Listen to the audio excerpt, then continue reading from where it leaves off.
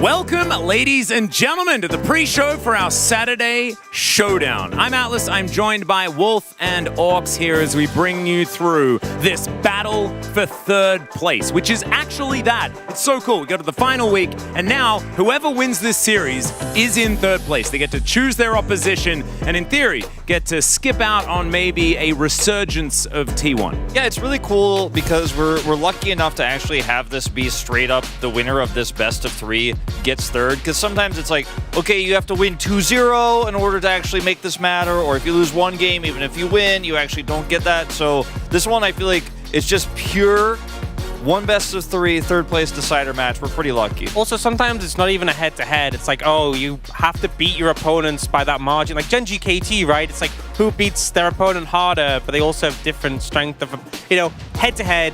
A battle for that third place spot in Week 9. This is what you're looking for your Week 9 matchups.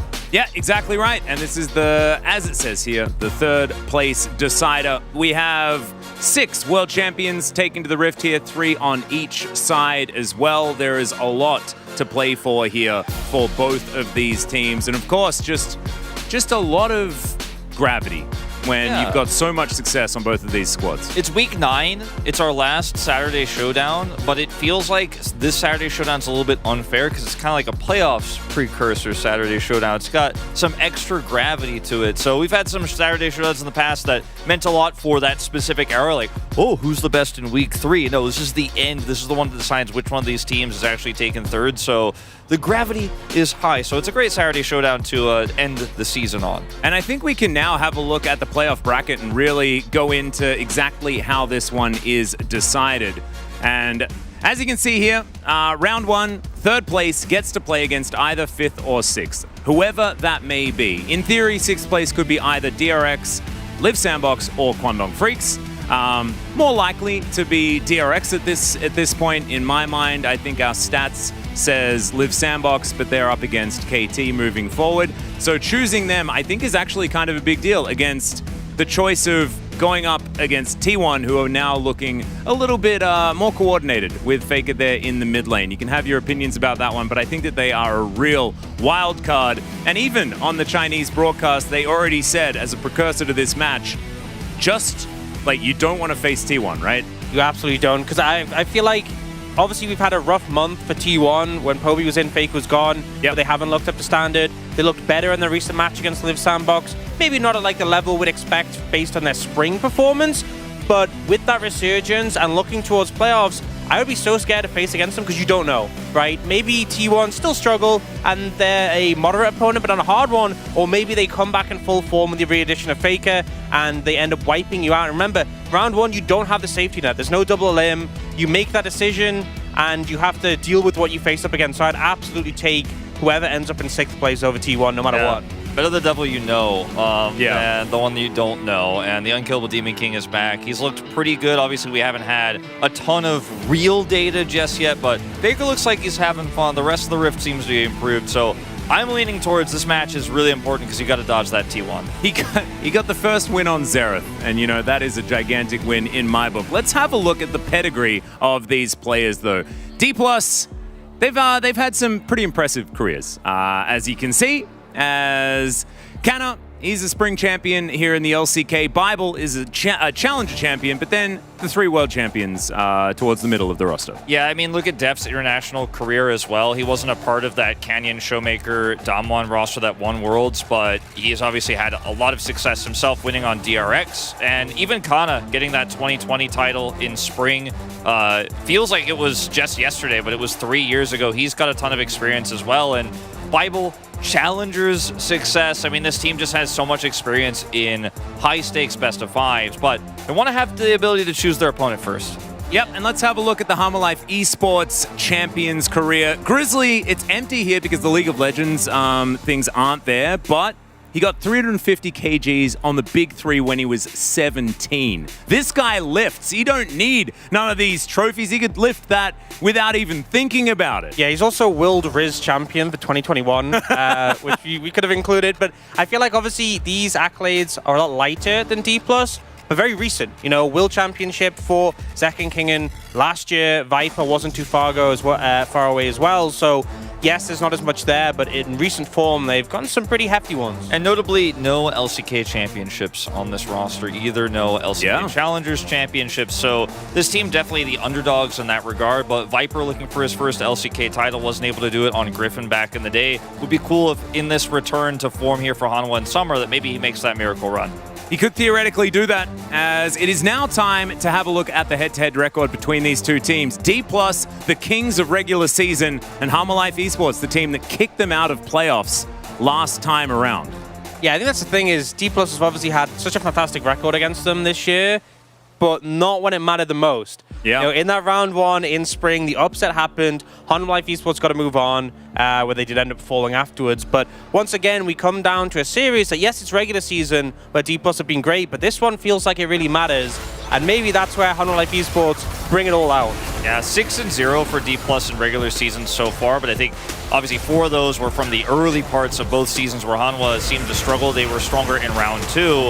I think Hanwha definitely coming up very strong here at the end of this round. This is, of course, the first matchup we had with these teams where D+ had a great early meta read here on the Ivern, on the Tristana, and we know that D+, generally speaking, early days on a new patch, is the first week of 13.14 here. They generally have very good reads. I wouldn't say that this week in particular this shows they have the best read, but they're definitely really strong on new patches, whereas it takes Hanwha a longer time to adapt. Yeah, that is certainly what it feels like. Having a look here, this was a series where D+ here, they got the Ivan Tristana multiple times in a row, but the main thing that I want to focus on is the fact that Canna played out of his mind in this series. And we saw that Kingen wasn't able to find too much success up against Doran either. And of course, both of these teams coming off losses against Gen G. There is a buffer game for D+, where they managed to take down Nongshim, but it is a kind of different pedigree of opponent there. As, sometimes Daisy steals your Penta. It happens. He's already got one so far this season, though, right? Yeah, but I think like seeing Canyon Showmaker playing when it was fresh into the meta, the Ivan and the Tristana, really doing well. And I feel like these strong mid-jungle duos, these strong pairings, favor them so well. And often when we see Canyon popping off in his POG, it's because, you know, Showmaker was providing that support, providing that priority that allowed him to do so. Well, speaking of that particular key matchup, let's have a look at it here. The G-Riz up against Canyon. Canyon, our leading POG point holder. Definitely looking a little bit better stats-wise, Wolf. Yeah, I would say that obviously it's jungle stats, so we generally focus on the earlier part of the game because that's how you get your laners ahead. And the early game stats definitely favor Canyon. He's been feast or famine this season. Grizzly has not had the same impact early. Not to say that he's been a poor jungler by any means and has been a huge upgrade, I think, here for Hanwha Life, but it's the later parts of the game where you find that success as Grizzly. As Canyon, if his lanes have prio, he is absolutely dominant. And his champion pool is an ocean. He's played the Nico, he's played the Ivern early, he will play Scion jungle. You just don't know what you're going to get into with this guy. It feels like we're going to a best of 5 with the stakes tonight. It is just simply a best of 3, but I think going the distance against D+, Canyon definitely has a pretty huge advantage here. I think so often when lanes can seem somewhat volatile in the matchup, Canyon is often there making the difference, ganking at this opportune moment where just it turns a volatile lane into suddenly a crushing victory for the side of D+, and often the games where he feels invisible, the whole team suffers as a result. But Grizzly, I think, has been such a phenomenal addition to this roster, and where Hanwha Life Esports, it feels like every player has had moments where, you know, maybe typically when they had previous jungle on the roster, it could have been a struggle. Grizzly ends up coming in, finding some purchase on the ganks, but also these team fights on things like the Wukong being such a menace. Yeah, I feel like the lane impact for Canyon is his strength, and Grizzly's strength is team fight impact. And I think that's what these two junglers do very differently from each other, and that's why I think banning champions like Viego, for example, is the way you want to go, especially when you get that second phase, if it's still up, against Grizzly, because he's so reliant on it. He's reliant on Wukong as well. when it's feeling like that's not really the strongest meta for this champion at the moment. Yeah, I feel like they have different jobs as well. I feel like Canyon, he carries, right? Like this guy is the main character of the team in half of the games that he plays. Grizzly, though, he allows Zeka and Viper to be those main carries without being a liability himself. And Zeka, let's have a look at him here as first in kill participation. If Zeka gets going, he absolutely can carry, and you can see gold difference at 14 shows that he's able to do it early. And I think this is a split that we see. You know, Showmaker is playing for Canyon to be the carry, whereas I feel like for the side of Honor Life Esports, it's Zeka who's really been the carry. On picks like the Yone, he's been absolutely phenomenal. On the Azir as well, he's really been stepping up when it comes to those team fights. And, you know, when Showmaker has a good game, it allows Canyon to do what he does best, whereas Zeka's good game is what allows him to be the 1v9. Yeah, I think lane prio is really the name of the game for how the junglers are going to have agency in this one, and for D+, I think they're so much more reliant on Showmaker having a good matchup, whereas Zeka can make a big impact in team fights too, but his laning is also quite great, as that's the penta you were talking about, Atlas, there for Showmaker. And I do feel like Zeka's impact, similarly to Grizzly's, is more so in those team fights and setting up for big plays. He has a pretty small champion pool compared to Showmaker, I would say. I think Showmaker could play a lot of different champions, but when you put him on his best, if he's on the Akali, for example, I hope we don't see that today, but if he's on Yone with a Sejuani to set him up, if he's on Azir, he looks really comfortable, Zeka does, in so many different matchups, and I think you could try to choke Zeka out of champions, but in this meta with so many OP champs available, it's really hard to actually punish his champion pool. So Hanwha Life right now on this patch, I think very happy to say Zeka's the favorite mid laner. Yeah, and I feel like so much of the game is very teamfight focused, which was kind of how the meta was in spring playoffs, right? We had the early spring meta where it was very much about lane dominance. We saw like the AD carry support like Ashe. And then in playoffs, I actually feel like D+ lost out in the matchup because they were playing things like Varus Heimer, whereas on the other side, Honor Life Esports were picking Zeri, and they're like, we're just going to teamfight you. We'll just beat you there. And with how the meta has shaken out, with how Grizzly and Zeka have both been performing in teamfights, I think that's where they should look to find the edge. You know, D+ to me have the stronger laning phase thanks to Canyon's pressure. When it comes to 5v5s, if Honor Life Esports are even, I think they have the edge. Yeah, and I think that it's a really interesting point that you bring up, right? Because I think late game and being able to rely on yourself and your teammates in order to get things done is something that Hanwha Life Esports absolutely has, right? Like, they just jump behind Viper and they say, just do the carrying. Let's have a look at some of the mid-jungle win-loss rates here for these two squads. Is 2-0 on the Tristana Ivern, the Nautilus Tristana as well. In fact, I don't think that good old Showmaker is lost on Tristana, so that one's an easy one to figure out. Notice that the Yone here, obviously for Zeka, he's played way more games of it, but he also has found success with multiple different junglers here. Yeah, 5 of those games with the Sejuani, but he's also won with Maokai 2-0. He's also found success when Grizzly's on the Viego. So the Yone pick is not one where you could say, oh, Sejuani's gone. I don't have to worry about this pick. Though Hanwha Life will absolutely still pick it up for him. Yeah, I think the big thing as well is the fact that there's been good performances on that Trist from Zeka because, you know, sometimes there's been issues with Zeka historically about champion pool, not being up to speed in all the picks and reverting back to things that he's known for, like the Akali. But the fact that he's competent on this Tristana means if they are on blue side, they can just first pick it away. They don't necessarily have to ban it, and it means that maybe D+ have to think about banning themselves, which never feels good. And I think that the mid-jungle 2v2 is going to be a big thing in the start of the draft. That is getting ahead of ourselves. Let's have a look at our predictions for this week. We have to take note that this was at the beginning of the week. This was not after Hanwha Life Esports were unceremoniously dispatched by Gen G. Much similar to how D+ suffered at the hands of Gen G more recently as well. Yeah, I think that series against Gen G would make a lot of people in this list want to switch their prediction back to D+, especially with D+'s win. But I'm actually going to stick with it. I'm actually going to stick with this because I think Zeka stronger than Showmaker in this matchup right now. I'm going to give the edge to Viper a little bit here. Even though Kingen didn't look great in that last series, it's an Aatrox meta as well. He has the opportunity to play that. And yes, I think the strong point for D+ is absolutely going to be Canyon's early game, but I don't know if that's going to be enough to beat them in this best of 3. For me, I just feel like, yes, Honor Life Esports looked rough against Gen G compared to what we'd seen from them before, but like Game 1 was competitive, Game 2 they did kind of fall apart, but I don't know if you know this, Gen G are pretty good. Yeah. They are rather strong, whereas D+ played against Nongshim, and that was like the most unconvincing 2-0 I've ever seen.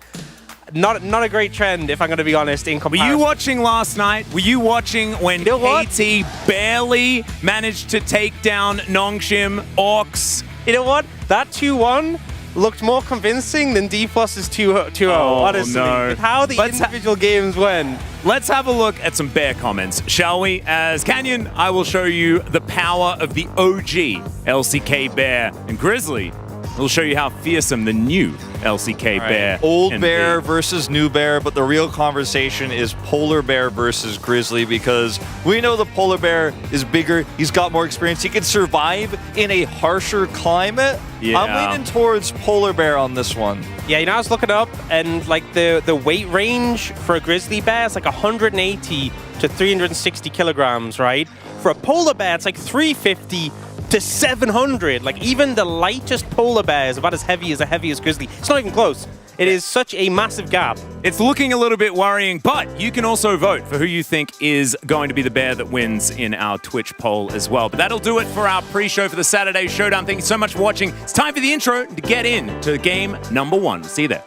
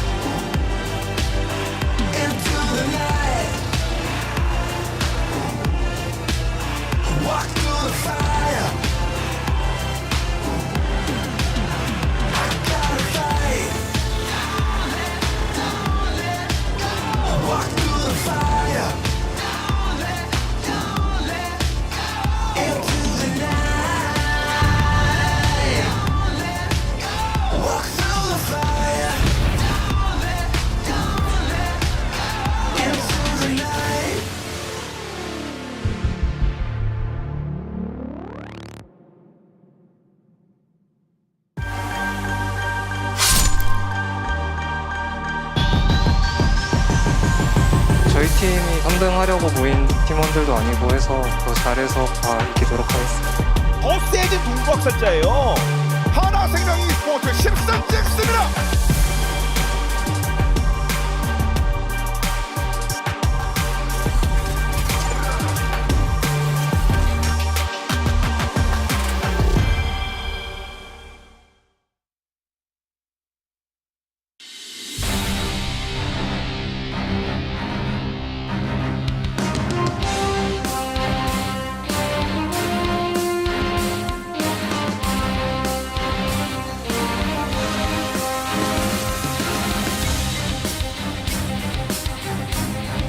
Hello and welcome to the LCK. We are here for Saturday's Showdown. It is D plus Kia up against Homolife Esports. I'm Valdez. With me is Chronicler.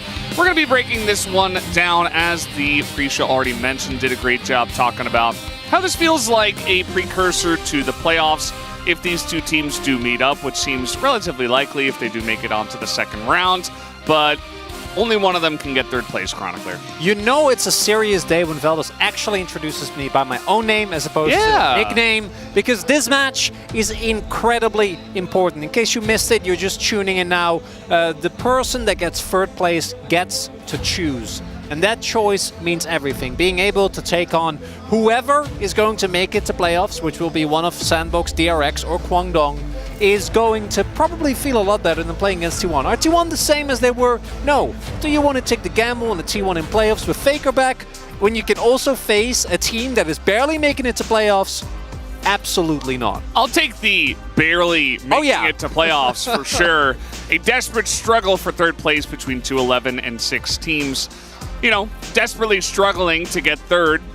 But at the same time, you know, even if you do end up getting fourth, I would still favor either of these teams against T1. But as you mentioned, you don't want to have to take that chance. So desperate to get third so you can select the 6th place. As speaking of barely, it is Polar Bear versus Grizzly Bear. What will Grizzly integrated flawlessly into the team showcase against Pog rank 1 Canyon? Another thing about Pogs is that Zeka only 2 behind. If he gets double Pog today, could tie Canyon at the top. Don't know if that's going to happen, but you never know. And with the playoffs ahead of them, Bible coming back again as Bubbling, who of course has coached Bible for a very long time, last year and a half, has decided to utilize Bible. We believe he will execute what we want from the draft. Now, I personally am a big Kellen fan, but I think it just really signals that what D+ is looking for is a voice. And I don't think Bible is as good as Kellen when it comes to the mechanics. I don't think that the macros necessarily looked flawless, but the fact that they keep playing him is for me such a clear sign as the fan prediction here, very heavily favoring D+, and I do think that a lot of this ties into what happened to Hanwha Life against Gen G, when I think Peanut in particular completely demolished Grizzly, who looked like he had one of his worst series since he debuted, which was against D+. Yeah, it's definitely a good question. You know, how is Grizzly going to bounce back from that? And can he bounce back when he's going up against such a ferocious opponent in Canyon in the jungle? As here is D+ Kia ready to go. They've had some ups and downs, mostly ups, I would say, even though they have been really mixing around that support slot and, of course, their coaching roster with Bubbling coming up. But still, I would say in a pretty good place moving into playoffs. And I'd argue that D+ is where Hanwha Life was for most of spring, which is a team that in some games showcases an incredible amount of promise and power and knowing how to play, and then in the next game, nothing is happening. And like Canyon's dying 3 times and Showmaker is invisible, and it doesn't really come together. We'll see, because if they can string it together, the ceiling of this team is obviously incredibly high with the amount of experience that they have. Yeah. Does feel like that actually for both teams. Yeah. You know, there is like something a little bit missing, but they have so much potential within their rosters, so many big names, so many titles, as we went over in the pre-show once again. Make sure you guys are watching that if you want all the inside information. As here on the side of Hanwha Life Esports, it is Orange Day. By the way, this is the color of jersey that they do wear when they come in here for Saturday Showdown. And we'll see if they can paint the Rift orange tonight, because definitely a rough opponent. And again, for me, I really want to see how they bounce back from a really tough loss against Gen G. Because it was not even remotely close. Game 1, as Oaks mentioned, was definitely somewhat contentious, but game number 2 was a complete and utter disaster. Now, that mostly, to me, came down to the jungle matchup. As we do take a look here, round 2, Viper not looking as hot as he did. Ironically, as his team has looked better, Viper has looked a little bit more fallible. Thinking back to when he tried to fight his life out of a, to get a Wiv life, try and fight his life out of a hole against Gen G, only to get paced like a bunch more kills, and he ended up with, what, 11, 12 kills in a game. Yeah. Not looking too hot. Deft still looking for the consistent form. His supports keep swapping in and out as well. But this man is used to a lot. After all, he played a full year with Beryl. Yeah. So, that mantle is steeled. He can Valdez. do anything, I think, at this point. He's been through the ringer. He's played in multiple different regions. He has played with so many different players, so many different teams, that, Deft, even in round 2, when the team is looking pretty good but not amazing, he's still on top when it comes to stats. And a lot of the stats, 32% damage percentage is quite high, even in a meta that's not necessarily super focused on the AD carry slots here. But yeah, he's definitely been a huge boon for the team, even on days where perhaps the mid-jungle duo hasn't always been carrying it. And Grizzly today will have to step up. Now, getting obliterated by Peanut is by no means a shameful thing, because Peanut, in my opinion, has just been probably the most consistent jungler. I think Cuz is very close, but did have a couple of weeks where he looked a bit more rough. And we haven't had any Peanut moments, the jumping out of a pit when Elder is up type deal, walking into unwarded brushes like 40 minutes into the game. None of that. This split. So That is one, but you do have to be able to bounce back against Canyon. Even more so because D+, when Canyon looks good, this team works like a smooth and beautiful machine. Everything is tightly orchestrated, and then the moment that Canyon starts falling behind, Diana game was, I think, the most overt example in recent weeks. It was not a good time. That was, I think, the worst game. Diana buffs are not going to change a whole lot about that. Yeah. I mean, that could have been the strongest champion on the Rift, and it wouldn't have mattered. But yeah, I think it's like you're playing with your Smurf friend and you're duoing, and he's a very inconsistent player. Sometimes he hard carries, and the other times it's like, well, you know, maybe I was better off solo queuing. Either way, let's see how it goes as we hop into the draft for game number 1. The blue side has been once again heavily favored in this current meta on 13-14.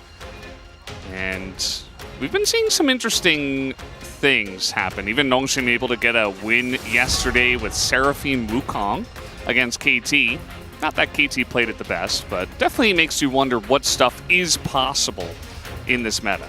Hey, give Peter and Fiesta the credit they deserve. Yeah. Oh, that was definitely a series with a lot of ups and downs. KT finally getting a little bit of that authentic KT experience as we are target banning here towards. I wouldn't be surprised if Humble Life also just throw free bans towards Canyon, and we just started off by focusing some of the key members, because the mid jungle matchup is going to be everything here. I don't see either of these two bot lanes unless D+ really go in. That's so crazy with Def versus Viper. I know. To say that.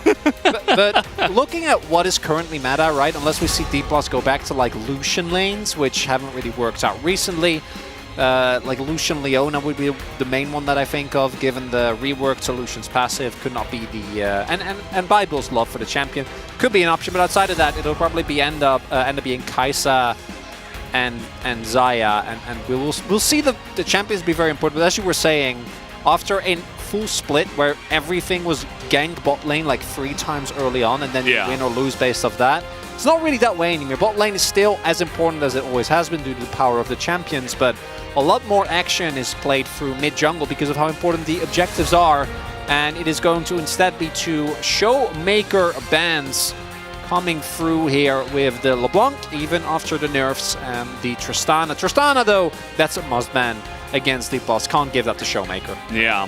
I like the Tristana ban, the LeBlanc ban, definitely confusing. Yeah. They are hovering the Zeri. The Kai'Sa is also open. We've been seeing a lot of Zeri versus Kai'Sa nowadays, as it kind of fulfills a similar role, although I do think that Kai'Sa is stronger. They're just going to take Jace. You know, Maokai is available. They want to take Jace. They don't want to give over Jace Maokai, perhaps. And they're going to prioritize that and say, well, I dare you to play anything weak in the mid lane. What's also big is that I think Humble Life ideally would like to have Zek on something proactive and Grizzly on Viego, because it's a champion that's still open that he's definitely the best on. Can also go for Sejuani, which I think will now be the answer instead, but Annie is a really rough matchup. Annie Viego is a really strong one too, and something that both these teams have used very well, but picking that into Jace is somewhat of a risk. So Kai'Sa Sejuani could be the option here, because if D+ get to like lock in Sejuani Renekton, then obviously they will be lacking AP, but can even go for a Ziggs. We've seen this already, so I do think picking it away here on Grizzly's side is the right choice. Yeah, I do like the call. Does mean that Canyon just smashes that Maokai button. Not too surprising. Going to take away the Renekton from Kingen. All makes a lot of sense. Now we still could see something like an Aatrox to go along with the Sejuani, but if you want to play it safer, maybe you just lock in a Cassante that has been regaining popularity once again for a good reason. But it is Kingen, so maybe he just smashes that Aatrox button. Wouldn't be surprised. I don't know how good you're going to feel about the Aatrox into what D+ have already drafted. They should be banning Xayah, so that helps at least a little bit, gives the Aatrox a bit more backline threat. I think Aatrox is still incredibly strong, but it is important to notice that he really does come online like a lot later than he used to. Back at Worlds, for example, it was basically as soon as you got your Eclipse, everything turned to dust before you. To sand. You could perma drain tank when the item's still at Omnivamp. All of that no longer going to be the case, so you are a little bit more reliant on at the very least getting Duskblade, but ideally maybe a Cleaver or Sterak's as well. We'll see if Grizzly plays towards that top side, because a 2v2 I think still does look good. It also depends on what the mid lane lock-in is going to be. And D+, like, yeah, no melee laners for you. Not going to be be happening today. Just anything. Like, what is the next ban? Like Kali? Yeah, I don't. Like, are they going to ban it? Actually, I can see it. You know, it is Zeka. This isn't a normal draft, right? If you're just doing a normal everyday draft, you never ever ban a Kali. Now, they're not going to ban it. They're going to take away Rel, which has been incredibly strong, and Kaiserel has been a really strong bottom lane, and still DK don't even have a bottom lane. So they're going to deny that. So you're going to Nautilus here, most likely. Champion that Life is very comfortable on. Works well with basically any draft. This is a different direction. Instead, going for a proactive pick here. I would... This, to me, signals that they're looking for something weird here for Life. Yeah. I don't know, J4 set, you know, one of the Life specials. I mean, you're already going up against Maokai Renekton, so Yeah. that set could definitely get you some value. Ooh. Felios has been nerfed, and his items have been nerfed, and his runes have been nerfed. It's a great Varus angle. And we know that Deft likes to pick as well. Not going to be the case. It's just going to be a Felios Nautilus here instead. And this does give the D+ comp, I think, some extra late game oomph. But given how D+ have played out a lot of their games, I think the extra pressure that, particularly with Maokai, that a Varus would provide could be good. Now, that does mean that you'll be all in on AD with a lot of lethality as well. Now, Aphelios late game is going to shred through basically everyone. And this would definitely, this would be a great trap, because it means that the Sejuani is actually going to be flexed towards Life, and we're looking for a counter pick for Grizzly here, and trying to play Aphelios into a flank dive comp with Nocturne. Yeah, I mean, I was going to say, like, Ahri is only picked with, like, Vi, Viego, and Nocturne. Oh. So why are you only picking Ahri with Sejuani? Doesn't really make sense, but that was going to tie it all together, and now we just get Alistair. Oh, Humble Life, why would you do that? To my heart. I was very excited. So what we end up with instead is still a lane that post laning phase, or 2v2 rather, is still looking really good. But I do feel like the Humble Life comp is a little bit all over the place. Your top side 3v3 is good, but I don't think amazing. Don't have double melee, only have Aatrox. And as far as champions that stack permafrost well, I also don't think Aatrox is like as high up as a lot of other ones. Renekton, Jax all have ways to get auto resets in very easily.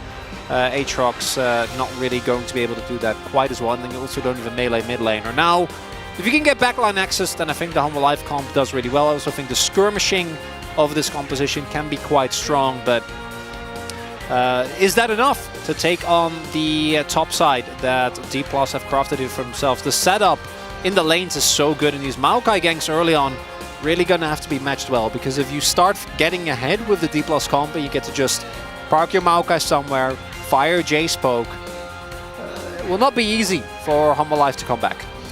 No, it definitely will not be. But I feel like both of these teams are so evenly matched that, you know, the drafts being what they are, it might just come down to who's better on the day. Will Humble Life Esports be able to bounce back after the loss against Gen G, or will DK be able to take this first one? Let's hop into the Rift for game number 1.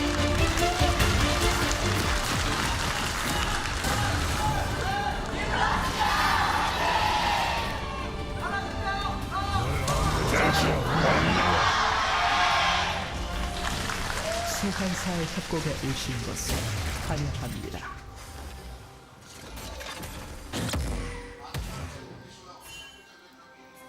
미니언 생성까지 Here we are. 30분 남았습니다. I'm going to speak Game first. 1. It's impolite, Valdez. Yeah, well. Can't do that. Have to wait for you to officially... Rigid caster rules are a thing of the past, Chronicler, okay? Open the game. Yeah, but I don't want to step on your toes.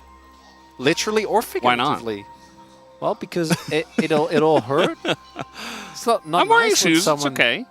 I'm But used still, you know, it's still not nice to step on someone's toes. Why would I want to do that? True. Purposefully, Yeah. in particular. Generally, it's not very nice. Bible... Okay, he's just going to assert dominance over this pixel brush, I suppose. Nobody looking to really challenge him there. I feel like Canyon's Maokai has been pretty decent. It's not really a carry pick, though. So maybe finally we get a game of Canyon Jungle where it's not like, oh, I carried 1v9 or I just lost the game for my team. It's going to be pretty interesting in this current year and current split. Oh, D+ double Gathering Storm? Yeah. Look at them go, ready for the storm. It's a late game. As we do have some early trading going on here, and as mentioned, do take note of the fact that the D+ composition will be a full AD comp. Canyon also, fortunately, realizing that with Maokai's AP ratios slashed, that going AP not the way to go. Might go Demonic, which I think is still fine, but not going to go for any red trinkets or first strikes, which definitely makes me very happy. See if Grizzly and Life can itemize accordingly, though, because it does mean that the value of armor later in the game is going to be big. It's a nice hook, but a bit disjointed here. Definitely not really in the position to deal any damage. Was a really nice hook. He like curved it around the minions.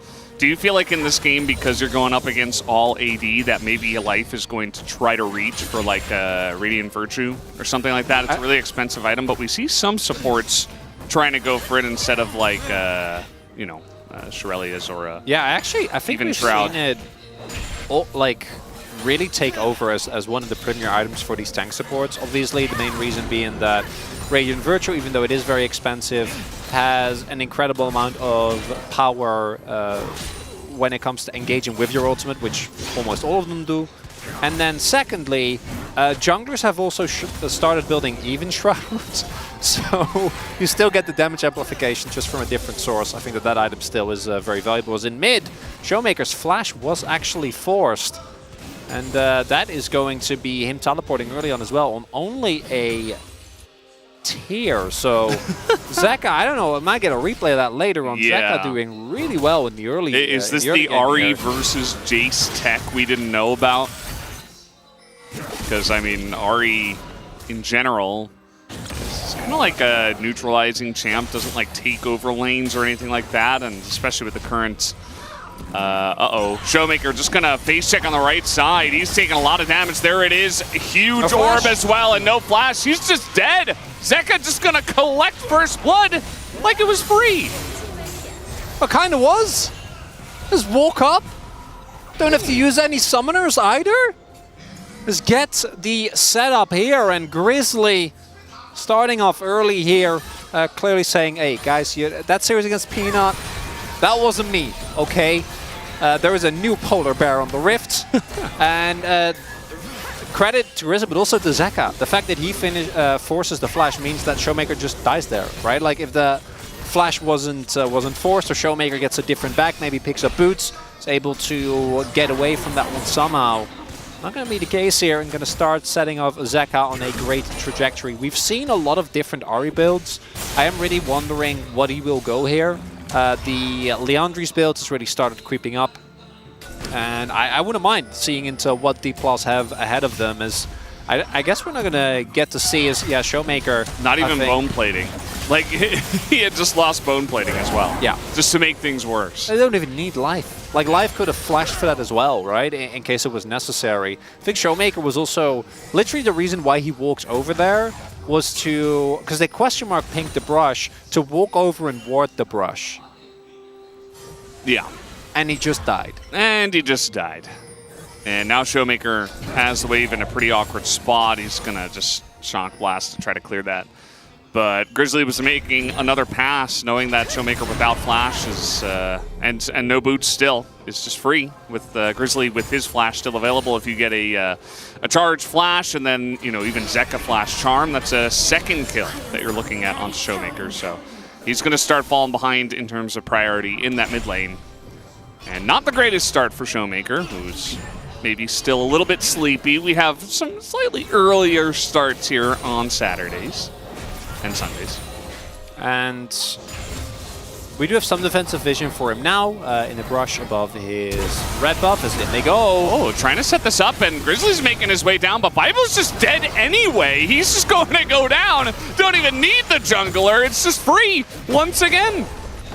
Really nicely, proactively played there by Life. Goes in. gets the knock up and the knockback onto Bible, and he just goes down. And the early 2v2, one of the, I think, large reasons why the Kai'Sa is so insanely strong right now is that even in lanes where, again, I don't think Alistar Kai'Sa is that great a lane by any means, but the early damage that Kai'Sa provides, particularly after nerfs, can be quite big as the ultimate comes in. Yeah, it's going to trap life here. He doesn't have his ult. It looks like he might just be some free food for the side of Deft, who will pick up this kill. But it is a singular Hextech Drake over to Humble Life Esports already. That's something. Also, Oaks here today at the studio doing a great job. Thank you very much. Making sure that we don't get the Hextech Rift. But yeah, the early 2v2 working out for Viper there, picking up a kill. And 1 kill for a Hextech Dragon, you definitely take that. Team-wide stats quite strong. We've seen Dragon stacking be very, very successful. Oh, here we go again. Showmaker. Level 6 here. The Spirit Rush. Showmaker still no flash. He might just die. 1 flash auto is enough, and he gets it down. Zeka with a solo kill follow-up as he is just gapping here in the mid lane. Showmaker not having the best of time, looking very defeated on his cam as well. And we take another look at the play here. Bible and the Deft together. Deft is able to get away, but Bible not going to be the case, and just very cleanly done here, right? Knocking back, even with the minion wave, there's enough damage. Grizzly is there as well to secure the play. And here, unfortunately, Life never going to get out. Doesn't have his flash available, so this is the cost of the kill that he got earlier. Grizzly also flashing out, otherwise might have died as well. And the moment the charm hits here, he still doesn't have flash. Like, Zeka already has a kill. Still no boots either. Yeah, if Zeka doesn't have that kill, then, you know, Showmaker might barely get away with his life there after the knockback, but it's not going to be enough here. And now, Zeka doing a monstrous job. And I just want to put this out there. There is one person that can equalize Canyon. Yeah. For Zeka. POG, it's Zeka. Yeah. Yeah. He does need to get 2 POGs, but he's off to a good start. Yeah, well, I mean, we're not there yet, but... He's looking at his first POG, as this is just happening again. Bible is going to have to flash here, but he gets chunked out in a big way already down in the bottom side. So Life also winning in terms of the 1v1 support battle, I'd say, so far. And note what Showmaker, by the way, he went back, he picked up a Dirk, so... Yes, now he'll be able to trade a lot better as, okay, Hook comes in, depth charge in onto Viper, and Deft will be able to zone them away. They don't want to go in on that. 2v1 up in the top side. Grizzly going to set this one up as Canyon not able to get there on time, and Canyon will pick up a kill in the top lane. That's also the ultimate from Canyon being invested, trying to salvage a play that doesn't work out. Yes, Grizzly and Canyon use their ultimates, but Kana's dead and doesn't have TP, so this should be the setup for a Herald here as well. So Humble Life get the early Herald, and Deft, oh, he's far forward. I think Life Hex flashed over the wall here. Should be. You're getting the zoom in here from John Strong. He does have his summoners and his ultimate available, but... Oh, there he goes. Zeka's also on his way. Last Cone actually creating action in the bottom lane. Let's see if it happens. Yeah, he's in a rough spot here. He is going to have to flash, but Zeka's here too! As, yeah, Def's just going to have to accept his fate. Nearly takes out Life, but Viper on the Kai'Sa gets his second kill. This is such a one-sided game. And getting, like, I thought he would back off after the crash, and then maybe he lives. He's on a ward. What? I don't know. Wave is also pushing into Kana. D+ is just all over the place here today. Wave's pushing in. Yes, Canyon's on his way, but he's not quite there. And here, Deft has zero vision in the river as well. So D+, it's just a lot of unforced errors from really every single player. Yeah. Right? I don't think that like Showmaker obviously struggling in the 1v1, then Grizzly making the early moves, Canyon unable to join, and Canyon trying to salvage the topside play, using his ult, not working out. Kana has a humongous wave pushing into him, still walks up when Canyon was nowhere near yet. Bible obviously got taken down in the 1v1, and then Deft here also gets taken down, and now with 2k gold lead early on here for Humble Life, they're looking really good. Yeah, and I was making jokes about Showmaker maybe looking a bit sleepy, but keep in mind that earlier this week, Humble Life Esports had to go up against an insanely strong opponent, right? Gen G, they got kind of clapped in 2 games, so it was a big wake-up call, right? DK had to go up against Nongxin, which they did 2-0. It wasn't the cleanest 2-0 from what I remember. And now they're coming out here against a much stronger opponent, and perhaps this will have to be the wake-up call for them. As now Showmaker Flash available, not gonna even have time to use it. Not expecting Grizzly to come in there from behind on the same angle. And I mean, this game is almost a wash, man. This is insanely one-sided. Yeah, I don't feel like D+ is going to come back from this one. They do have a decent amount of power, right, with the Aphelios, but Aphelios is nowhere near as strong as it used to be. Is also 10 CS and 2 kills behind. Viper has already finished his Shiv, and, you know, they've got some plates, which is nice, but unless D+ start pulling back some insane team fighting here and like isolate a target, take them down, I think it's looking really rough here for game number 1. The mid jungle, to me, going to be the most important in this matchup between these two teams. And look at this. It's like a 2,500 gold league between the two. Yeah, it's insane. And it's Infernal Soul. So they're going to spawn it by taking the Chemtech Drake, which is not a big deal at all. Life Esports don't care about that. And, you know, they just got a huge push on the map. So, of course, they're backing. They give this one up to DK. And they're like, okay, we'll take the 3 Infernal Drakes from here. If we even get 3 Infernal Drakes in this game, it might end beforehand. Keep in mind also that Jace was first pick for DK. Like, there was so much priority put in the draft onto this one, and now Showmaker's 0-3. Just have to flash it. There's no way about it. And even if you do flash, like, I'm gonna be honest, I don't know if you live. Might still end up dying, because if you flash back to the turret and life with Sums, Grizzly with Sums still gets on top of you. I think he's just dead again. Oh, there's Bible here, trying to get the kill onto Zeka, who may have gone a little bit too far forward, but he is already with Flash, so he will be able to get out of here, as Canyon even has to flash himself, as his entire jungle is being taken by Life Esports. And finally, it looks like D+, with that play towards the bot side, is able to make use of the aggressive tendencies of Life, actually get a summoner out of Zeka, almost take him down, which would have been a really big kill. He's sitting on a 6-stack Dark Soul at the moment, could have gotten rid of those, and it keeps Showmaker alive. The problem is, they neutralize the play, but they don't get the kill on Zeka. If they get the shutdown on Showmaker, you know, you're going to be feeling a whole lot better. You might be able to shove out the wave, deny some CS to this Ahri that has completely taken over the game, but it does show some signs of lives from D+. And we know that teams have been able to win when D+ gets like this. Now, I think Hanwha is a very different team, but maybe they can somehow find a way. They do have a lot of teamfight power, and Kana is looking decent. Should be able to finish his first item by the time the next fight rolls around. Although, see if he's going to be okay here. That is a lot of people, but they know, so he should be able to bend then. This time he's going to pay attention to the vision that he has on the Rift. Very important to do exactly that, but I would say that currently, DK, I mean, trading evenly at this point in time. Can they actually dive King is the question, though, and especially with Viper just roaming up towards the top side, throws in 1 W, and DK have to back away, and Zeka's going to get a full turret. So actually, just another win to Life Esports.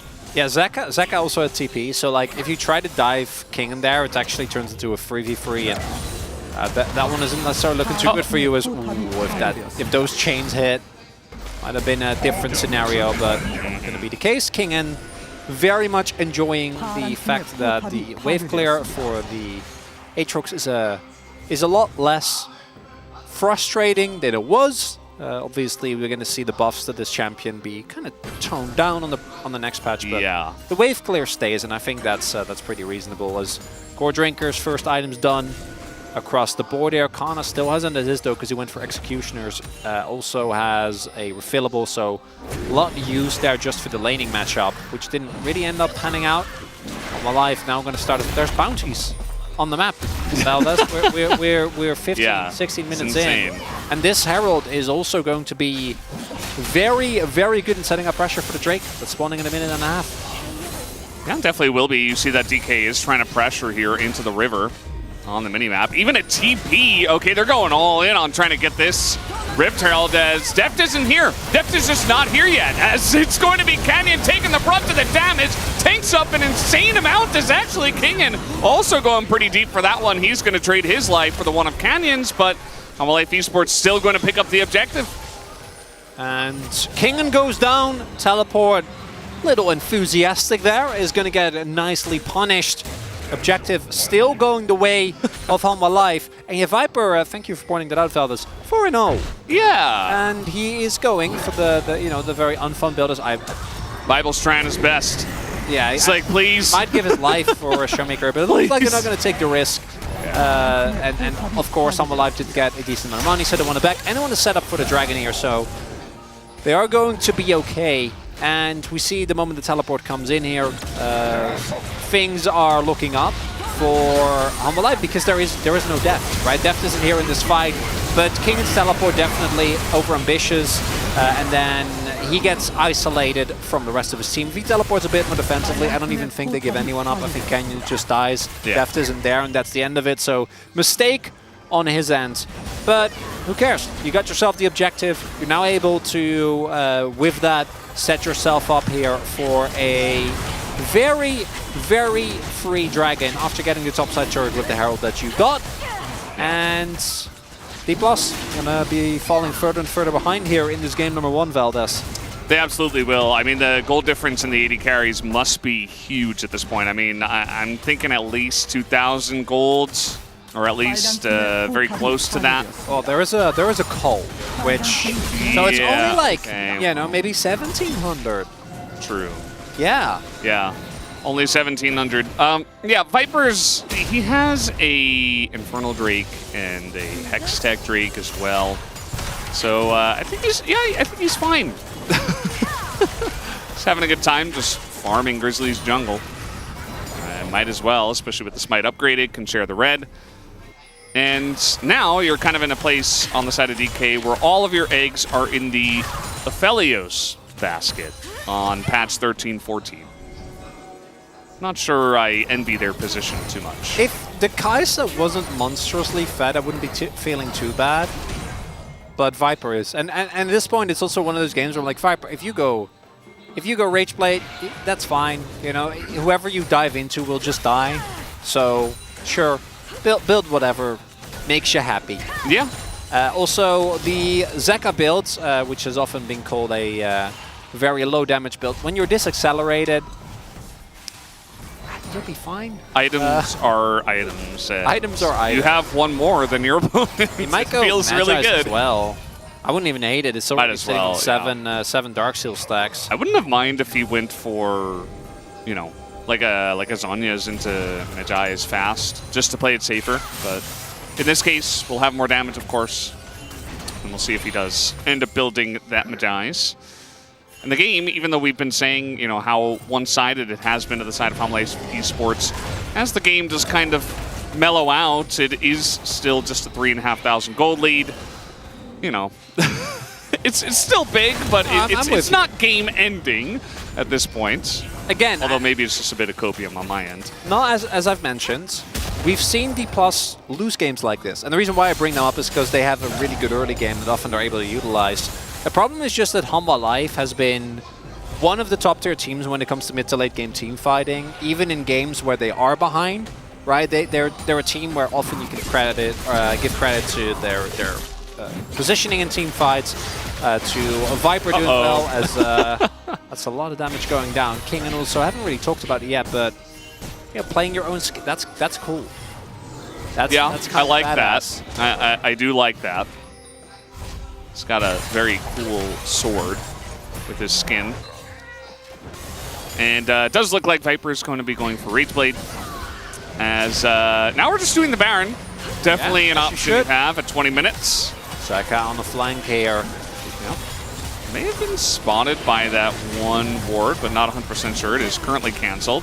Not sure when they dropped that, but now the TPs are coming in, and he's in the blind spot. And in fact, they do not know the ult is quite good, and Zeka is coming in for the flank, but not really getting any big damage onto the members of DK, and the poke currently is in favor of DK, and they will be able to push them off the Baron for now. Very nice, D+. You have to invest a teleport, but getting a teleport in return as well. King also using his. And Zeka, the flank, not really panning out, because even though it doesn't get spotted initially, there's still a control ward. And now, Bounty picked up here. If Deft gets himself some additional gold, would be good. Well, Bible, but this is a Aatrox with dash. Yeah. Just fine. Also, I mean, because the play kind of got broken up, DK just push in, they take this objective bounty, and they're slowly catching up. Now that 3.5 gold lead, just 3,000. And Zeka just playing the flank very hard here. He's playing hugely to that top lane, that solo lane, rather than trying to group up with the team and just look for picks. Oh, double-sided flank this time around. Both Zeka and Kingen on a flank angle. Always threatening it. I think D+ can play this slow because there's not that much Baron damage as Zeka. Flash W is only going to get the Spirit Rush out. The slow comes in. The charm is there. Showmaker already as the follow-up from Life is Big, but he immediately dies. Doesn't have his ult. He was so close to his ultimate, didn't have it, and just gets popped like a balloon. And now the front to back here, not bad from the side of DK. They take down the Sejuani, but they have no answer for Viper and Kingen. I say that Canyon nearly takes out Viper, but he will escape as it is a very broken up fight, and it's just up to Kingen basically trying to front to back here. Zeka as well as the root comes in from Deft, and there's another charm as Zeka's trying to take the kill, but Canyon barely going to survive as a W just flying through the air as the chaos never ends. And Hanwha Life tried their best, but D+ don't let them get away with this objective. This play from Khan a bit optimistic because there's no follow-up whatsoever. Then the charm hits on Showmaker. And then this play from, if he has his ult, that's a game-winning play. He doesn't. So he was so close, like 5 seconds. Demolished. Yeah, Bible then also going in, gets taken down, and then Kingen actually, even with the flash, takes a while to get going. And then, crucially, Showmaker gets the Duskblade off, which is why Kingen can't kill him. And then ends up with Canyon barely staying alive, trying to go and push through this choke point. D+ truly nerves of steel on that one. As yeah, and then the passive keeps him alive in the end. But this is the problem with the state that D+ is in right now. That fight, really impressed by their resilience. Very on the edge, cutthroat type of fight, but you trade evenly in kills. You don't pick up any of the relevant shutdowns. Kingen, Zeka, Viper all still have theirs, and you lose the Drake. Yeah, it does feel like you're kind of, sword fighting, dagger fighting even, and, you're getting some pot shots in onto your opponents, but then he just goes back and he builds up even stronger and you don't really have an answer.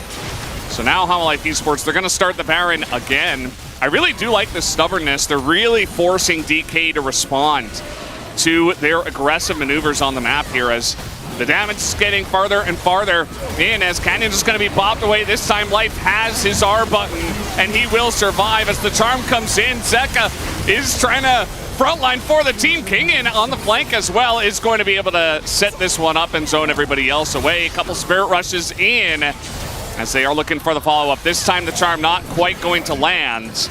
And they already got the Baron. I mean, they're just trying to get some bonus kills as trying to flash in front of that one was pretty funny as Bible might still go down anyway. And there's the Permafrost and he just gets smoked to death. Hanwha Life Esports take a big leap into the lead. And the Baron now over to Hanwha Life.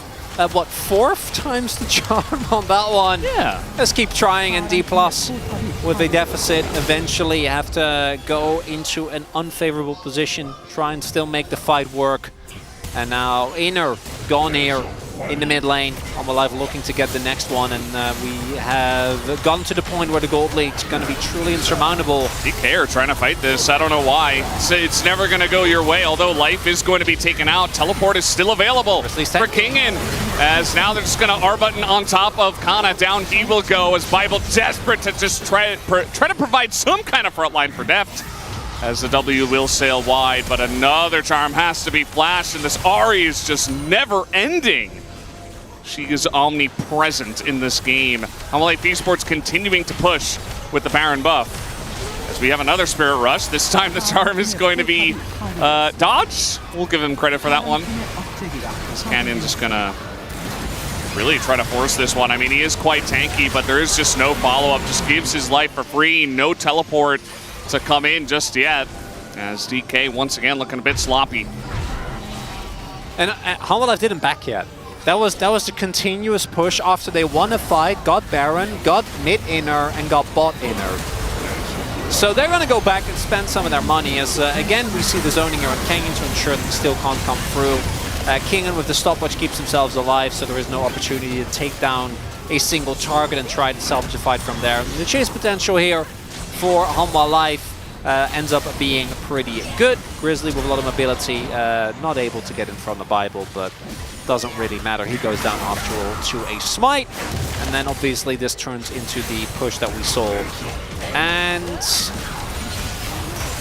if you can maybe get like a flank angle here, you can get like a multi-man Nautilus knock-up, anything is possible, but I think D Plus also is trying to hard force here, knowing that Hanwha Life haven't really backed yet. You're like, well, it's now or never, because now they have backed, and I want you to draw your attention to the death cap that is finished, the stopwatches that are available, and just a general sense of misery that a D Plus fan will feel when looking at the Hanwha itemization. And Hanwha, credits to them, this game was really kind of textbook. Snowball mid-jungle, then take early objectives, take map control, and never relent. Never relent, and you see there is a lot of MR that's being built on the side of DK, just trying to deal with both Zeka and Viper in this case, and even the Sejuani just a bit. But will it be enough to help against double Infernal Drake that is coming in here? We got a Soul potentially in 45 seconds, but Hanwha Life Esports just pushing without Baron. I guess they feel like they might as well, as they have been really pushing the envelope this entire game, never really letting off the gas pedal. Not allowing D Plus an opportunity to try and salvage this game. And that is really just going to come down to deft 1v9ing, right? Has reached the 3-item breakpoint now. We do know that the Fellows, even with the nerfs to him, even with the nerfs to Guild Force, still going to be a bigger and bigger menace from this point forward, but that alone is not enough. Hanwha Life has a triple threat composition as well, right? They have an Aatrox that can take over a fight. They have an Ahri that even with this build, like with a 10 stacks Magi's and being this far ahead in death cap, Ahri is still an issue that you need to deal with. And then Viper, I'm not even going to talk about. You've watched League of Legends in recent times. You know, you see this. Do you know League of Legends? You see this and you know. Yeah. It doesn't even matter which AD carry it is. When you see 6-0-2, you're like, that's a problem. It's a big problem. And it's more than just a problem. It's Infernal Soul, which, yeah, you know, that is a big problem for the team that is losing. For Hanwha Life Esports, feels like they've been in the driver's seat this entire time. We're just kind of waiting for them to cross the finish line at this point. I just wait for Baron. Which I don't think they need to. They have a 10k gold lead in Infernal Soul, but they might, just not want to risk it. Yeah, just set up and start throwing W's in as we get a focus on Kingen's damage dealt. Pretty high, yes. It's almost double of Kana's. Kana also just, there's so much. He's just, he's going into the shop and he's like, oh, that item looks cool. He just buys that item. Yeah, there's just the Negatron cloak and then the Executioner. So it really delays the build. And I think the Renekton is so reliant on power spikes. Now, is the itemization the main issue? No. It's them getting bopped really hard the first 20 minutes and not really being ever allowed to fight, but doesn't help. Of course, Hanwha Life is pretty heavy on the magic damage, and their only source of reliable AD will be an Aatrox, which actually does a lot better job than he did before. Because the way that the scaling works now, right, the extra AD that he gets from any of his items that aren't boots is going to be really valuable when he hits the Q sweet spots. Well, I think they've got one option. That is do the Baron. They are going to start this up. They're just going to 2-man it. Might as well. Viper, as fed as he is, has Zhonya's now. And Zeka and Life just playing Gatekeeper. Yeah, it's gone. They also have Kingen over here. As, Cannon's going to get zoned away as, somebody had to try to check, I suppose, and it was Canyon. So he's dead. Bible also dead. And, that deft 1v9 angle, I don't really see it anymore. It's not really happening. Deft, believe it or not, dead. Yeah, deft also Showmaker, dead. Not yet, but soon. dead. Yeah, it's looking likely. Zeka does have 2 more charges of the Spirit Rush. The flash comes in, very nice charm. As I think the only thing that's left here is who's going to be POG for game number 1, because Life Esports came in with a huge vengeance for this first game. Even for just the first 10 minutes, really brought it to DK and shaped the game around them, as now they're trying to do some extra emotional damage, as down will go the Nexus, and Life Esports will stomp in game number 1. And talk about a mid-jungle gap in this one, Valdez. Game number 1, Grizzly and Zeka work together to generate an early lead, and then they never let go. D+, talked a lot about this team and their reliance on getting Canyon to pop off. I don't think Canyon himself was necessarily the problem here, but D+ just looks very disjointed. And we might be seeing him try and go for a Canyon on the carry strategy in the next one, because facilitative junglers for this team just never really seem to work out. And the laning doesn't get a whole lot better from anyone. Literally every single player on D+ made a couple of really big... Like, you can't point fingers at one guy here. Obviously, Showmaker had the worst of it, but he was also very heavily focused. Deft and Bible didn't have a good time. Kana died to a gank that he didn't need to. Canyon was on either level. Sejuani was standing on the ward for 3 seconds. You know, there's really no excuse. Like, you gotta be able to handle that pressure, and you should expect it in an Aatrox Sejuani duo as well. Either way, as you mentioned, just a bit of a rough one. We'll have to see if DK can bounce back, or if Life Esports, who, by the way, certainly have bounced back from that loss against Gen G, will be able to take the series. We're going to have a break and have the space. We'll be right back.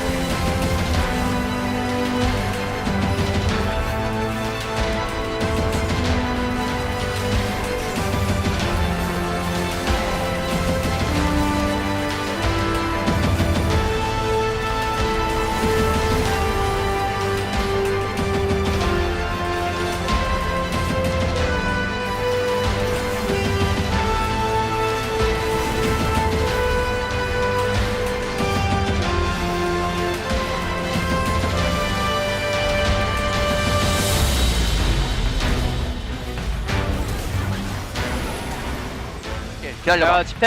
집회할게. 그냥 끝내. 얘들아 미드 좀 밀어줘. 미드 가서 끝내. 얘 스플 다 있다. 건우야. 라인 지울게. 경화대. 평타 쳐줘 평타. 미드 밀자 이거. 네, 노플 넣고. 이거 노틸 마우 13초. 그냥 끝내려. 내가 거면 컷. 나 90초. 네. 내가 앞에서 맞아주면 수식에 쓸게. 그래요. 네, 노플 넣고. 땡겨진다. 나 얘들아 깨질 수 있나? 나이스. 다음 게임 더.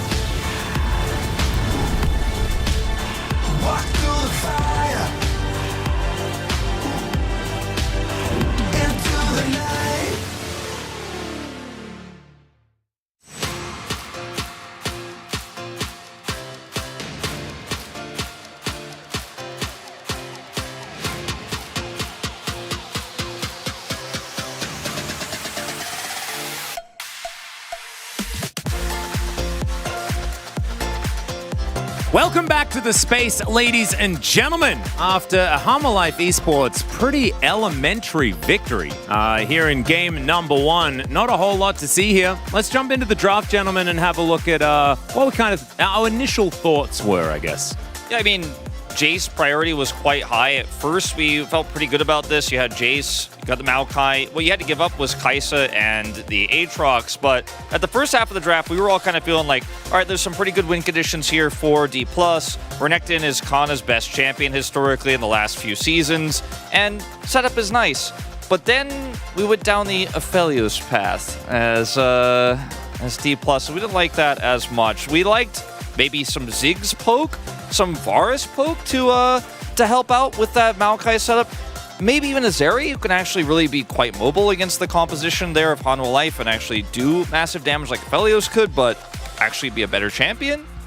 Yeah, it does make me wonder what Riot has to do to Aphelios to make people stop playing him. Yeah. Like, how many more nerfs does he need? Like, 17? Like, the thing is, it was said on the broadcast as well, I think by Chronicler, that, like, he's had his items nerfed. He's had his abilities nerfed. He's had his runes nerfed as well.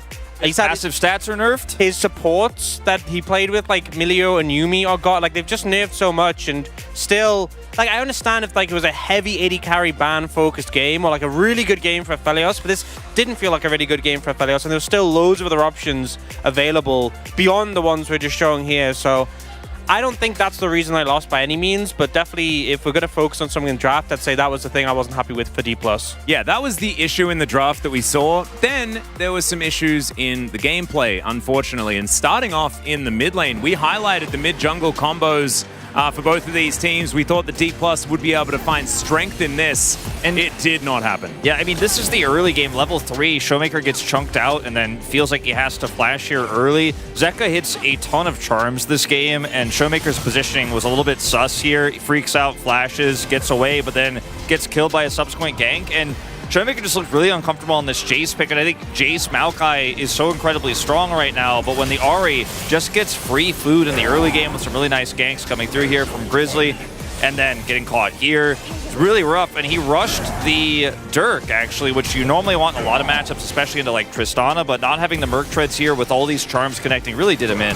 Yeah, and then Zeka, having won out in the mid lane, is able to move around the map and start to make an impact. You know, Def trying to do his best in the 1v2, turns into 1v3, and obviously falls apart. I think ultimately, Sejuani Ahri isn't a duo we think of when we think mid-jungle. It's not, you know, both counted hard by Merc Treads. It's not like one of these strong combos we've seen like Ivan Tristana, Yone, Sejuani. But you could see how much more comfortable Zeka was on the Ahri compared to the Jace for Showmaker. And I think that's a big thing, is that we've seen these teams not put a big priority on the Jace. This is kind of showing why.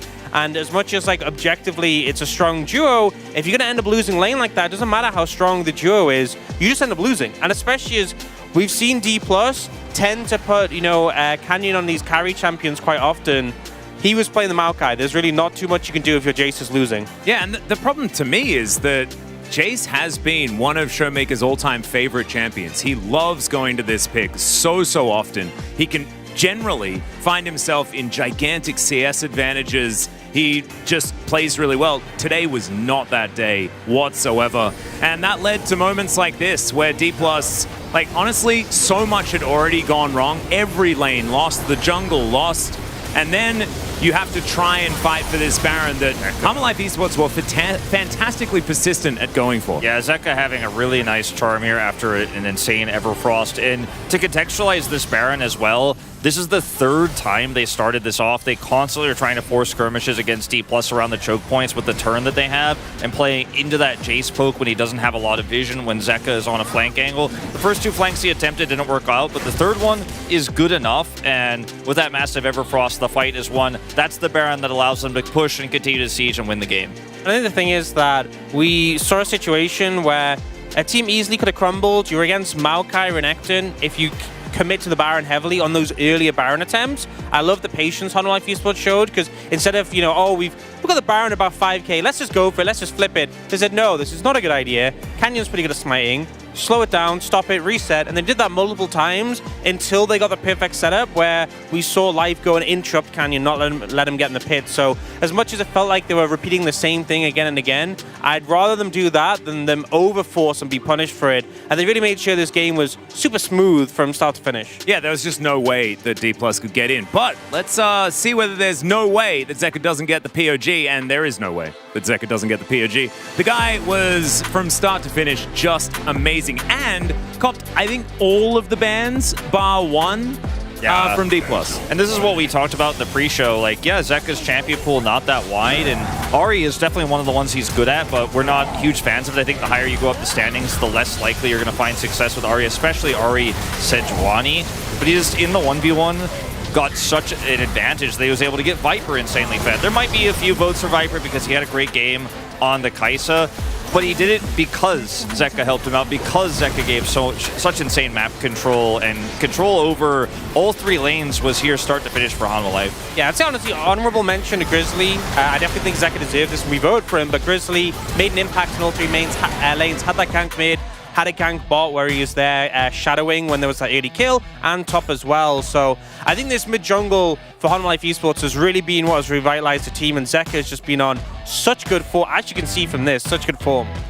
And it will be a 9 out of 11. Media not quite getting the memo on where to put the votes, but that is okay because there are enough votes coming from elsewhere to make sure that the gentleman in the mid lane is going to pick it up. World Skin! Yeah, woo! He did do a lot of damage this time around and finally picked up a victory after not being so lucky last time out. But, ladies and gentlemen, that'll do it for the space. Let's head back over to the casters for game number 2.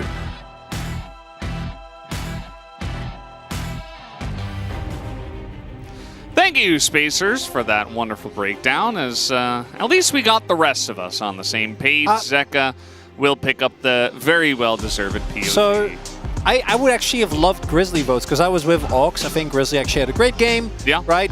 Being able to set up a lot of the early game, played the team fights well, but yeah.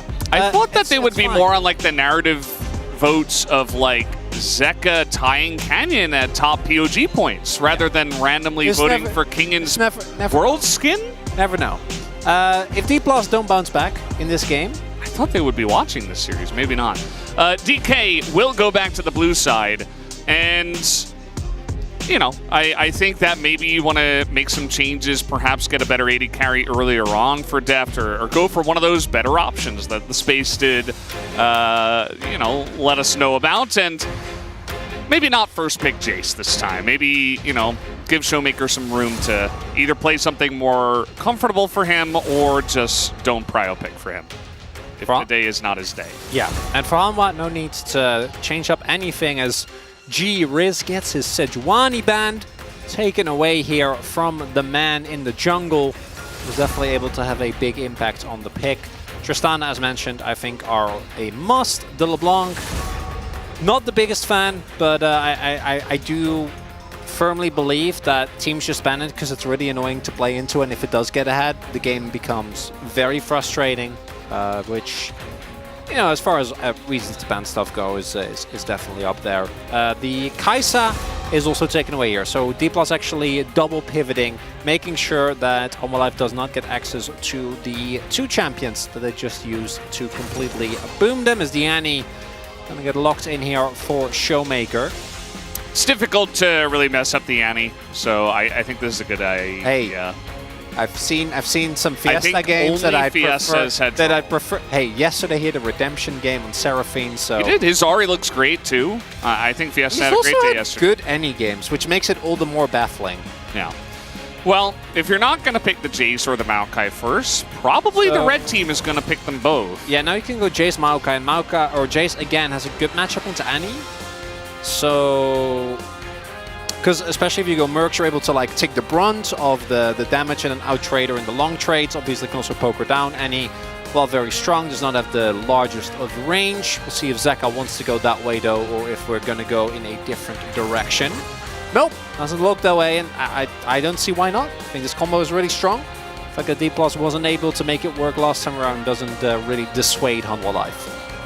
Yeah, Yeah, it doesn't really mean too much, and I'm curious what they're going to go for. Zyra Khan available.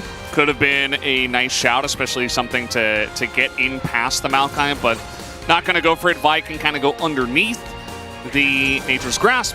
And speaking of which, Life just going to go for the Xayah that is left up, which means that they will force a Rakan ban. Yeah, I'm looking at what D+ have, and I feel like playing that into Xayah just doesn't sound like the best of times, and into Maokai.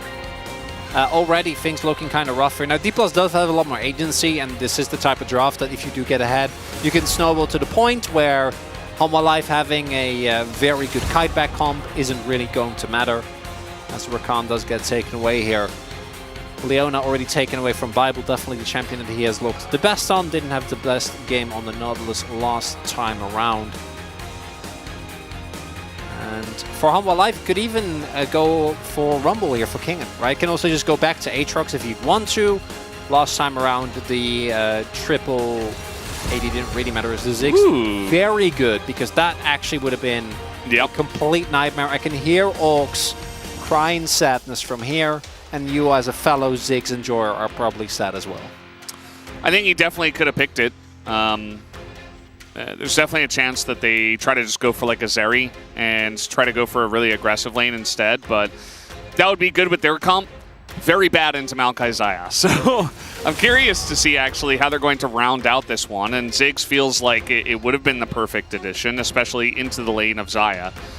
And so the Aatrox is not going to be respected pretty much at all. They do have the Jax up on the top side here for Kana. Kingen did consider it. He could also go for Renekton here. A couple of top I really like Rumble. In the meta. Rumble has fallen off though. A lot of players have not really been picking up as much as we saw initially. Provides really great source of AP, and you also have Maokai, so the equalizers basically line themselves up. Not going to be the case, as Hanwha Life again keep the flexibility here. Could flex his Maokai to support, depending on what is locked in here for D+. Then we could see Grizzly go back to maybe his Viego. Definitely one of his comfort picks, but don't really need to. Can also just lock in something to try and deal with the Alistar. As it's going to be Varus this time around here for Deft, it looks like. And the range, I think, is good. The thought of playing a Varus into the Hanwha Life comp definitely going to be somewhat of a tough one, but he does have a lot of damage threats on the rest of his team.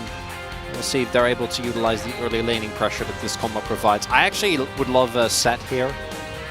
Like looking at, knowing how good Life is. Xayah set. Yeah. Rel is what's going to be locked in though, because it's Rel. Even after the nerfs, it is still Rel. Yep. Magnet Storms and her many forms of Engage and CC are just a bit too strong.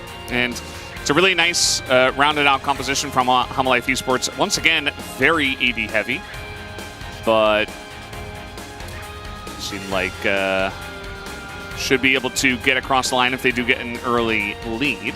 Maybe Kana goes Frozen Heart, you know, actually itemizes into his opponents. That'd be cool. Could see that.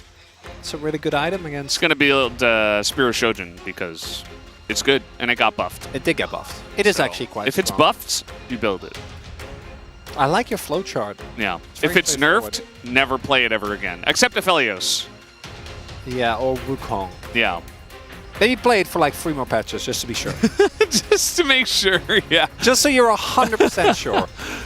You gotta test it out, yeah. Again, to remind everyone of the stakes, if Hanwha Life win this, they get 3rd place. They get the opportunity to pick whoever ends up making it. Probably DRX. Well, at this point, I'm like, if you just 2-0, if you just 2-0 D+, and they look like this, maybe just pick them up again. Well, I don't think that is going to happen. D+ might, of course, bounce back in this game. They might bounce back in playoffs. We know what these players are capable of. But in game number 1, we saw exactly none of it. Yeah. Well, let's hope that some of the point and click from the Annie Vi helps out here in this mid-jungle duo that was so important in game number 1 here in game number 2. As we're ready, let's hop into the Rift right now.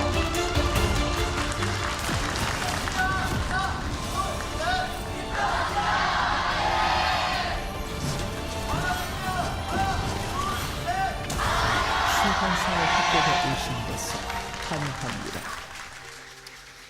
off we go into game number 2. The stakes really high here at the end of the season.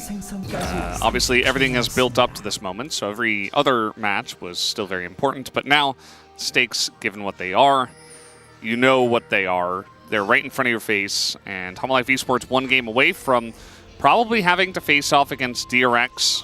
Could be Live Sandbox, could even be Kwangdong Freaks. Still a chance. Yeah, tomorrow's matchup between DRX and Kwangdong actually is arguably the most impactful match of the entire split, because it also, as Deft will see live crushing, that will be okay, because it also decides who makes it to the World's qualification gauntlet. Yeah. Like, it's not just playoffs, but because of Sandbox only having 10 points, and there are, of course, scenarios where Sandbox doesn't make it, but then the enemy team also falls. But Summer points break tiebreakers. Yeah. So if you get into playoffs as Kwangdong or as DRX, you have a shot. So what we're saying is there is still a way for Barrel to make Worlds again, which I don't... It's not that bad. No, it's actually looking... Because if they win in any way over DRX, it's done. Unless Sandbox beat... Over Kwangdong Freaks. Sorry, over Kwangdong Freaks. Unless Sandbox beat KT, which we're not going to assume is likely. You know, nothing is impossible, but that doesn't seem within the realm. So then DRX will have the 10 points.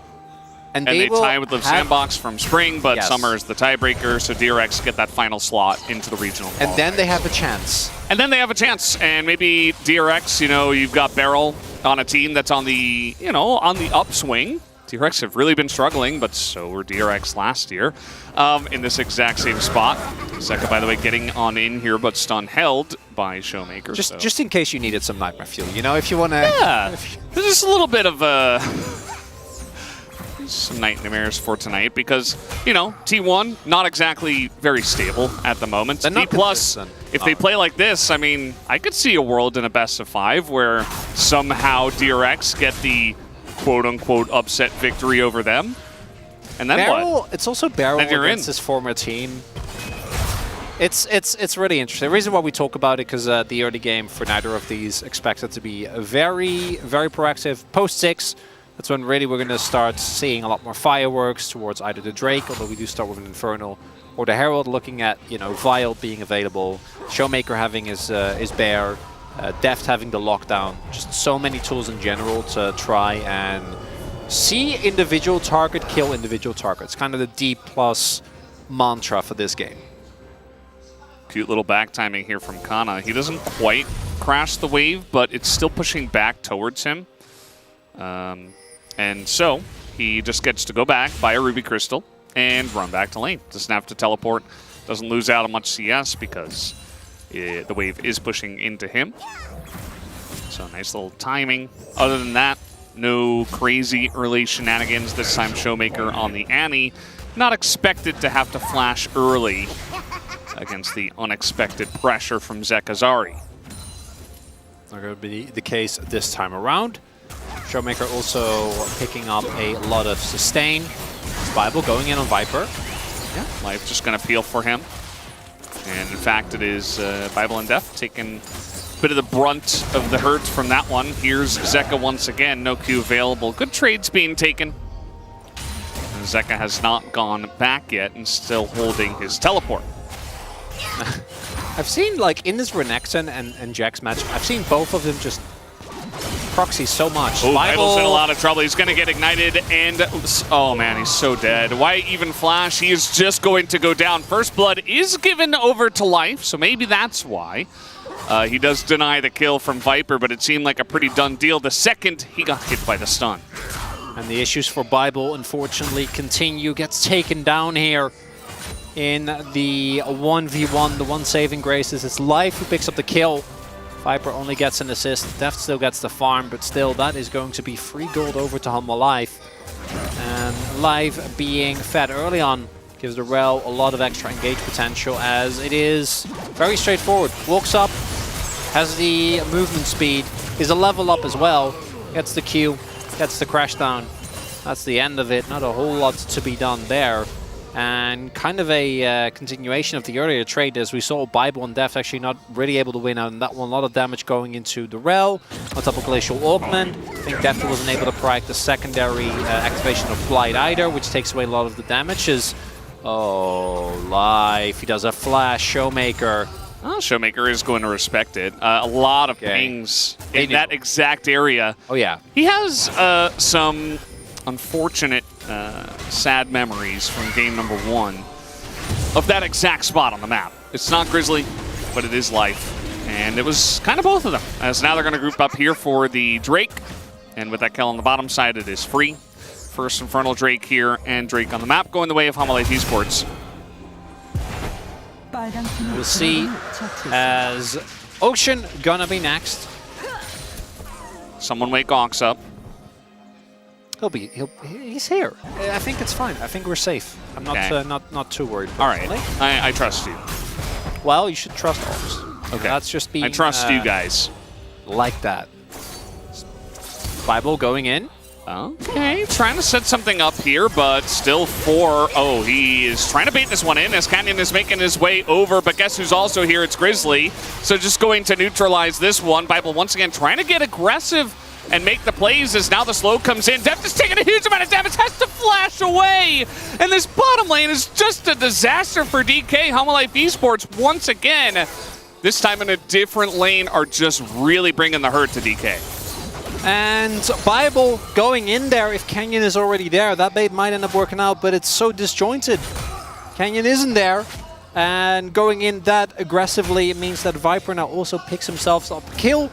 Also, again, shout out to Grizzly being there at the right place, right time, otherwise Canyon might be able to at the very least force some summoners. That's the crazy thing. Viper and Life have not used sums. Yeah.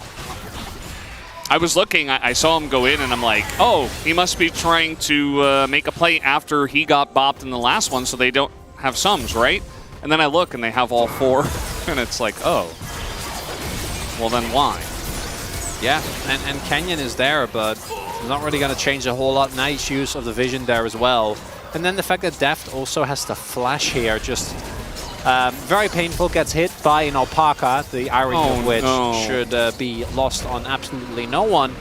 It's also going to be the lethality of Varus here, which I do think makes sense into the Homolife composition, but makes it even more punishing to fall behind. Lethality is notoriously not that good when you're not hitting your spikes, at the very least even, but preferably ahead of your opponent. And now Life's out on the map, trying to further this lead. It's a couple of games in a row that I think it's really important to mention. Like, this doesn't happen all the time in pro play, where it's like, oh, the lanes just go so heavily in one direction that one team is just so far ahead from the laning phase. Like, oftentimes, we don't see like a lot of solo kills or duo kills, and we just kind of even it out because the players are so equally matched when it comes to laning. But that has not been the case in these 2 games, and now Life, perfect timing. They have no idea. Showmaker does have Flash, and it's Jace, which isn't exactly the best for ganking 4. So just more pressure, I suppose. Yeah, Bible also did the double wraparound, so would have been there in case they did try to dive. But it is very telling to me as well that D+ keep playing Bible, even though I think a lot of his lanes have been maybe not this much of a disaster, but definitely a consistent weakness of this player. And they have Kellen, who we all know is a very capable support. And still keep trying to go for Bible here because he is supposed to offer the team something that we didn't really get to see a whole lot of. King in here might be on the chopping block. Canyon really wants to press his R button, and this time he will. Canyon very nicely set up with the lane pushing away. He's able to sneak in Flash Q and get the kill. And finally, DK going to get on the board, and Kana's going to be picking up some plates here, too. Really important there as well is the 100-0, ensuring that with Flash Q into ult, Kingen is not allowed to press his dominance button. That's when things get messy and might backfire. It's a bunch of plates going over to Kana, it's a bunch of CS being denied, and Kingen doesn't even have TP. So extremely, extremely big gank here from Canyon, which tilts the top side back in their favor, and for the first time in, I'd say, this entire series, gives D+ a pressure point to play through. Yeah, which is crazy to say. It's good they have gotten something. This bottom lane seems to have stabilized from here as Bear's going to be dropped. No strike. Just doing what Annie does. But yeah, with all the roaming coming out from Life, at least Deft and Bible have kind of been able to stabilize and just farm it out. Catch up in that sense. And now their mid lane isn't bleeding. Very important. King in here. He does have the Demolish. He's going to get a big chunk out of this turret, actually. I mean, the timing of this means that Kingen also just returns to lane, and now he's going to get 2 plates, just like Kana did. Big thing here, though, is that Kana does have a really big spike over him. Has his Sunderer done. Mythic here available for the Jack, so I think D+ should feel confident in trying to fight for this. Now we do have the ults coming in as Canyon going to look to try to steal this. The eye in their side, but they're just going for the kills, actually. Grizzly getting pretty low, but the Dominus and the Jace are right on top of them as now Showmaker making his way over. Zeka just going to flash away from this one. I'd re-engage. Yeah, they are kind of looking for it. Keep in mind that Humble also did get the eye. So 1-for-1 trade, and they get the Rift Herald. Not bad. Not going to be feeling too bad about that. Looking at the investment being made, Zeka and Showmaker both have no TP. Zeka did has to flash over the wall. Grizzly also flashing and trading that with Kana does end up going down, which gives the Jace even more of a lead. As again, want to highlight Q into flash, and then the 100-0 there. No opportunity at all for the next to do anything. And here, what's crucial is that Zeka actually arrives earlier. A lot of damage goes into Grizzly here, who's able to stay alive for a decent amount of time. And then Zeka actually coming in pretty big here with the shock blast, but then gets stuck in the pit against the front line. And for Kenyon, obviously this is a very aggressive vibe, or very more aggressive. So he will just be getting taken down once his burst is no longer available. Looking to go for Sunderer here. And I think for this composition makes complete sense. Hawks. I trusted you guys. And now we have Chemtech Soul. I apologize on his behalf. I am appalled and shocked. It's okay. That makes me feel better. My appallment? No, the apology. In his stead. Grizzly just casually going to take the red buff away. Viper also casually taking 2 turret plates in the bottom half of the map. So more and more wins. I think the Canyon on the Vi, you remember the ult cooldown did get nerfed pretty heavily, especially at level 6. I think he might have had ult for the last fight, the Rift Herald fight, if it wasn't nerfed. So it's almost like nerfs matter. No. No, they don't. We played Aphelios in game 1. Yeah, We've seen Wukong like 3 times in the last 2 days.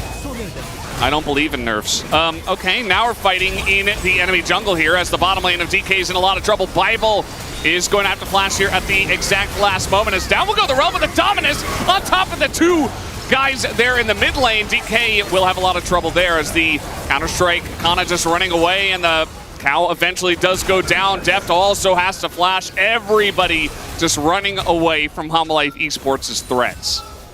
Oh, I'm pretty sure Zeka just was aiming for Deft and then didn't get Deft, but he got Bible, who was just standing behind waiting for his cooldowns. And it is Homolife. They're going to be feeling a whole lot better after all is said and done. Showmaker is... Well, just, you know, we're just kind of bored. No, it's okay. Yeah. Today just ain't his day, I suppose. And Zeka's going to punish him again. Oh, okay. Nice. Nice. Hey, that's actually really big. That's first turtle blood. Hashtag worth? No, but it is big. Because it means that it's not all a rough state of affairs, as Deft takes the Gigacone, and I don't think he should have. We are just fighting left and right. How many times am I going to see people be knocked up and then hit by an arrow or a shock blast and just die? A lot. It keeps happening. It turns out both teams actually have that kind of effect. I wasn't looking for an answer, Valdez. I was just looking to vent. Oh, I see. Like do you expect any of us to actually react when you're complaining about blast cones? I mean, it should. No, you just wanna just want to express your emotions. That's healthy. That makes sense, kind of.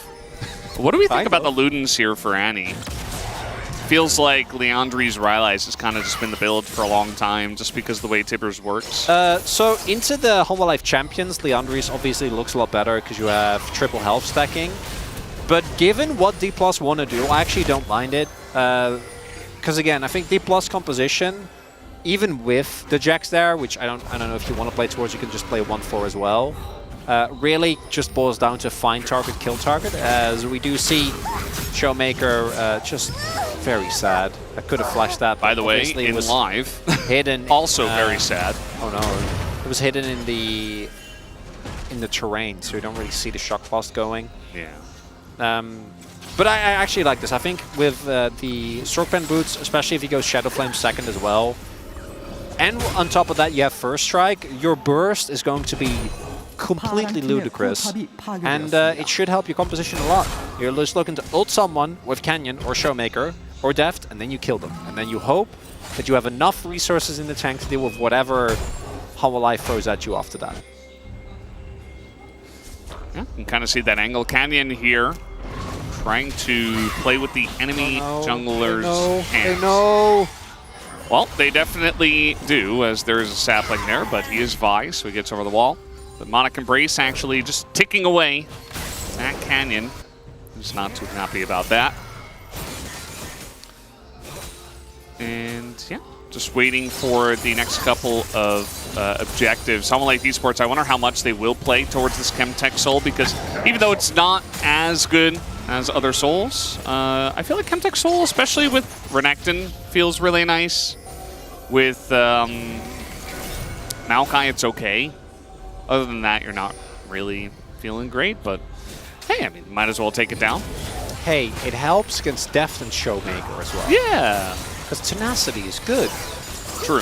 Valuable stat. Here's Showmaker. Is gonna be found, or did he find Canyon? Yes. Kind of goes one way or another, as the only gold lead here is for D+ is in Jax, who is happily pushing. I think you might just let this one go. I think Chemtech, you know what? Chemtech, more like Chem, who cares? Just let it go. Wow. Doesn't look like that's going to be the case. One. Not really, but I want to really voice my... Chemtech whatever dragon. Yeah. We must be able to workshop something better. Are going to get the side turrets. It's Chem over? That's kind of the flavor of the month. I don't think that works. We'll have to throw it over to Ox. We'll see if he can get it done. Kana is still behind enemy lines as Homolife Esports don't. They feel kind of reluctant to even start this. They're like, we don't want to get ourselves into a rough spot on this Drake against this combo team. Yeah, TP coming in. Homolife Esports still holding on to that Nature's Grasp. Going to be looking to press that button when they do want to go in on this fight. Chemtech Drake does take a bunch of damage. The poke on both sides. Here and palpable. Dominus procced, but zoned away is Homolife Esports. They're not going to get in there as Bible now getting in, but the Magnus Storm catches the front line as they do take down Kingen, though. The Croc already dead. As now getting in onto that backline, Zeka just running away, and he will survive with the phase rush just barely as the Feather's going to miss wildly, but it doesn't quite matter. Jax? Ana is trying his best, and it might just matter, actually. The counter-strike here, will it be enough? Viper, couple more pokes might do it as the root comes in, and Kana just creating space, and the arrow is there, and Deft does it again, a quadra kill against the flow of play, makes it happen, and DK will win the fight. Felony Varus to the rescue! So much damage being done there by Deft. And he's no longer behind the curve. He's going to be feeling great. Want to pay attention. A couple of key misses here from either team. Showmaker is going to get engaged on right at the get-go here, even with his flash available, meaning that a lot of damage is actually missing, right? But Kingen also gets immediately blown up. And then here, things look dicey. Zeka's able to get away, and then watch this Feather recall from Viper. If they don't flash that, they win the fight. Like Viper just kills Kana immediately, and then Deft. Here, it's the combination of the threat that Jax provides as well as the fact that Deft just hits all of them.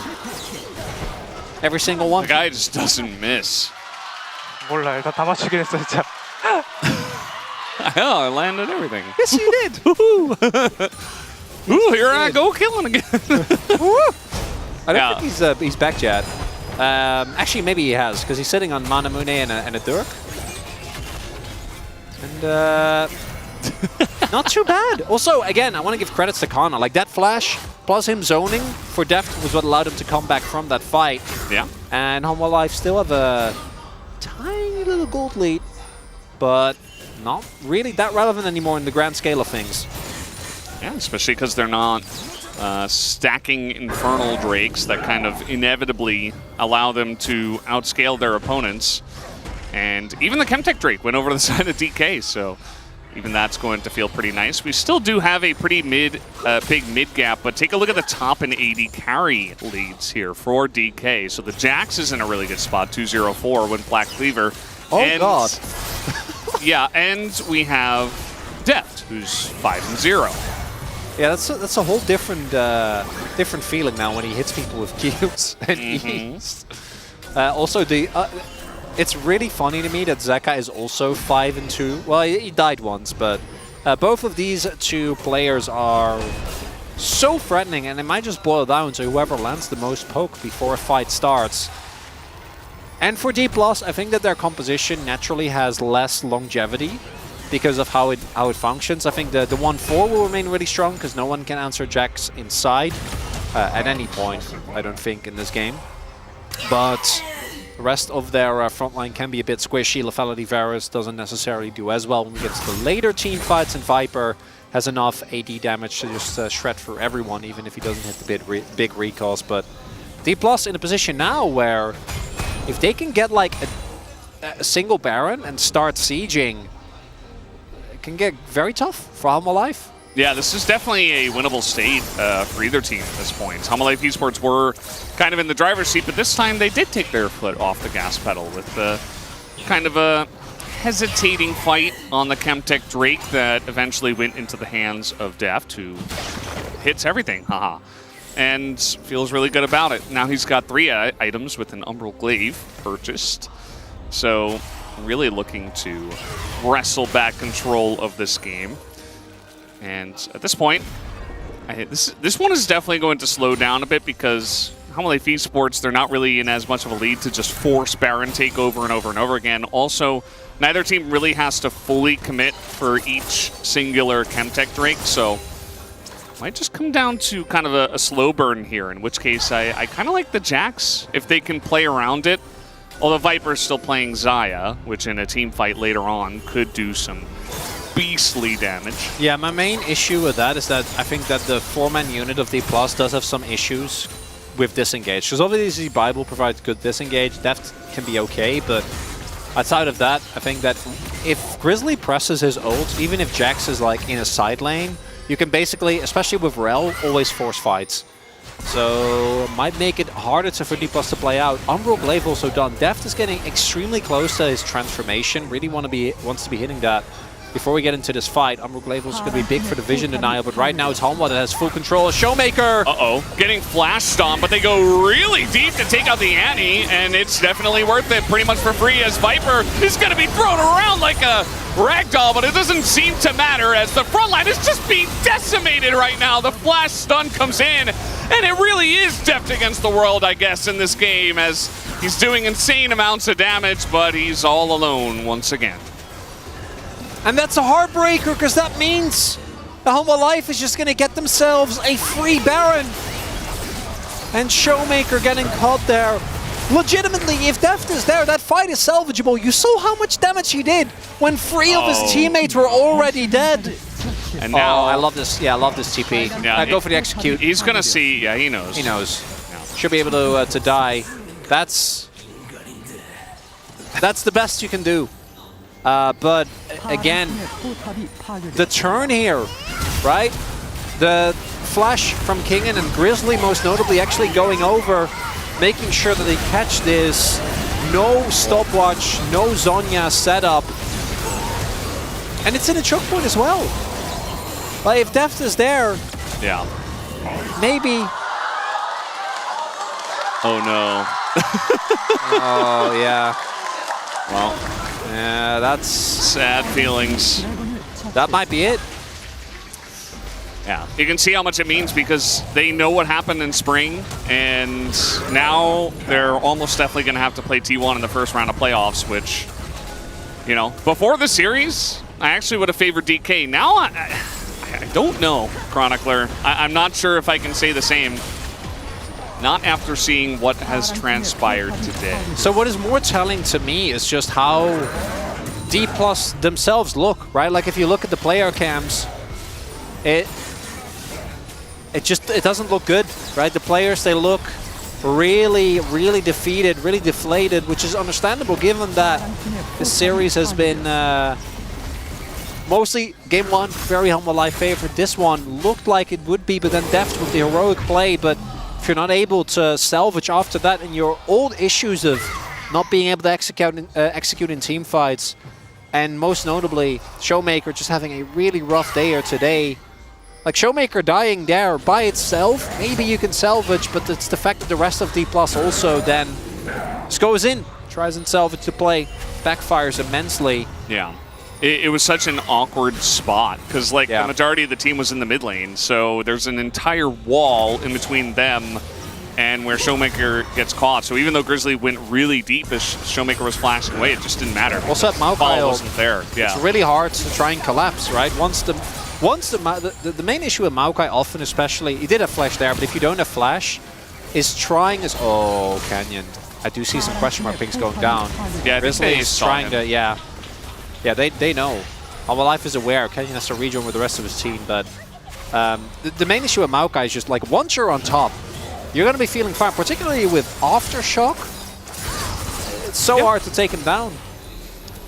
That's why I really like support Maokai, because you don't even need to get items as well. In this case, just going to press an R button onto Kana, who just leaps away. And yeah, I mean, Maokai is flexible. We don't see it all the time. Can't just throw it in jungle. It's just a really strong champ right now. It's so a really good spot. Yeah, I mean, even he's going to get nerfed in jungle pretty severely on next patch, but we might just see him support instead. Well, Kana's trying his best, and you can see that the team is not really on the same page. No. Yeah. Nice. It's a dominant. I'm trying to be a glass half full kind of guy here, Val. This is true. It's not looking too hot. It's a 6k gold deficit, or close to. You know, 5.5. Yeah. Glass half full once again. Yeah. Yep. And you can see the difference. I mean, the Jace Maokai, the power is shown in this game. In game number one, was not shown at all, and it did come down to some laning phase shenanigans once again. As Viper is not an assassin, but he is kind of hiding on bush. We'll just come in here and clear the wave. One more Drake until they do pick up the Chemtech Soul, which I mentioned before, it's not amazing, but you'll take it. Might just go for the Baron instead. Yeah, it's fine. It's okay, I guess. It's you in the Challenger commercial from way back. That's a classic. Just had to cut myself off, but that doesn't really work, and I'm not good enough of an actor to make that happen. As this one. So we had Deft Miracle fight number 1. But what about Deft Miracle fight number 2? I like the chances better when he's playing Kai'Sa. Okay. I mean, Varus can do some crazy stuff. But it's no Kai'Sa. Like playing a comp like this when your Vi and Annie are behind is just so miserable. Like, what are you gonna do? Who are you actually gonna engage on? Like Grizzly and Life. That's not enough. Even if you blow them up.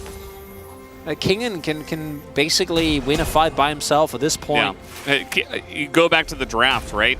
They picked Annie, Vi, Jax, and immediately Humble Life Esports slammed the Xayah. They're like, okay, what are you gonna how are you gonna engage onto Xayah? You want to land a Tibbers onto Featherstorm? You want to press R from the cease and desist from the Vi onto Featherstorm? No.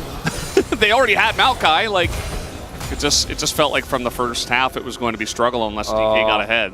Might be Baron for Dragon Trade here, where D Plus just going to try and get a bounty on maybe 1 or 2 turrets. I do agree with this. I don't think you can really contest a 5v5 unless someone makes a mistake. So just try to get whatever you can get. They don't have a shove in the bot side wave though, so getting an inner, not even looking to be on the menu as of right now. There is a little bit of disjointedness here because the Baron doesn't spawn until like 5 seconds from now, but should be able to get this. Drake is taken, but D+, if you go and try and salvage this, might be a lost play that you can go for in this game. Yeah, they're gonna try to send it, essentially. Look how little vision they have. They did They see have zero that the Baron control. stopped taking damage, though. And now they have a control ward in there. The poke is coming in. Does feel like HLE Esports hesitating once again to go for this, but can just take down this ward and go for it now.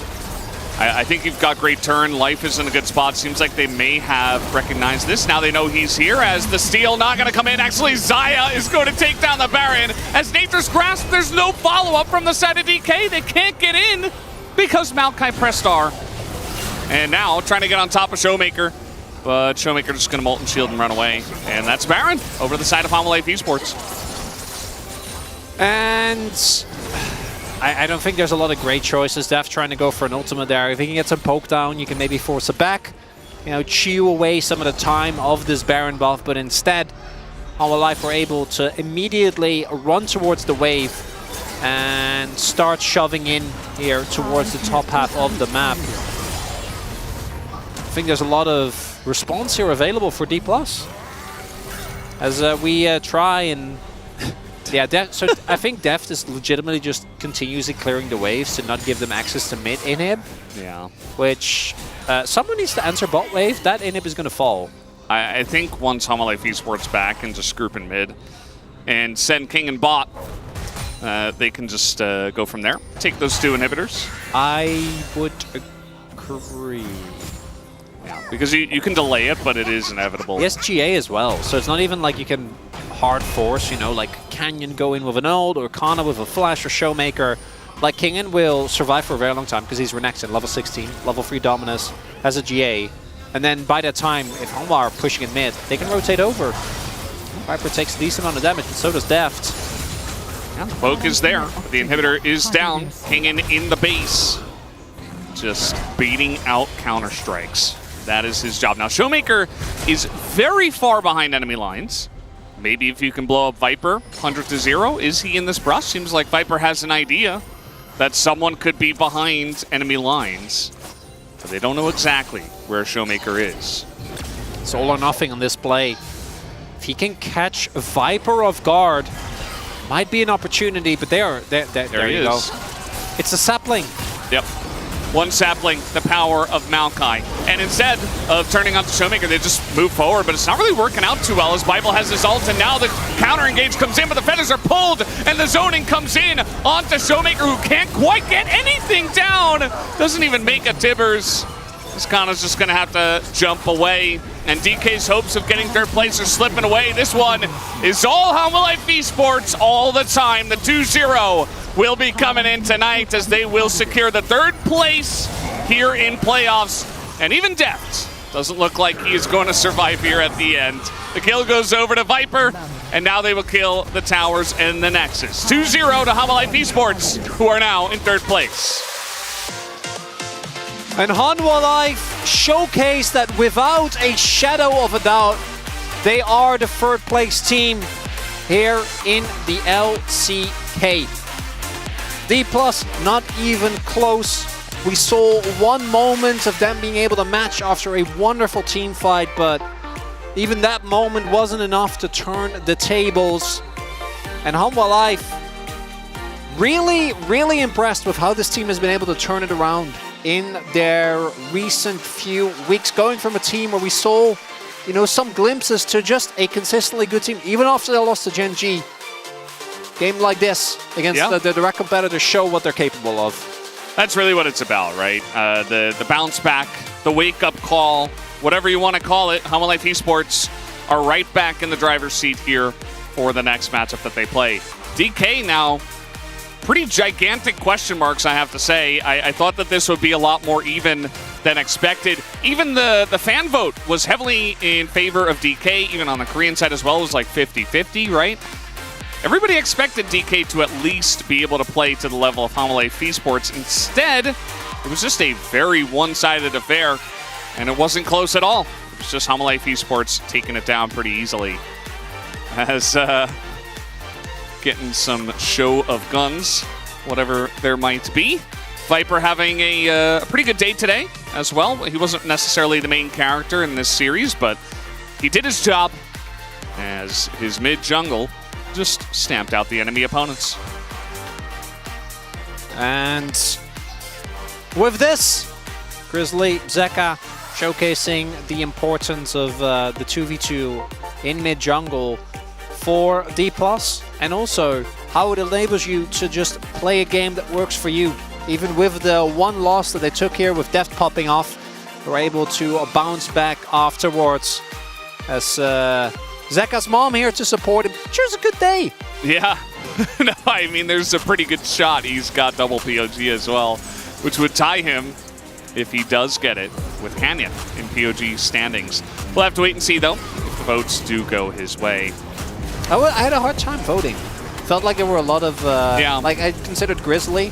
End up going with Life because I think his early 2v2 was very pivotal. But if Zeka gets it, I'm not going to be mad. Had a very clean Jace game. And we'll see who ends up picking it up in the end. I think I probably would have voted Grizzly, personally. I like it. I am a fan of the press R and win. And also the flash W and win. Yeah, classic. That's a good one. I just...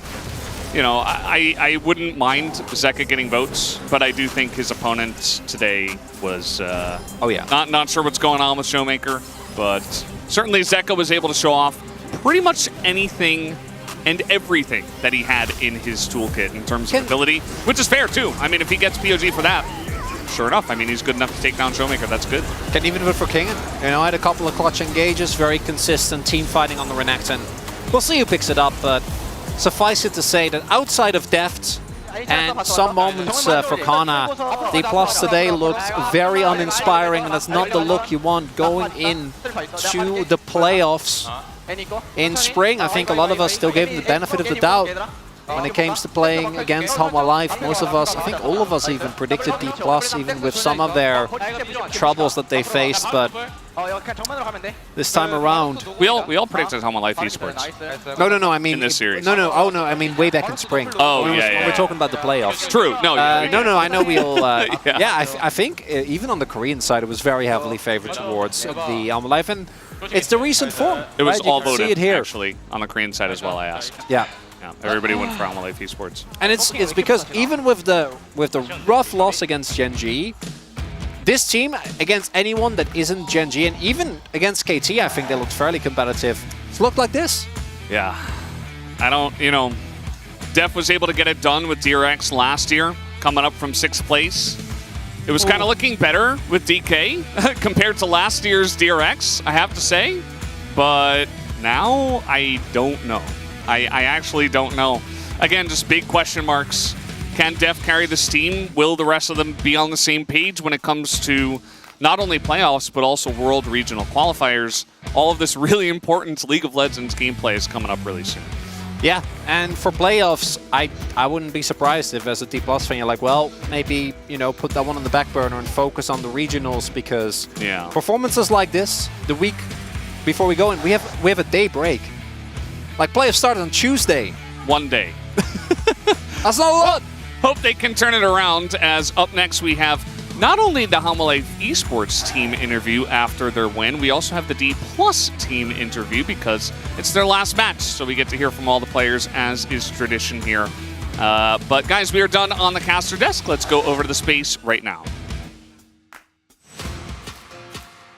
Thank you so much, gentlemen, for the short and sweet commentary of this series. The Saturday Showdown did not last very long at all. And gentlemen, let's jump into the draft and discuss where it all started to fall apart for D+, or maybe that was walking into Low Park today.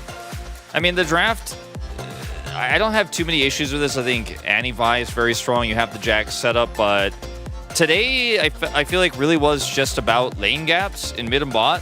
And Bible, you know, that's the part that you could have expected would have been a little bit shakier today, but I didn't think to this level. And then Zeka, I favored him going into this series, but not so much so that he would just completely destroy Showmaker in 1v1s. And like the Varus pick was very valuable for Deft. Does make you wonder what could have happened if they picked it in game 1 in an even better situation. Yeah. But either way, at least they learned something from this.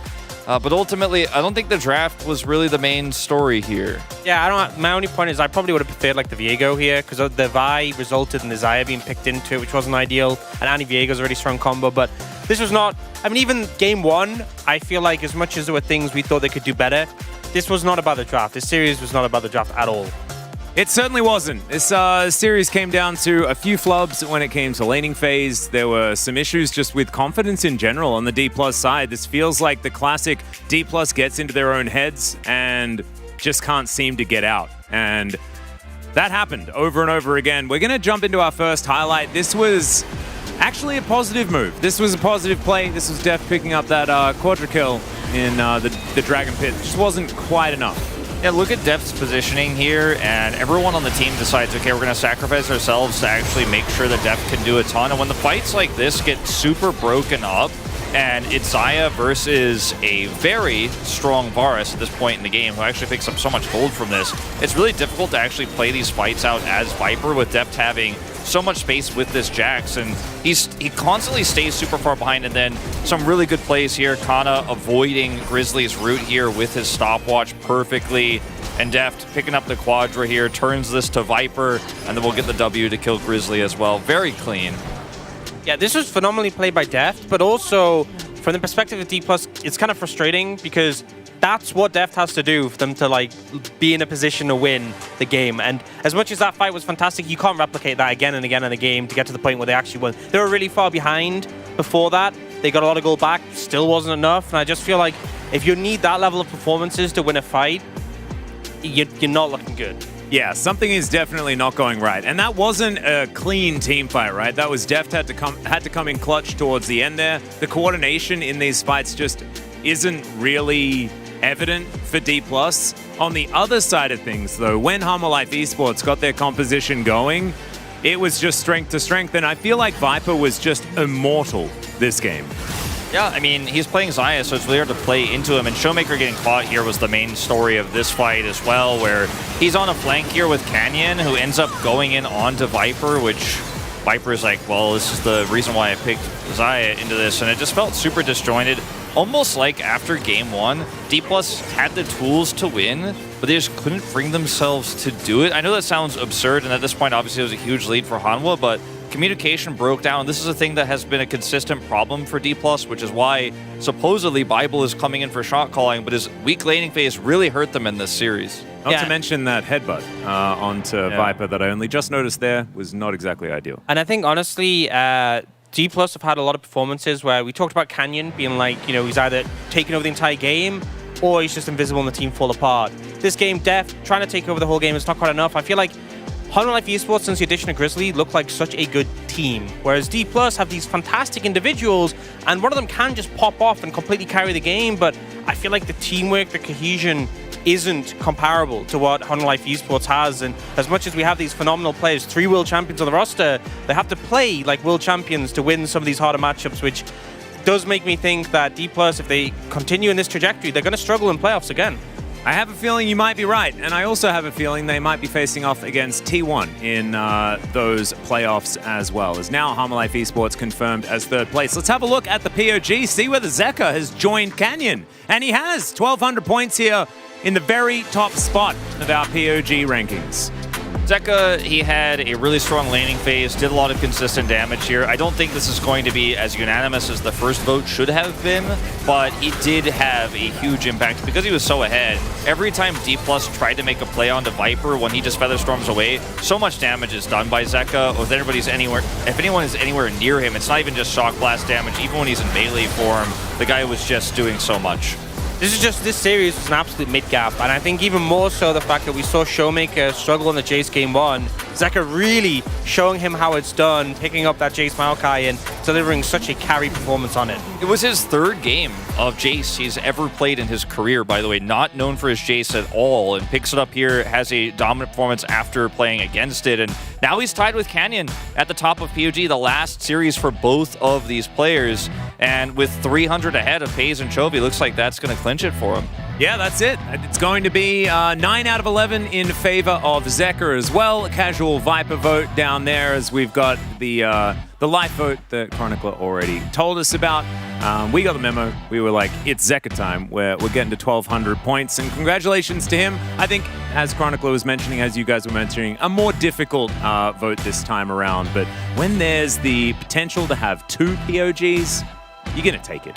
I think that's a little bit to be said. So, congratulations. 3rd place for Hanwha Life Esports, and means that they get to choose one of our bottom tier teams on the eastern side of the bracket in order to up their chances of getting further in playoffs. Our expectation is still avoiding T1 is going to be the answer. I think you'd rather face off against Live Sandbox or DRX, and you know, for D+'s current form right now, T1 seems like a really tough opponent unless they could really turn it around. Yeah, and I think as well, like, choosing the seed, always important, but at the end of the day, going into playoffs, you want to look to be in good form, and Hanwha Life Esports, with how they're playing now, I feel like whether they played against T1 or whoever's on the eastern side, I would feel super confident in them. So obviously the choice will help them get to that double elimination point. Really important having that safety net, but in terms of like form, Hanwha Life Esports are looking good, and I think, yes, they had that rough series against Gen G. Bouncing back from that, though, was very important. I agree, but now it is time to head towards the interview. We've got both teams standing by, so Ji-sun, take it away. Thank you very much, guys. This is Ji-sun for the full team interview joined by Hanwha Life Esports after playing the very last Saturday showdown of the Summer Split. Congratulations! 그리즐리, 제카, 바이퍼, 라이프 선수 모셨습니다. We are here joined by Kingen, Grizzly, Zeka, Viper, and Life. You guys managed to get your revenge on D+ Kia and secured 3rd place. How do you feel, Kingen? We kind of lost that Gen G series helplessly, so we were feeling a little bit down. So today we came with full force in order to prove ourselves, and we were able to get a clean 2-0. It feels amazing. And I recognized one of an outstanding stat from you. Do you know your win rate on Renekton? 100%, right? Yes, your Renekton is 12-0 this summer with 100% win rate. How confident are you in Renekton? I think the champion itself right now is broken. It's so good. And our damage carries are super strong, so as long as I just set up for our carries, we just get to pick up the win. So it's so easy to keep this stat. Now playoffs is just around the corner. What is your resolution heading into the playoffs? What is your personal goal and also team's goal as Hanwha Life? My personal goal is winning the LCK, and Hanwha Life's goal as well is winning the LCK. So we have to come back stronger, and I hope this could be a turning point for Hanwha Life. I hope we can come back with stronger performance in order to make it all the way to the finals and win the trophy.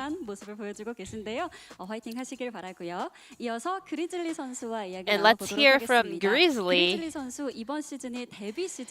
You just had your debut this season, and you were able to display a great performance. How was this summer season with new players? Like, my teammates, they're stellar. As long as I just do my work, I was pretty sure we can get a good result. And I just did my job, and we managed to get 3rd place, just like I expected. Grizzly, among all of the teams that you played against this summer, who stands out the most? Every opponent was really tough, but if I have to pick one, Gen G, our recent opponent, it was really rough. Yeah, it was not an easy series, and I remember that match the most. Grizzly, what is your mindset now heading into the playoffs in the LCK? Obviously, our goal is winning the LCK. I hope we can come back with improved performance, even better than today. 그리고 이제 옆에 계신 제카 선수와 이야기를 나눠볼 텐데요. Now let's hear from Zeka. 오늘 단독 POG의 You were the solo 주인공입니다. POG of today's series, and you were able to tie with Canyon with 1,200 POG points.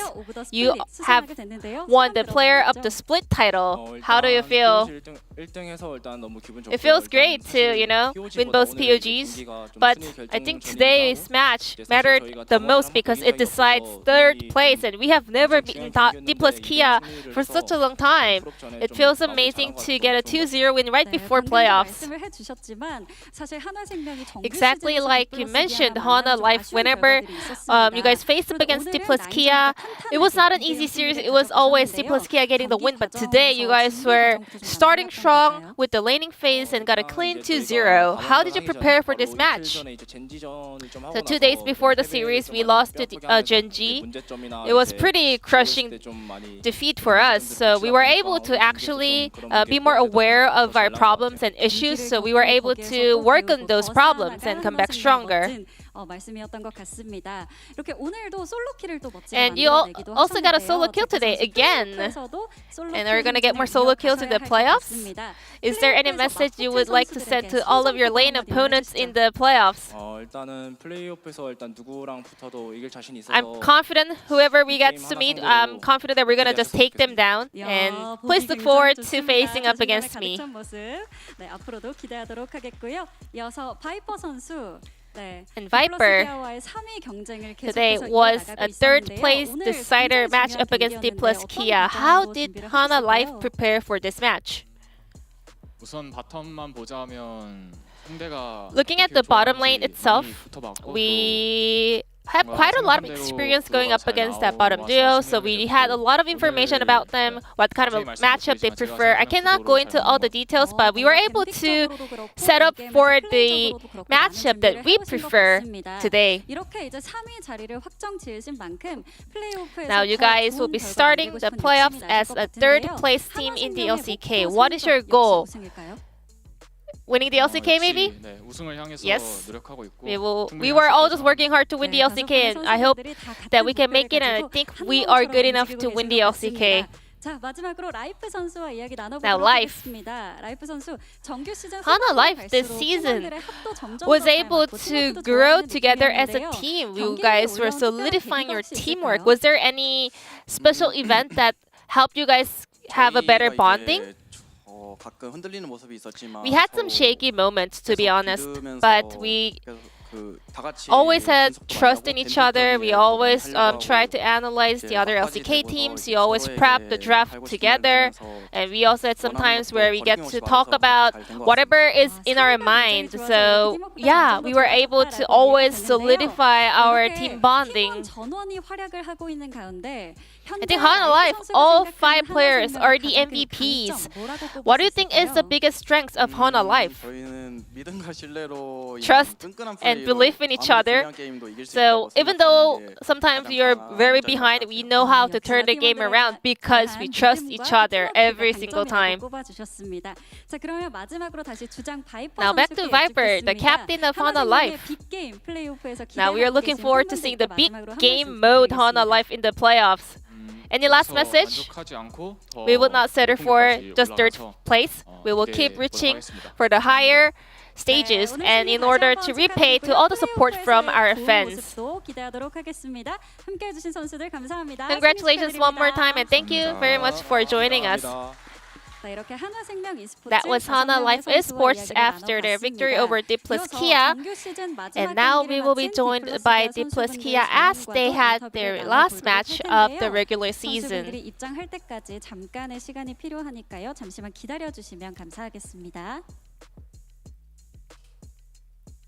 마지막까지 최선을 다해준 D 플러스 기아 선수 5분이 입장하고 We are here joined by the 5 D plus Kia players. Please welcome them onto the stage. 선수들이 모두 경기장에 입장을 해주셨는데요. 잠시 준비할 시간을 가진 이후에 본격적인 인터뷰를 시작해 보도록 하겠습니다. 네, 인터뷰 시작해 보도록 하겠습니다. 칸나 선수, 캐년 Now, 선수, 쇼메이커 선수. Please welcome Kana, Canyon, Showmaker, Deft, Bible for their season-ending interview. 네, 칸나 선수께 먼저 Welcome and thank you for joining us, Kana. 일단 몸은 좀 괜찮으신지가 How are you feeling? Are you fully recovered from COVID? 인터뷰에서도 말했듯이 Like I said last time, I'm feeling a lot better. I'm coughing a little bit, but it's not a big deal. I'm feeling alright. 칸나 선수 정규 시즌 돌아보면 좋았던 순간. Kana, how do you look back at the entire summer season? I know there were a lot of good moments, but also sometimes a little bit regretful moments, right? Yeah, just like you said, I left so much to be desired. There were so many matches where we were able to win. But, we kept on accumulating the losses, and now we ended up, fighting for the third place in the very last series of the season, and it's a bummer that we lost in the end.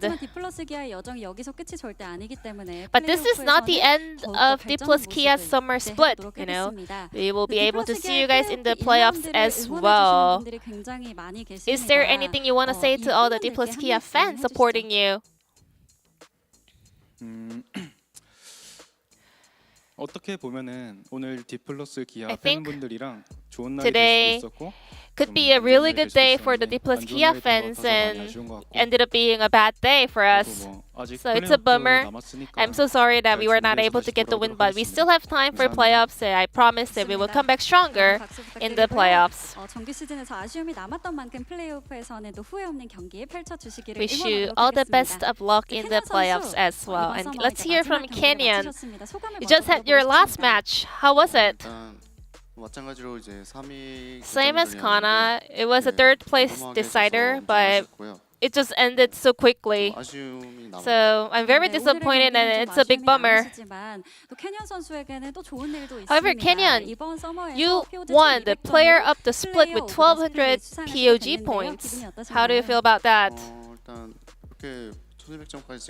I was not expecting to win so many POGs. I guess I got really lucky, and also my teammates were helping me out so much. Yeah, so it feels good, but at the same time, I'm still bummed about today's result. 플레이어 오브 더 스플릿 정말 다시 한번 축하드리겠고요. 이제 말씀하신 것처럼 오늘의 Now, 결과보다 더 높은 곳을 바라보고 it is playoffs for D plus Kia. You guys are starting as a 4th seed. What is your mindset for the playoffs? The playoffs is just around the corner. We will do our best during the preparation in order to get more wins and keep advancing to the next rounds. 이어서 옆에 계신 쇼메이커 선수 이야기 나눠보겠습니다. Now, Showmaker, 오늘의 경기로 조금은 아쉽게 마무리를 하게 됐는데요. D plus Kia was not able to end the regular season on a good note. So what do you want to work on and improve as you guys head into the playoffs? So we don't really have many days to prepare for playoffs, but we gotta focus on what we are bad at, what we are lacking in order to perform better. I also want to focus more about the strength of D plus Kia. You guys get stronger in best of 5 format. What kind of strengths do you think those are? Most of our players have a lot of experience playing best of 5s, and also we all have very deep champion pool. We will be able to prepare a lot of tactics and strategies. 다전제에서 멋진 모습 또 결과 나오시기를 응원하도록 하겠습니다. 이어서 데프트 선수 Now, 오늘 Deft. 이제 서머 마지막 정규 시즌 Today was 경기이기도 the 했고요. last 3위 자리가 match 걸린 for D plus 중요한 Kia 경기가 of the summer 있었는데 regular 오늘 경기 season, 어떤 마음가짐을 and you guys were 가지셨는지 fighting for the third 궁금합니다. place. What was your mindset for this matchup? 마지막 경기 서머 이런 거보다는 그냥 Well, I didn't really care that this was the last match or, very last match of the regular season, but it was a match right before the playoffs, so we were just fighting for the higher ground, Getting the third place really matters, so I just wanted to win today. 또 다른 모습을 많이 보여주시고 싶을 것 같은데요, 데프트 Then 선수. what do you want to show 플레이오프에서 이런 모습 꼭 in the 보여주고 playoff 싶다 하는 점이 series? 있을까요? 최근에 좀 바텀 라인전 I think 쪽에서 recently 제가 많이 흔들리고 있다고 We were 느껴서 not very stable when it comes to the bottom lane laning phase. So I think we really have to solidify our laning phase. 잘해보자고 맏형이니까 팀원들께 한 말씀 짧게 Then as the oldest member of D plus Kia, is there anything you want to say to your teammates? 오늘 지고 난 직후여서 It's like right after the defeat, so everyone is so devastated. But I hope we can have a big smiles on our face after playoffs. 분들이 또 힘을 많이 얻으셨을 것 같습니다. 꼭 좋은 결과 얻으시기를 함께 응원하도록 하겠습니다.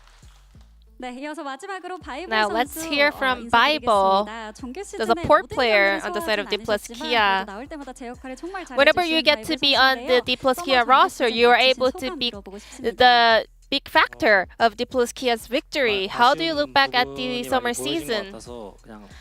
I think I had a lot of disappointing moments and plays, so not very satisfied with my performance, to be honest. So Bubbling, the head coach of D plus Kia, mentioned that Bible will be able to play out the role that we want from support player in terms of the drafting. What did you focus on in this matchup up against Hana Life? Just as usual, you know, we compared our game-winning plans and Hana Life's game-winning plans. So we wanted to focus on what we are good at. So yeah, those are kind of the strategy that we prepare for this matchup up against Hana Life. I think every single game, every single match, I had a lot of disappointing moments. So I will make sure to come back stronger in playoffs. Now, before we go, Showmaker, anything you want to say to all the D plus Kia fans? Today was our last match of the regular season. I'm really sorry that we displayed a very disappointing performance. I hope we can come back stronger in the playoffs. And this will be the end of the interview from the D plus Kia players, and I'm going to pass it back to the space. Thank you. Thank you so much, Ji-Sun, for the translation between both, of course, Hama Life's entire team and then D plus Kia's entire team. A difficult one, of course, when you've just lost the series, but good to hear that they are still remaining in as high spirits as possible heading into playoffs. Hama Life Esports, of course, brimming, grinning ear to ear after their victory. Let's have a look at the standings, see what this all means. We do have confirmation that Hama Life Esports will remain in third place. That is locked in and going nowhere. D Plus now in fourth, T1 locked in at fifth, and sixth place is still, who knows? That's the only thing we don't know, but we do know Live Sandbox is playing one last match. We know DRX and Kwangner are going at it, so anything could happen here. It is still up for grabs. Nomshim and Bro, unfortunately, eliminated, but Bro has a chance to not get last place. They will have to somehow tackle Gen G, though. Yeah, and Gen G really won a 2-0 on the back of this one. You know, we've seen KT drop a game. If KT go 2-1 again, and drop another game, and Gen G 2-0 this one, Gen G will claim first. Or if KT lose and Gen G win this, then they'll claim first. Again, likelihood of that not particularly high, but Gen G need to secure a 2-0 to keep the odds as good as possible, because obviously going to the second round, the split first will have choice of opponent there, which is of course very valuable. It absolutely is, and we have to remind everyone as well, if the game score is even between KT and Gen G, KT will be your first seed. That's because right. They are 1 in 2-0 and Gen G only 1 in 2-1. Getting first gives you an extra day to prepare for your round 3 matchup, as well as the same to be true of Hanwha securing third here. They're likely to advance because they are the favorites. They are the third seed here, and so they have some additional time to prepare, so you get that added benefit there as well. Yeah, definitely important, definitely very valuable, and they'll be fighting for that. And Gen G, I mean, they have mostly been pretty consistent when it comes to 2-0s. Yeah, we'll see whether they can be up against OK Savings Bank Brion, a team wielding the most dangerous of blue shells. We'll see whether it is going to land or whether Gen G are already too far past the finish line. We're going to go for a bit of a break. When we get back, our second series of the evening. We'll see you there.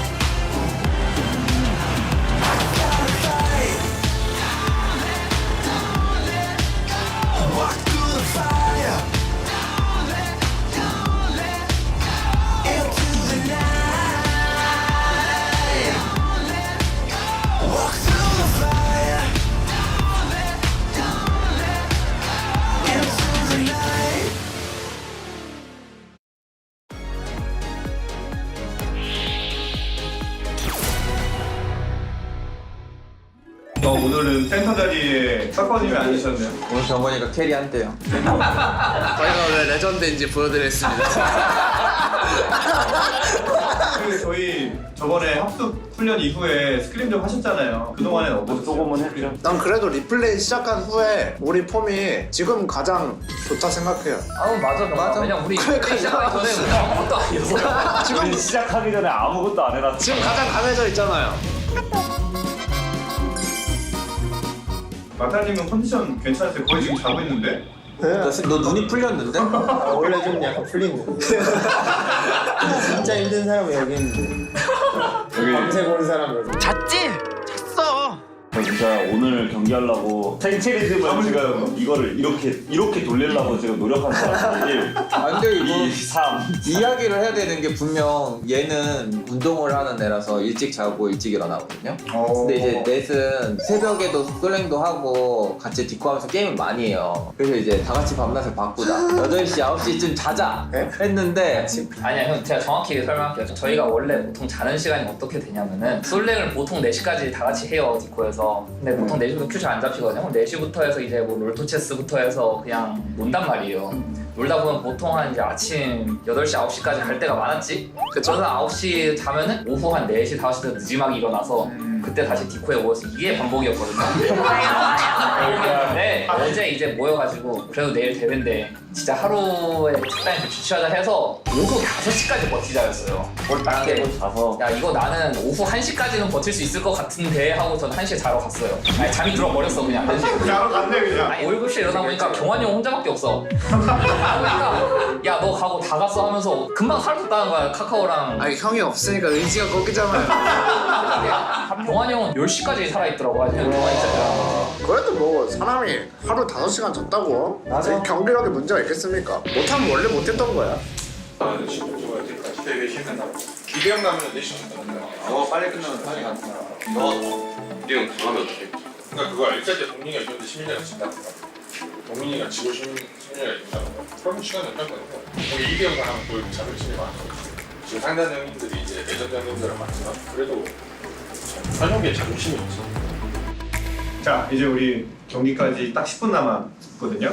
이번에도 코인토스 결과를 말씀드렸잖아요. 벤지 측에서 블루 진영을 선택을 했습니다. 열어라.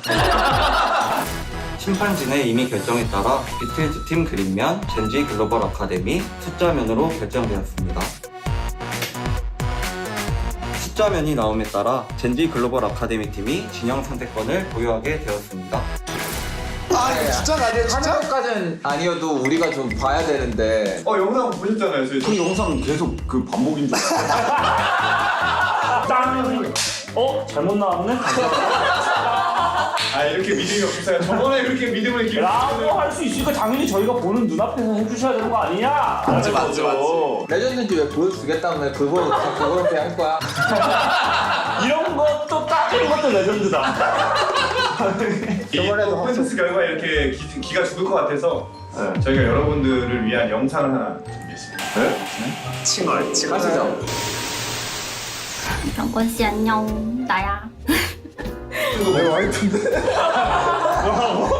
이 결혼하느라고 여보 오퍼도 거절하고 내가 의도치 않게 조금 은퇴를 살짝 앞당긴 것 같아서 미안했는데 멋진 선수들이랑 같이 방송 촬영도 하고 경기도 하고 그런 모습 보면서 멋지다고 생각했어. 비틀즈 멤버 여러분들 화이팅! 내가 많이 사랑해. 서프라이즈!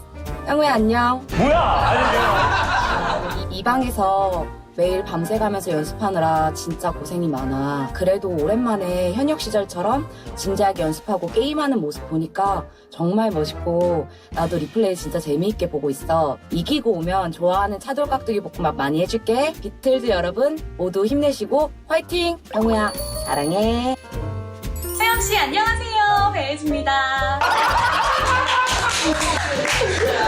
요즘 리플레이 너무너무 재밌게 보고 있어요. 저도 마타님 팬인데 저를 또 자주 언급해주시고 응원해주셔서 너무 감사드립니다. 마지막 경기라고 들었는데 이번 경기 승리로 꼭 마무리하시기를 응원하겠습니다. 마타님 화이팅! 비틀즈 화이팅! 우리 비틀즈 훈련생들 안녕! 나 K2B인 교관이다. 오늘 여러분들이 두 번째이자 이번 시즌 마지막 경기를 치른다고 들었다. 믿음과 팀워크를 위해서 나랑 훈련했던 거 꼭 잊지 말고 서로를 향한 강한 믿음으로 오늘 시즌 첫 승리 꼭 쟁취하기 바란다. 아참, 그리고 마타 훈련생은 뭐 배혜지 아나운서에 대한 마음은 이제 좀 정리가 됐나? 배혜지 하고 다니는 거 아닌가 싶은데 가급적이면 이제는 윤수빈 하고 다니도록 알겠나? 제군들 힘내고 오늘 승리 꼭 쟁취해라. 파이팅! 안녕하세요, 울프 이지한입니다.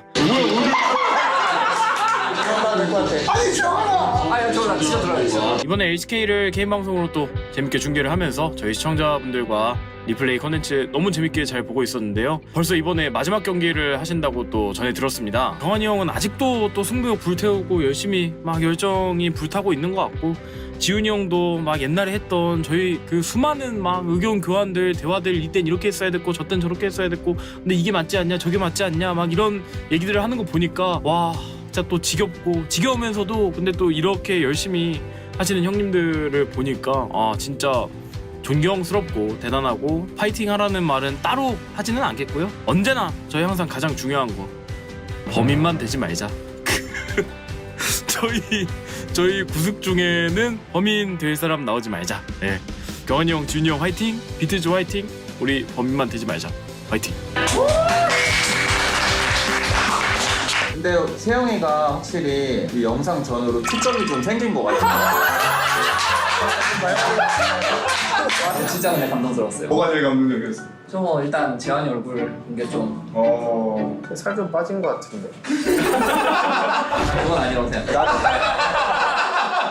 여러분들 다시 한번 상기를 시켜드리자면 상금 500만 원 걸리는 거 다들 알고 계시죠? 인당 500만 원. 승리했을 때 MVP 분한테는 최고급 게이밍 노트북을 지급할 예정입니다. 오늘 노트북 16 화이트 버전 제가 자, 전장으로 가기 전에 마청이 오늘 한번 진지하게 한마디 한번 해볼까요? 우리가 왜 레전드인지 보여주겠다고 했는데 레전드인 모습은 나는 거의 보여주지 못했다고 생각해. 오늘이 어떻게 보면 마지막 기회니까 여기서는 좀 더 레전드인 모습을 보여주고 끝냈으면 좋겠어요.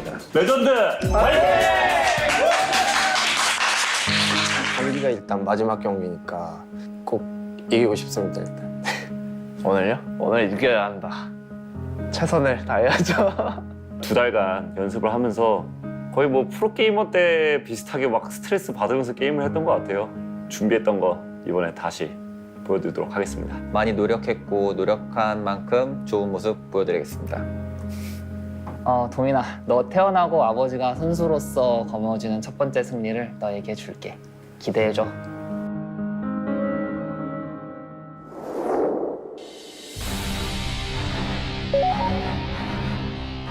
게임팬 여러분 안녕하십니까. 지난 2군과의 첫 경기에서 패배의 쓴맛을 본 이후 비틀즈가 낯서는 두 번째 경기이자 마지막 경기라고도 할 수 있겠는데요. 오늘의 상대는 챌린저스 리그에서도 명문이죠. 젠지 글로벌 아카데미입니다. 피지컬 내지컬을 모두 갖춘 우직한 탑라이너 제스타, 피넛의 가르침을 받았다는 정글러 위너, 그리고 LCK 데뷔 전부터 강한 인상을 남겼던 오빌리아, 페이지 뒤를 이을 비대주 원딜러 까르페, 위기를 기회로 만드는 서포 로스파까지 전 상대인 리브 샌드박스 유스보다 더 높은 순위인 6위에 랭크되어 있는 팀이고요. 탑 미드 서폿은 1군으로도 뛴 전적이 있는 선수들로 무려 3명이나 LCK 경험이 있는 강팀이라고 볼 수 있습니다. 그리고 그 중에서도 정글 위너 선수는 젠지 MSI 엔트리에 포함돼 런던에도 다녀온 적이 있는 에이스라고 하는데요. 기대가 됩니다. 그리고 여담으로 여기에 지금 노바 코치가 있는데요. 선수 시절 카카오와 같은 팀을 했었거든요. 근데 리플레이 방송 중에 카카오가 노바 선수 이름을 까먹어서 노바 선수가 극대노했다고 합니다. 옛 동료의 이름도 까먹은 카카오에게 잊혀진 노바 코치의 복수 매치기도 합니다. 자, 이에 맞서는 팀은 비틀즈입니다. 아직 죽지 않았다. 노장 투온 탑캐리의 원조 마리엔, 그리고 믿음직스러운 막내 정글러 카카오, 아들에게 선수로서 첫 승리를 선물하겠다 황제 이지훈, 비틀즈 선장이자 칼정화의 단이 캡틴작, 협곡의 조련사 마타까지. 예, 근데 그 와중에 보이는 미소는 여유인가요? 우참인가요? 오늘 많은 팬분들이 지켜보고 또 기대하는 만큼 우리가 왜 레전드인지를 제발 보여줄 수 있기 기대합니다. 오늘은 진짜 정말 이겨야 하고 이기고 싶거든요. 피땀 흘려 달려온 이 2달간의 여정. 유부남들이랑 연습하기가 얼마나 힘들었습니까? 그래도 정말 그 안에서 최대치로 노력했다고 하는데요. 한번 지켜봐야겠죠. 참 지난번에 캡틴 잭의 애쉬 플레이에 대해서도 굉장히 인상 깊게 봐가지고 언급했던 기억도 나는데요. 사실 그때 정말 쓰레기 같긴 했거든요. 근데 캡틴 잭 이건 기회입니다. 정말 전 세계 수많은 팬분들한테 아직 우리가 살아있다는 걸 보여줄 수 있는 엄청난 기회예요. 그렇습니다. 힘내라 강영구죠. 하지만 어쨌든 자신들이 왜 전설인지 보여드리겠다고 했던 말은 꼭 지켜야겠죠. 비틀즈 여러분, 오늘만큼은 정신 차려야 합니다. 좀 이겨줘야. 네. 저도 좀 하고 클템 정글도 하고 탑도 하고 김기진이랑 한 번 더 해야 될 거 아니에요. 요즘 하는 거 보면 우리도 이길 것 같아. 너무 못해 진짜. 말은 누가 못해요. 자, 그럼 과연 후배가 선배가 뜨거운 맛을 보여줄 수 있을지, 아니면 레전드가 레전드의 자존심을 지킬 수 있을지 말씀드리는 순간에 경기 시작합니다. 저번이랑 다르고 우리가 더 높네. 자신감을 갖고 해. 고고고고. 우리 1벤 뭐 하는 거 그랬지? 라블랑. 아트벤 세주하고 아트는 안 한다고 보는 것 같아. 아트벤 안 하고 뭐 하는데요? 보고 그냥 다 잘리긴 했다 일단. 미드가 애니랑 제이스인데 이런 미드 거의 제이스라고 생각해야 되거든? 그럼 우리 마오 먹어야겠네. 마오 했을 때 까다로운 정글 있니? 없어요. 모든 AP 정글 상관없고. 네. 아니면 갱킹이 제일 까다로우니까 뽀삐를 배할까요? 뽀삐? 뽀삐나 크샨테인 것 같아. 그러면 그 상태가 더 거꾸로. 크샨테로 가자. 그 상태 배네. 저쪽 카이사 먹을 것 같은데 느낌이. 뽀삐 먹네 그냥. 뽀삐. 카이사 살면 우리가 먹는 게 나을 것 같아. 카이사 나는 해도 좋은데 위에서 AD 위주로 채워야 돼. 제이스 카이사 하든가. 그래. 제이스 카이사 해. 제이스 카이사하고 마오 가져가면 아이번 해야지 뭐. 그건 어쩔 수 없잖아. 뽀삐 마오까지 하잖아. 아이반 안 될 것 같은데 마오 뺏을래? 뺏는 게 좋아 보이는데? 뺏어도 되고요. 자야마오 하자. 가마 가죠. 가자. 이러면 아이번이 안 될 거라 저쪽 내정지 올 거야. 아 마오카이 먹겠네. 마오 서폿인가 보다. 근데 아이번 그냥 먹어야 되지 않냐? 아이번 별론가? 너 정글 뭐뭐 있어? 정글 좀 생각을 해볼게요. 없으면 나 노틸 하고. 너 뒤로 갈래? 일단 뒤로 가야 될 것 같아요. 노틸 줘. 노틸 가자. 렐 안 해도 되고. 그냥 노틸 할게. 지훈이 미드 벤 넣자. 벤 형 저는 딱히 할 거 없다고 생각하긴 하는데. 그래도 지금 벤 쓸 데 없는데? 자 생각해볼게. 기다려봐. 할 거 없으면 라칸만 벤 해주세요. 오케이 라칸 일단 잘라봐. 라칸 잘라봐. 여기서 그나마 좀 미드 짜증나는 거 벤하자. 니코라도 자르든가. 니코 벤에 니코로 가자. 걔는 벤. 정글 생각해야 되거든? 정글 녹턴 어때? 녹턴. 지금 제이스 카이사 둘 다 포킹이야 좀. 그거 생각해. 일단 바위 올려놔봐요. 바이는 하지마. 바이 빼고. 바위 말고는 니달리인데? 니달리를 해 차라리. 바이가 너무 안 좋아. 지금 자야도 있고 마우도 있는데 너가 역할 하기가 너무 힘들어. 내가 여기서 말파로 조합 맞춰줄게. 상황 보고. 형 말파이트는 진짜 괜찮긴 하겠다. 근데 나르 상대는 별론데? 잠깐만. 베이가? 미드 베이가? 마우 서포트 이러면. 뽀삐 정글에. 진짜 그냥 솔랭 마인드면 벤 꺼내버리는데. 하고 싶은 거 해보. 카이사 AP고 AD. 뭐야 형 이거 베인 나오고. 레넥 할게 레넥. 오케이. 어차피 니달리도 시켰는데 레넥 할게. 오케이. 얘들아 그 1렙 니달리 노틸 설계 조심해라. 네네. 얘들아 즐기면서 해. 네. 이거 조합 이렇게 됐으면 우리 8분 전령 싸움이랑 용이랑 둘 다 고를 수 있겠다. 병건이랑 나랑 잘 맞추면 우리 어지간하면 상체 세. 병건이 괜찮지? 뭔가 너무 니달리 하기 싫어하는 것 같았는데 억지로 한 느낌인데? 돼지가 뽑은 시점에서 오히려 바위보다 니달리가 훨씬 좋긴 해요. 뭔가 니달리 할 것 같아가지고 손을 니달리로 부르긴 했어요. 좋아. 괜찮아. 뭐 시원하게 그냥 시원하게 박아.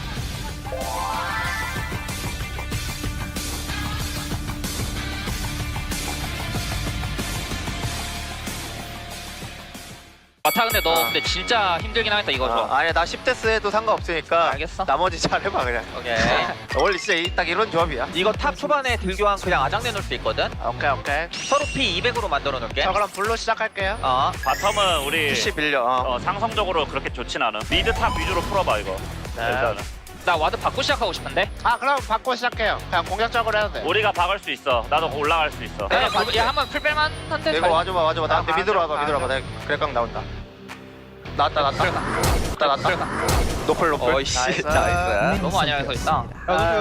어이구. 자 뽀삐 때리러 갈게요. 오케이 좋아.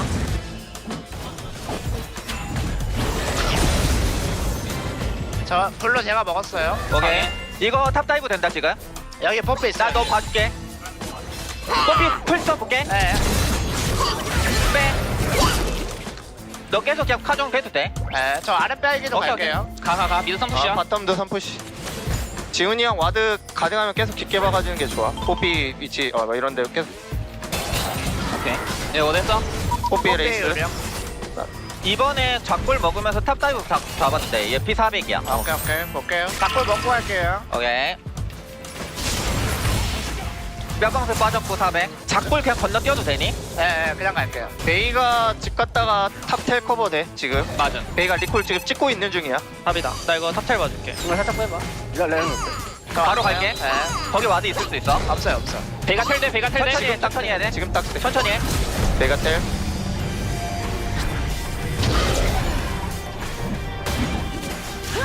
너 최대한 빼봐. 아 이거 네가 좋아져. 쏘리 병원이. 오케이. 저 그럼 작골 먹으면서 아래로 갈게요. 오케이. 용탑 한번 보죠. 나는 용 안 먹고 그냥 싸우는 게 계속 좋아 보이긴 하는데. 이거 이제 쌈각 잘 안 나오게 돼. 근데 병건아 이거 그냥 탑 한 번만 더 보자. 쟤 노플이거든? 지금 여기 저 와드. 와드 위치 보이지? 여기 하자. 오케이. 그럼 다이브예요? 다이브 해도 돼. 형 스킬 몇 초? 나 10초. 저 일단 그러면 칼날불이 먹고 와야 돼. 나 지금 스턴 찼어. 내가 안 보이게 갈게요 좀.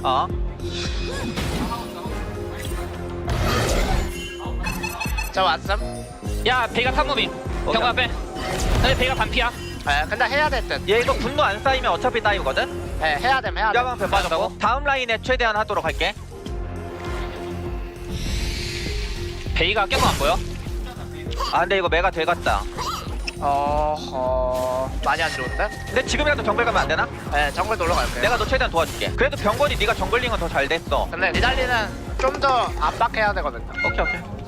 얘네 그냥 쳤다. 이거 싸우죠? 나 갈게. 잠깐만 이거 싸움 괜찮아? 나도 지금부터 가볼게. 닌탑 체코. 계속 싸워야 될 듯? 우리 조합에? 포킹부터 해봐. 일단 주면서 포킹부터. 이거 마우 풀 W 걸 수 있어. 포킹부터 해. 포킹. 시야가 없어서. 괜찮아. 이거 우리가 턴 잡으면 돼. 그냥 서프시하고. 목배 아랫무빙 쳤어요. 나 와드 좀 지울게. 형 이거 같이 지어주면 좋겠는데. 오케이. 이거 어떻게 돼? 나 이거 와드 옮길게 그냥 이거. 오케이. 이거 바텀도 싸움각 살짝 나 바텀. 내가 빨라. 뽀삐 노플. 아씨 소리. 빼야겠다. 바텀 이러면 뭐 안 될까? 나 이거 용 시간 전에 코어템 좀 뜨고. 오케이. 나도 이제 코어 떴고. 이번 용은 싸우죠? 형 이거 싸움 날 것 같아 무조건. 나도 텔 있어. 근데 먹고 뺄 수 있으면 먹고 빼는 식으로 하자. 먹고 빼자. 오른쪽으로 빼자. 뺐어. 오 이번에 전략 잘 해보자. 이거 상대도 다 올 수 있다. 근데 우리가 먼저 시작하거든 마타야. 우리 잡고 해보자. 잠깐만. 여긴 노아드야. 잠깐만 한번 천천히 볼게. 이거 막 무리해서 볼게. 형 마오도 미드 생각해. 오케이. 마오 노플. 베이가 노플. 쏘리. 미드 한번 커버해주라. 마우웨가 노플이니까. 나 이거 그럼 밀고 노플. 야 무리하면 안 돼. 지금 잡을 수 있어. 버려. 경거기까지 왔나? 이거 좀 아깝다. 이거 나도 죽었다. 자야콜이 안 나왔어. 자야콜이 늦었다. 근데 자야 있었어도 그냥 이거 안 하는 게 나을 것 같긴 한데. 자야 없었으면 저희 잡고 빼는 거긴 해요. 괜찮아. 싸우고 생각해. 예, 쳤어요. 포킹해 천천히. 얘네가 달려있다. 나 3초. 얘 초식이 없고 베이가 데캡. 이거 보자. 베이가 자리 좋아. 자 한번 빼. 죽을 싸움 봐도 돼. 보자.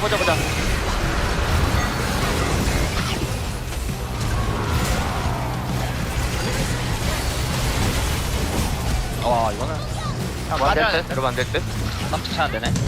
막이긴 하네. 야 이게 CC가 우리가 버틸 수 있는 그게 안 되네. 포킹구도 안 만들어두면 우리가 싸움각 자체가 없다 이게. 우리가 이렇게 꽝 싸움하면 안 될 듯? 아니면 여기 바로 모여가지고 쳐볼래요? 이거 아예 바로 절대 안 돼. 우리 딜 안 나와. 게임 딜 안 나와. 해야 될 것 같아. 아니 딜이 안 나와.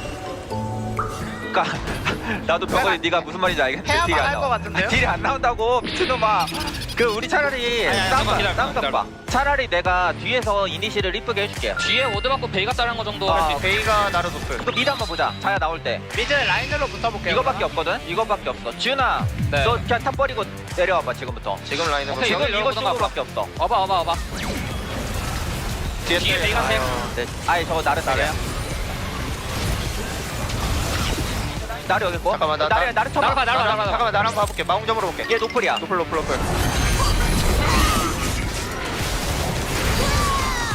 얘 치겠다. 쳤어요. 지금 친 거야. 괜찮아. 7천. 내가 와줘야 돼. 형 와야 돼 이거. 나 탈탈게. 베이가 아니, 좋아. 천천히 탈게. 더 천천히 탈게. 베이가 높을. 베이가 잡았어. 자양 컷이다. 천천히. 이거 나 됐다. Q3초. 내가 들어갈게. 자양 봐봐. 근데 우리 너무 따로 쏜다. 안 됐다 형 이거. 저 풀이 없어. 뽀삐 노플. 아유 내가 팔 탔. 갈수록 게임 힘들어질 것 같은데 싸우는 게 낫지 않아? 나 지금 성장 잘 돼서 우리가 좀 포킹 구도만 진짜 잘 만들면 돼. 내가 이거 좀 많이 빼볼게. 나 숨긴 했는데 걸렸나 보다. 걸렸다. 이 아래쪽에서 만나도 돼 우리. 이거 나 이대로 바텀만 볼게. 야 니달리 살짝 붙어볼래? 형 이거 앞으로 나갈게. 걔 봤어요 혼자. 나르텔 되고. 형 이거 계속 맞을 수 있어. 한 대 더. 걔 잡아 돼. 나이스. 좋습니다. 나이스. 골드 먹은 게 훨씬 좋다 우리. 아주 조금씩 따라가고 있어. 이런 식으로 따라가면 돼. 방금 다이브 엄청 좋은 듯. 그냥 쌍각 보자. 네, 얘네 그냥 칠 듯 계속. 쳤어요. 싸움 봐. 오케이. 거기까지. 바탕가. 야, 너네 알아서 해. 우리 바텀 잡아볼게. 얘 다시 쳤어. 6천. 아, 너네 알아서 해. 우리 잡아야 돼 이거. 오케이.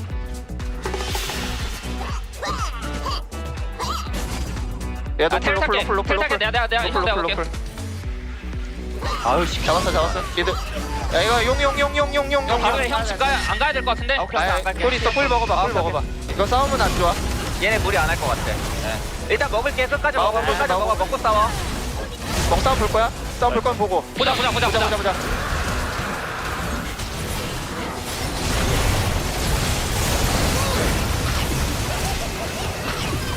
안 죽네. 끝나겠다 이거 바텀하면은. 일단 미드를 막아보긴 하는데 아니 버프라서 못 막겠다 형 이거 20초여가지고. 내가 몸으로 어그로 좀 끌어볼게. 한 방에 살아. 끌긴 했는데 살짝 내가 뭐 할 게 없다.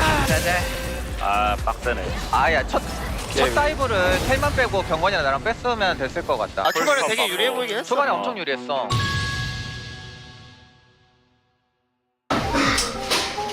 저 초반에 잘 풀려가지고 더 아쉽네. 정글도 이득 진짜 많이 봤고. 근데 첫 점은 탑에 쓰는 게 맞는 게 너무 딜교환도 잘 돼 있어. 첫 점잡은 너무 잘 썼고 그 뒤가 이게 텔이지.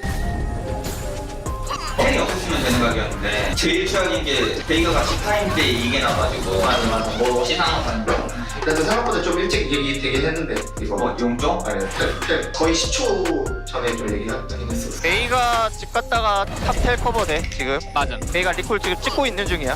바로 갈게. 딱 2턴이네. 2턴을 탑에 쓰냐 미드에 쓰냐 용에 쓰냐 이거네.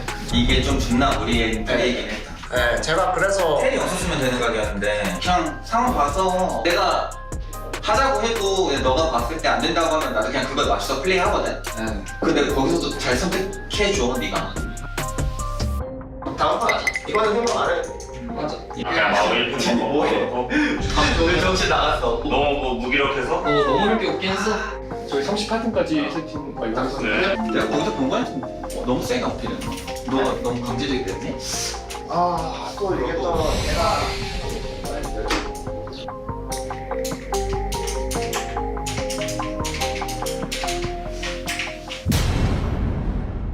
너 하고 싶은 대로 해 진짜 이 판은. 아니 그냥 박아 그냥. 형아 내가 그 박아서 이길 수 있게 잘해줄게. 되게 좋거든? 진짜 좋아? 걸었다. 열어. 야 이거 계속 가자. 잡았어. 대가리 막는 거야 그냥. 살아있네. 우리가 왜 틀인지 보여주겠습니다. 이거 지면 나 내일 중국 갈게 바로.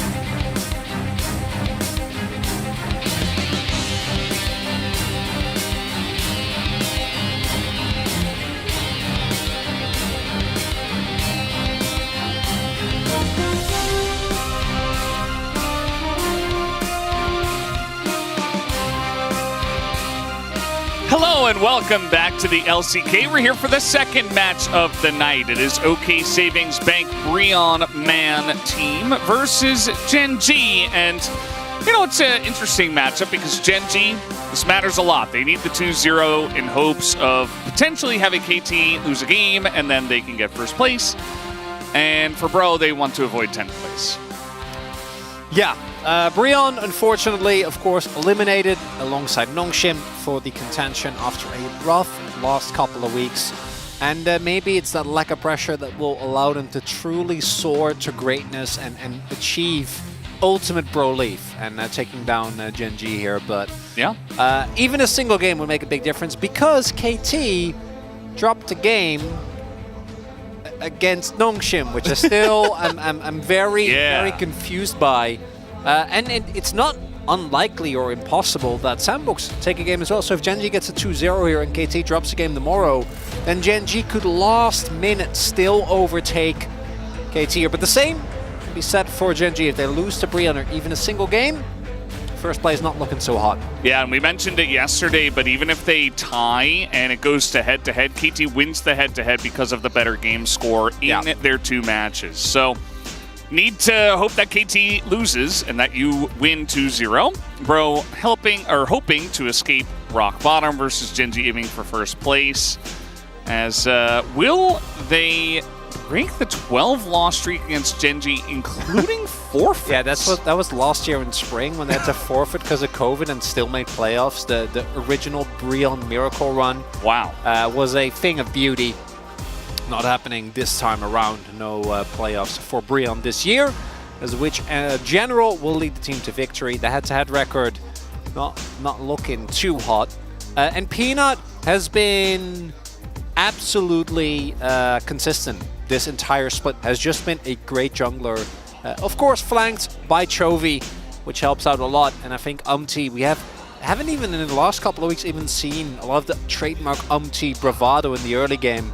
And we all know if Umti doesn't do anything, Breon doesn't do a whole lot. Yeah, well, let's talk about pace. He has set a new record for the highest number of kills in a regular season. Just one kill difference with aiming, actually, here.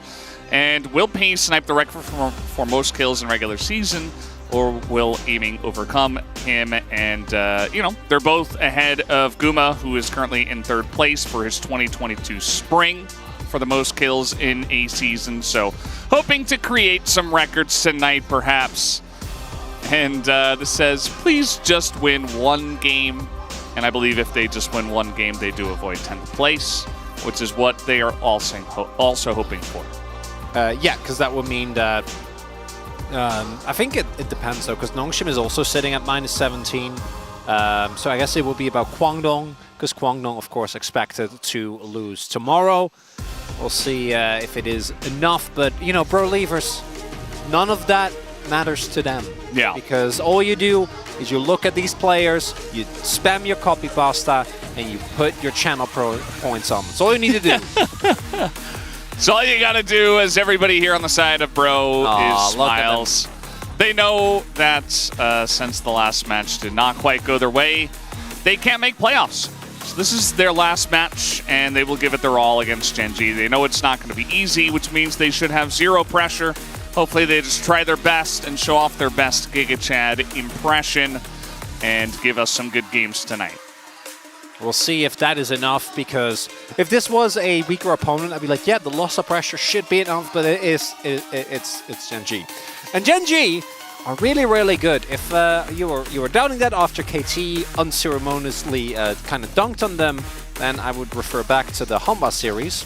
Hanwha, who we have seen is very obviously the third place team in the LCK, with no question about that. Yeah. After them just dispatching of D+, they got boomed by Gen G pretty severely. Yeah. And a large part of that came down to the mid jungle. If you're wondering where is Doran, is at home, but will be playing remotely, and was completely fine against yeah, he Hanwha actually Live. looked better in some ways. I don't know. It seemed like maybe the pressure was kind of off because he was comfortable playing at home. Not 100% sure.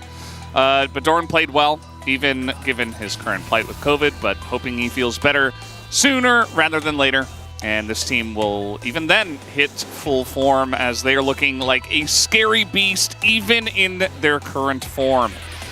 And, you know, you can say what you want. I mean, they did go down to KT, but still looking like an incredibly strong team, and very curious to see how the playoffs will go for them.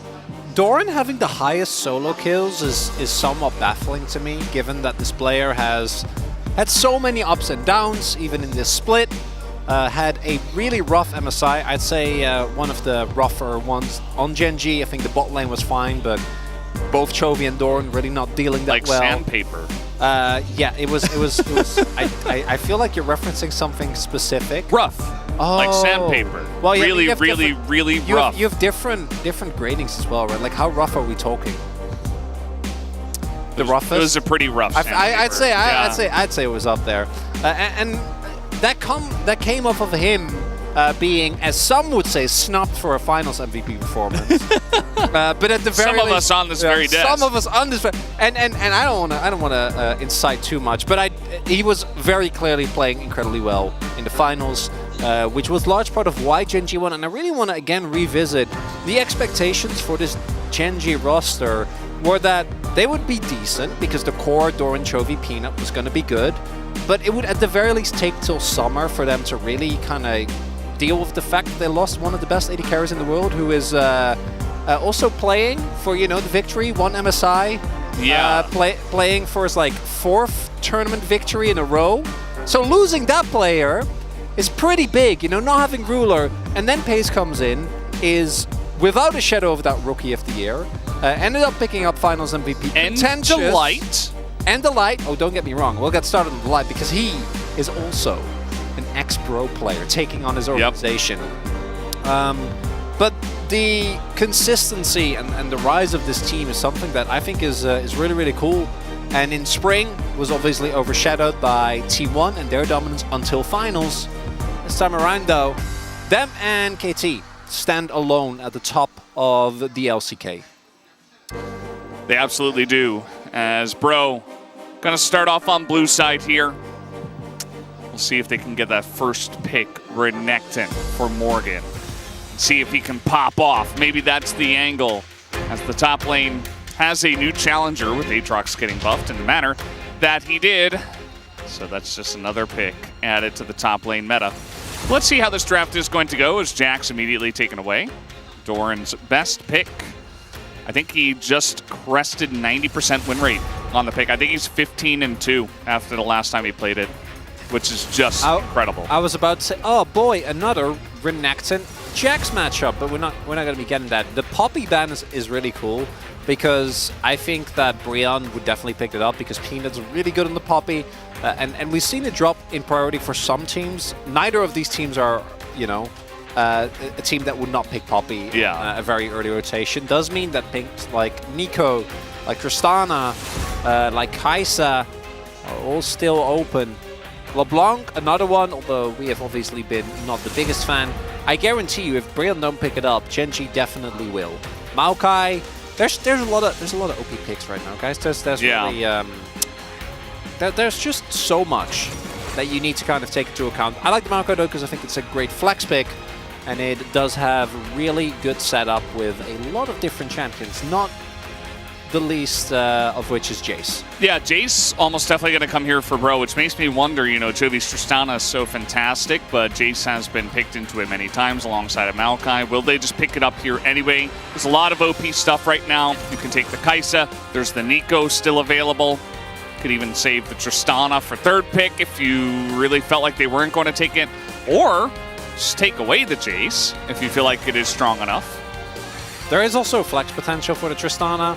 As mentioned, Gen G have been very happy to flex that around, so you can go Tristana top, Jace mid, you can flex a Jace towards top depending on the matchup. We haven't really seen Jace recently, as unsurprisingly, the Lord will get his Crocodile.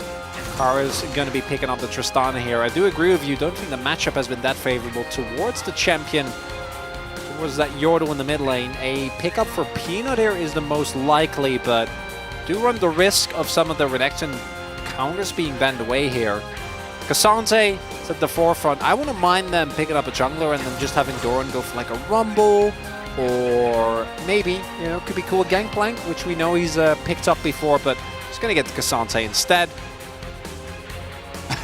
As he's like, yeah, it's fine, another Cassante game. He's just having a great time at home. I feel like he's having a better time playing from home than playing on stage. Just fun Doran things. Just living his best life. Yeah. I wonder what bans we're going to get now, as we have had a lot of the strong stuff picked up, but the Nico so far ignored. Could be banned by Bro, maybe, if you think that Peanut might pick it up. They do have the Kai'Sa for EP damage, if they're worried about that. And yeah, I was about to say, the Alistar is generally going to then create a chain effect where the Rel's going to get banned away. Could be a Nautilus angle here if Brion don't take it out. But now with the Braum being banned, pretty sure Bro are going to ban Nautilus. And then Genji can go for Leona. Would be the main engage support that is still on the table. Or they go Nautilus 100% on 4 here if Brion don't ban it. Or support Nico.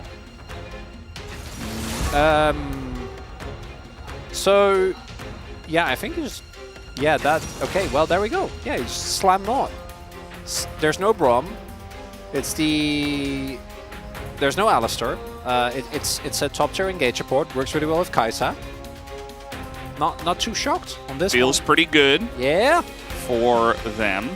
Now, Bro, they have to consider, okay, what are we going to play into all of this? Xayah, high tier 80 carry, still available, will be picked up. There is no Rakan, banned in the first round of bans by Genji. Yeah, picking Xayah into Kai'Sa and Jace does not feel that great, I think. It doesn't spark a lot of joy for me. That does feel somewhat rough. The Leona, though, is a great pickup. Very strong, as it is the Rumble in the jungle for Peanut here. Definitely a pick that we haven't seen a whole lot of. I like it. Yeah. Have enough damage, as is. We have a ton of damage and long-range damage at that. You are going up against Maokai and double 80 carry, so if you kind of want to poke them out and get away from that. No. No. Okay, so Rumble in the jungle, I'm like, yeah, that sounds good. That makes okay. Yeah, okay. This is better. Yeah, I was getting worse. No Cassante jungle, I'm like, okay. You can't, that's not a thing. I know. Rumble jungle, yeah. You know, he's not as busted as he was a year or two ago, but perfectly viable. Still gets to chew through his jungle very quickly, gets to be everywhere. You know, his ganks are obviously lackluster, but does provide a lot of damage. And if you look at the setup on top or in bot, I think it's pretty good. If you're gonna meme it, switch it with Jace. Get the Jace jungle going, you know. Jace jungle? Yeah. The old classic. I'd rather see Ezreal jungle, Valdez. Yeah, Jace jungle. It's the same. Is it? Is it? Yeah. So, double 80 carry. With, you know, if you're looking at this comp in isolation, you're like, oh, that looks awesome. It looks great. Look they got a lot of good things, but ooh, They are going up against a lot of stuff that does well. Really, just the combo of Chovia Bay's poking, they throw one equalizer, and that's kind of the end of it.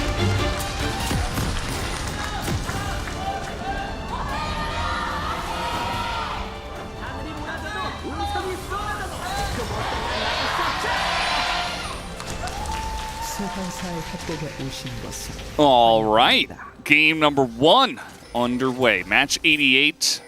We are just about to finish the regular season. We have 90 matches in every LCK season. Double round robin, 10 teams. That's what happens. And we're almost there. Basically, we have our whole playoffs set. We have 1st through 5th in a row. We know, well, actually we don't. We don't have top 2 just yet. So we don't know who's going to be 1st and who's going to be 2nd. Yeah, but we have 3rd through 5th. Yeah, those are locked in. Because T1 also locked 5th. Yeah. But we don't have our 6th place, and we don't know who's going to be 1st and who's going to be 2nd between KT and Genji. Yeah, GG. Oh, he did take a decent chunk of damage. 2 CS Chronicler. I know, he'll hit level 2 a lot. Oh, he used his own emote. Love that. Yeah, very cool. So Morgan's winning regardless of what happens in the game. Might be a very prophetic statement and very applicable to what is happening here. Very true. As take a look at Peanut here going for first strike. Also the Ultimate Hunter, obviously no surprise, but Futures Market as well. Love that. Look at him go. Gonna be starting here on his Raptors. Should be able to just full clear his way and just wants to hit 6 as soon as possible. Obviously the bully potential not really going to be too big of a deal when you're not directly 1v1ing. I could see him get aggressive against Umti though. Let's see if Peanut wants to try and get something going. As Pays has a 9-0 on Kaisa. 9-0? Yeah. Yeah. Kaisa still very strong. Yeah, and it's also, I think Kaisa truly is one of those champions where if you give it to a team that's good, like both KT and Genji have shown this a lot, then it just isn't really fair because they utilize all aspects of the strength of the champion so well. They set up around the poke better, right? They're able to actually utilize it, the offensive pressure, as the last time was Croco versus KT Blank. Level 2 in the bottom side, Henna forced a flash. Yeah. Nautilus just doing Nautilus things. They hit level 2. They used that power spike. It's kind of crazy how many teams don't respect that. Because we see this all the time. Peanut can dive, right? Like, Henna doesn't have sums. I don't know if Genji will be able to actually have a wave here. We also see Umti is also on the bottom left of the map, so the timing, yeah. I don't think it's actually going to end up happening, and I don't think they need to. You know, they can just take it back here, or they can help secure Peanut a double scuttle, which is what I think will happen. But by itself, just wait. It's pretty. Yeah, it's a pretty threatening situation as an effort. Just hide on bush. As the root is going to come in, but Eclipse already here for effort as he is level 3. Oh, now Peanut's here. Ooh, and they didn't stop the back. Yeah, Peanut's getting that as nicely done by Doran there, but Morgan with a big Q, still gonna not be too bad for him. As I don't think Umti should be allowed to get this scuttle as effort walks into the rumble. Yep, Eclipse again. Hey, it's worth. Umti gonna just sneak this one away. He can also smite it. Yeah, he does. Oh. They're still here. No. And no flash on Henna. They gotta go now, though, if they really want to get in there, as Effort's gonna block this, and with Eclipse, maybe he just tanks it up. I think they're fine. I mean, they're fine for now. For now. And it's Effort that actually takes the damage. Yeah. I don't think they want to risk it, so ends up working out. They're okay. It's fine. It worked out. Perfect. Not even close. He will only be like a wave and a half behind. Oh. He's fine. Another one. Also, Doran actually running out of mana on Cassandra. I thought that couldn't be done. No, I don't know how that's possible. Well, no, I'm not flaming Doran. I'm just wondering. Yeah, but Chronicler, the copy pasta says 15 mana. Yeah, I've read it so many times. I know. How do you run out of mana with 15 mana? Yes, cookies as well. Not supposed to ran out. Not supposed to ran out. To run out. Yeah, there you go. Thank you. I was just practicing my accent. I thought you were doing your southern accent for us. yeah, that's something that I can do consistently and have it not be bad. Surely. Definitely. You know, there's one accent that I can do, and that's just the one from my native language, and that's about it. There's not a whole lot more I have to offer, Valdez. Yeah. Max and I can do some accents, but they're not appropriate. No, they're not. They're very funny. Yeah. And right now, early game, looking even. You know, there's a lead in the top side for the Crocodile. Well done on Morgan's end. And a lead for Pace. I know which lead I'll take, but at least nothing bad has happened yet for Believers. You know, things are still okay. In fact, Morgan started them off great. Got those 2 CS. Yeah. The wards taken out. Take a look at the gold. Ahead by...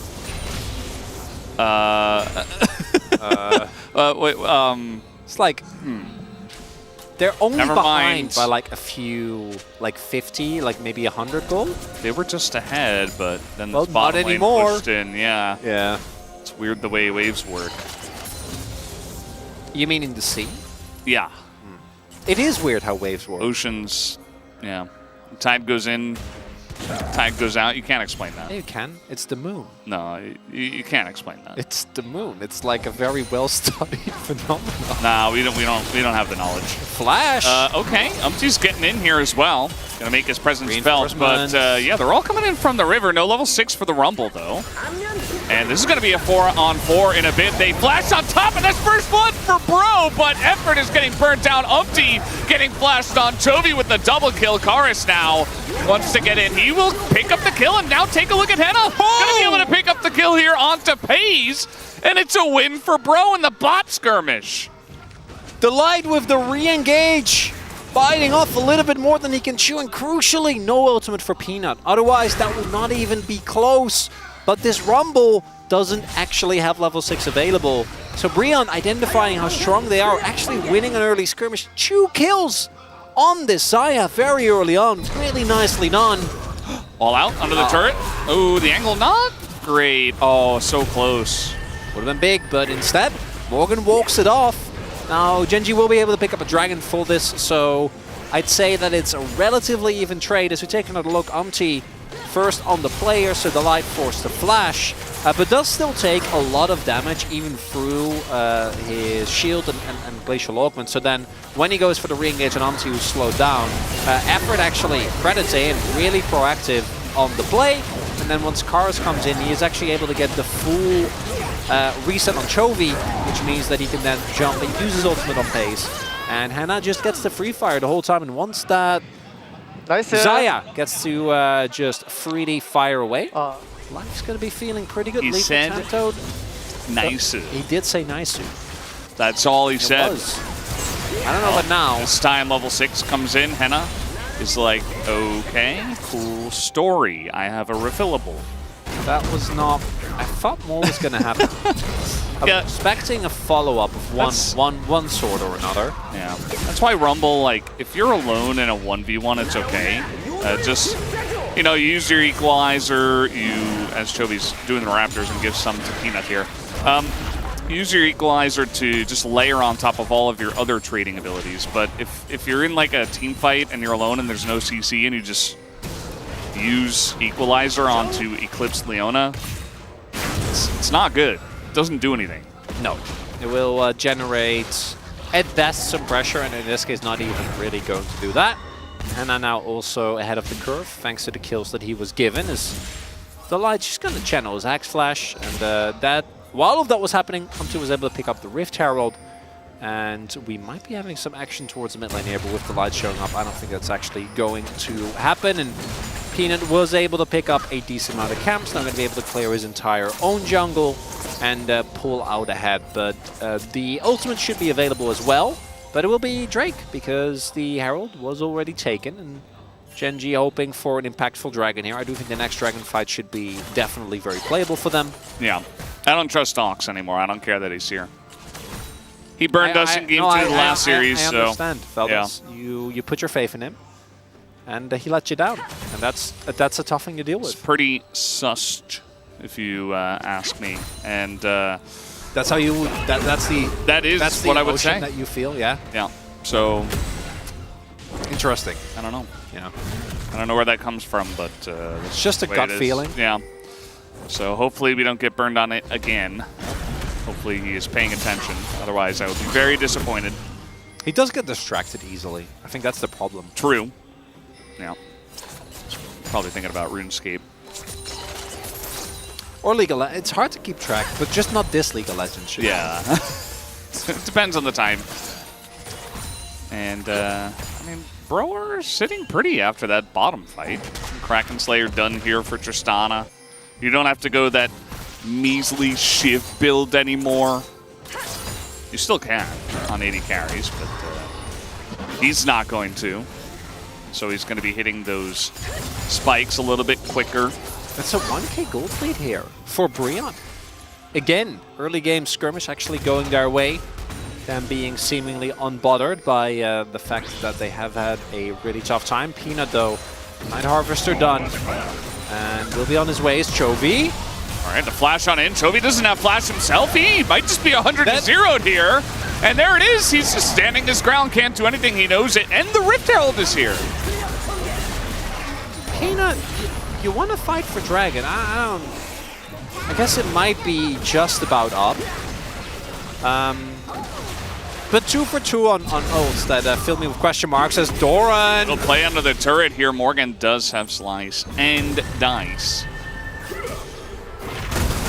And that's They're it. They're going to fall for it. This is going to be a 2k gold lead for the Bros here early on. They're just straight up winning. And this is Tristana that's snowballing as well, so... Genji, we saw you dismantle Hanwha Life. This is something that's happening. Both KT and Genji have this problem. We saw it yesterday. KT against Nongshim. They even lost a game. They did. In a series. We thought that was actually impossible. It would be so funny if Genji now also drop a game to Brion, and then even with Nongshim getting a win over KT, it doesn't actually change the standings. I think that'd be hilarious. Probably. I need to see Brion actually win a game, because that has been one of their big problems. Yeah. Is generating leads is one thing, but actually winning is another. But not looking too rough. Peanut will have his ultimate available here, fortunately, as we are making our way towards the second Drake of the game. Chovy, you can't die again here. Yeah, I think he spots effort, and he has flash, but now, I mean, Umpty's right here. Equalizer is lackluster. Chovy not that tanky either. You see the damage really put into them. This Maokai ultimate does kind of go wayside, and they can't now use it to engage on this, so it does look like Genji should be able to pick up this Drake at least. That's 2 Drakes already on the board for them, as it's Chemtech Soul again. We even warned him. He didn't listen. Ox still wasn't listening. It didn't listen. Unbelievable. Wow. I think you know a guy. I know nothing about him. That's what I've learned today. No, you thought you did, but then you didn't. Yeah. Yeah. That's what I'm saying. I know nothing about him. Yeah. I've learned that I know nothing. It's painful. And with the Drake, Genji could be feeling good if this was a relevant one with Chemtech. You know, not really going to be too big one way or another. Brion with the double ultimate uses wasn't able to actually contest the Dragon there, but they're going to be feeling pretty great. You have double 80 carry, both of which are getting fed. Now, the one downside that Brion can run into, and I think that with double 80 carry comps is not as pronounced because it's not as easy to itemize against because just armor, you know, with between Lord Dominic's and just the amount of scaling that 80 carries have is not enough. But armor itemization definitely should be the priority here for Genji. Like, Doran can legit go for, which he already has, so he's probably going to go Iceborne Gauntlet, Thorn Mail, and then Sunfire, and it'll be very tanky. It'll be hard to take down. Unless Brion keep accelerating their carries, right? If Kars and Henna are ahead of the curve and they pick up like an early Lord Doms, then you're going to chew for everyone. It doesn't really matter who it is. And yeah, Doran is also almost 1k gold behind Lord Morgan and this Crocodile. Yeah. You know, the stuff we mentioned in the draft, I think still will apply. Genji aren't far enough behind to the point where their Rumble, their Jace, and Kai'Sa are like not really able to touch the, you know, squishy backline of the Bro composition. But certainly you're feeling good if you're on the side of Bro. That you can't take that away from them. with this excellent start with double 80 carries. So let's see how far they can take it. As you mentioned, follow-up has been a little bit slow from their side. Yeah, I also am wondering when we're actually going to see the Cassante in a fight, because his ability to CC is really big. Because just to give a little bit of credit to Peanut, you don't actually have that much UC in this composition, right? There's no Maokai, there's no Kiana, there's no, like, traditional... Wait, so why are we giving them credit? Sorry?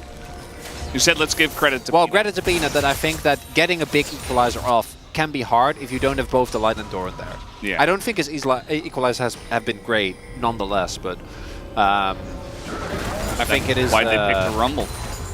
Well, because when Cassante's there, I think you're fine. And also maybe sync up with the Light and just play that. And Nautilus, you know. Yeah, I mean, the Nautilus didn't really pan out, which that is on Peanut.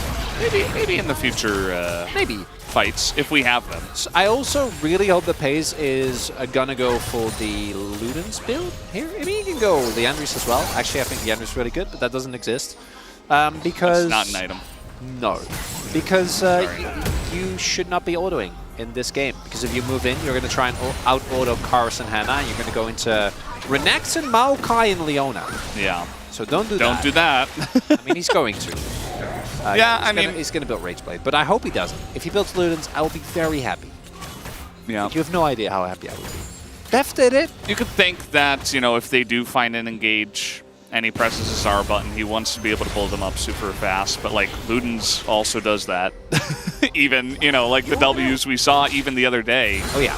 Live Sandbox Teddy, he was able to do that to Faker with the double W. Oh, the one in mid lane? Yeah, the W, wait for cooldown, and then RW and Q, he's just dead immediately. It's pretty insane. I think also Teddy just went Rageblade in that game as well. Not 100% sure. But yeah, definitely a good option, I'd say. You know, when's the last time we saw Predator? I think we saw it once in this season. Either Jungle, Gragas, or Galio. Yeah, I think that we had I think we had like one Fiddlesticks game at some point with Predator. Like in the last 2.5 years. In the last 2.5 years? Yeah. I was talking about this season. Oh, no. Yeah. We're not getting Predator this season. That rune isn't real. I think we saw it once, though. It's not real. I think Jungle Gragas did play it early on in the season. It's not an actual rune. It's only there to fill up a spot. I was thinking about this because, you know, we all talk about Chemtech Soul, and we see it all the time because, you know, RNG does work that way. But, you know, you never see some of the unfortunate runes, let's call them, because players actually have control over that. So I was just wondering. Yeah, no, I get it. Some of the undesirable runes. To you know, in defense of Predator, it really got nerfed a whole lot. Is Peanut? He's like, please engage onto me, actually. He is going to flash away now. But yeah, just trying to make his presence felt here with the Chemtech Drake available. TP from Doran. Yeah, they're really committing to this one as the W is going to hit onto Henna. Here's a TP for Morgan, and in the 5v5, let's see how it goes. They go in onto the Leona as the equalizer, not good once again. Down goes Nautilus. Toby can't quite get in there, and now Karis is just at the firing range, and Gen G, they got a flash away. They can't fight this one. Bro gonna take the dragon. All right, I've run out of excuses. Come on, Peanut, get it together. That's not the equalizer you're looking for. Bro, doing a really good job here. Actually getting a ton of damage down, forcing the early flash from the Rumble here as well. As this TP that is that's Chovy as well. So he's just dead. Oh, he does have stopwatch. Karis is tanking, and yeah, that's a lot of damage into Karis. He will have to flash eventually, but it's a third kill onto the Tristana. And now they both have quick blades. This game is out of control now. I mean, bro, shouldn't be hard to pilot from here. It doesn't look too bad initially because they're able to get some poke down, but it's mostly on the front line, right? And then the light just gets blown up. The equalizer doesn't do anything. Peanut doesn't actually get to join the fight because of Umpty's ultimate. And then Chovy's isolated, has to flash. Doran down as well. And then Chovy TP's in and uses his stopwatch as well. And then I think actually might have been able to get out if he just paths upward as opposed to trying to go after the Tristana, who kills him. Now it's double Kraken Slayer. It's quick blades, sitting on 2 items, and I want to reiterate, Gen.G really wants this to be a 2-0. Yeah. Really badly, because that means that if KT lose a game tomorrow, they take first. Yeah. And right now, you know, it's not possible. I think Gen.G's team fighting has been stellar. Pace is about to hit 3 items, but it's not really instilling a whole lot of confidence. Yeah. Like I said earlier, this is just happening. Like, KT losing to Nongshim, Bro taking an early lead against Gen.G, and Gen.G not really respecting it, just kind of going in, saying, okay, we're just going to out-hands you, and Bro saying, no, I mean, we're a capable team, we can get it done, just like KT did. And we know what they're capable of. They're at the top of the standings for a reason, but for some strange reason, when they face off against some of the lower teams, stuff doesn't quite pan out as well.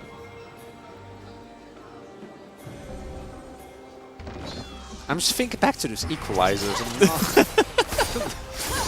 Yeah, it's rough. I mean, you saw that Leona took the most damage in the fight. That was through Eclipse. Yeah. So, like, they have damage. Starting it up. But you're throwing it into Eclipse Leona. This is a bit ambitious. There is no teleport on Doran, though. Yeah, they have insane damage already because of their double 80 carry. As this equalizer is pretty good. Is it going to matter, though? No. Smite comes in, and Maokai ultimate is used. They avoid the subsequent Ws, and the Baron is over to the side of Bro now. Was it against Gen.G that Brion had like the... We have the Elder and Baron, and then we lose? That was against Gen.G, right? I don't know. So they're going to go in onto Morgan here with Dominus, and Delight's just going to die. As now, really desperate, you can feel it from Gen.G trying to dive a Renekton with 2 items. And Dominus and Flash, which he didn't even have to use because he was going aggressive onto Gen.G. Yeah, maybe it is actually Brion somehow get Elder Baron and then don't end the game angle for Gen.G. That's kind of what I'm feeling right now. As Brion are just... They're playing really well, right? They're punishing the mistakes. They're playing proactive. The moment that the Baron comes down, they apply their threat. They know that Chovy doesn't have to smite. Chovy also went for Morelos, which is like, that's like a whole nother thing.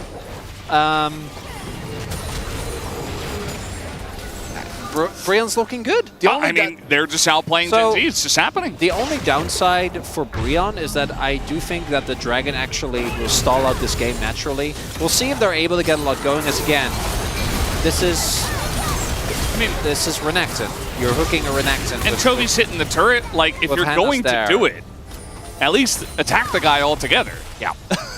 So, not great, but Gen.G can just sit in their base and do nothing for the next 10 minutes. And try to poke. They can even for like the next 15 minutes because you don't care about the opponents getting Chemtech.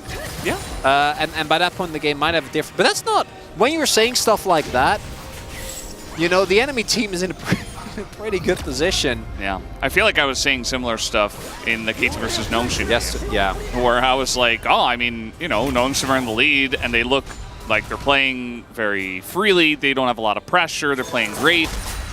And KT obviously feeling the pressure, wanting to get a 2-0, and then we're like, surely KT just come back eventually, right? Right. And then they never did. And then they didn't. Yeah, and it might happen here. It's looking good for Bro, but it's 5,000 gold, and, you know, even a singular Mountain Drake, not going to be too bad for Gen.G. They just need to hold on tight. Yeah, with the itemization, it doesn't look like Brion is looking towards the early buy of Lord Dons. So instead going to be more focused towards sustain, which does mean that Doran should have a little bit of a better time, but I'm very proud of Brion. They're actually building their lead, right? They're getting the turrets. Now 3.2k Baron power play that they're getting here. Lumpy gonna press R. This one as well. Yeah. Now, Gen.G's getting the Drake. I think they want this inhibitor to go down. I mean, they value... I think it's actually the contrary. They just value the... They know that they're already going to lose the inhib, and they value the Chemtech Soul, which, you know, this does buy them a lot of time, but it's a 6.5k gold lead. Morgan is waiting here. I don't think you have a lot of kill threat towards this Cassante, as maybe a catch here, but there is a Tristana there as well. Yeah. Big though. Yeah, I should be able to get this. Yeah, it's gonna get the turret. This game is very strange. And yeah, I mean, at the end of the day, Gen.G, they lose their top inhibitor, but you can farm a bunch out of that. And unless it's Karis, like, I'm not really scared of Morgan in that side lane, but if it's Karis, like, maybe Karis can end the game if you know, Gen.G goes all in on an Elder Drake in the future or something like that, and you've got an empty lane. Other than that, you're probably kind of sitting pretty here. It's not a comfortable position for Gen.G by any means, but the game is not over, that's for sure. We'll see. If Brion truly push their lead and they're able to just get a great shove in a minute and a half, the next Baron will spawn. With the amount of zone control that they have with this Maokai, they should be able to just set themselves up for another Baron. And I think that Baron might not end the game, but the gold lead that they get from it, plus possible inhibs, are going to be so pivotal. And I think Gen.G is going to be relying on a mistake from either Karis or Henna. They need to, like, find a pick, isolate a target inside, and I really would implore Bro to make sure that no one inside is off on their own, because if anyone on Chovy, the Light, or Doran hits any CC and Pace shows up, you're not winning, right? Like this, Kaisai is still in a fine spot. It's free items versus free items. He's behind, sure, but you still need to really respect the side lane. Turret is going to get taken though, and in a minute, if Brion get the Baron buff and don't let the Gen.G somehow steal it away, then I think they should be able to close out this game, which is crazy to me, but that's how it looks. It does feel a bit unbelievable to us because we have cast Bro over the course of this entire season, and we know that they have struggled in positions just like this. Would you say unbelievable? Yeah, it's been pretty unbelievable. And we look at the nameplates whenever we're casting. I mean, it's Gen.G on the other side, so we give them credit to potentially come back in this one just due to their ability. But like you said, I mean, Bro been playing it clean still. You know, the transition has been good. They got an inhibitor. They're taking a lot of the map. They're denying vision. Setting up for a Baron play. Maybe they'll even start it up on spawn. Doran? Okay. He's going in. He's still going in. All out underneath 3 members, and down he will go. Nice little try with the Mega Cone is not going to pan out, as now Peanut going to go for the other Mega Cone, as Delight has to use Depth Charge on 2 people just to try to survive. It's a free kill, and it's another one. Here, Peanut is going to go down in the top side. Game! And bro, they're just going to push into the top lane and end this game. That was a Xayah with Summoners and Ultimate! What did you think was going to happen? Good question, Chronicler. Good question. Well, bro, they've got a super turret, or minion rather, and that's enough. Pace is going to flash away, but I don't think there's any hope. Chovy is going to go down. Umpty is taken out, but it's a Nexus. And 4 people, bro, are going to take down the Nexus in game 1 against Gen.G in this best of 3. And Bro Lever's going to go wild on this one as the game 1 win. Really, really big here for Brion. They are fighting to try and avoid that 10th place. They'll take any game win if you're a Bro Lever. Doesn't matter. And I got to give credit here to the jungle and support duo of Brion. I actually think Afrid and Umpty did extremely well.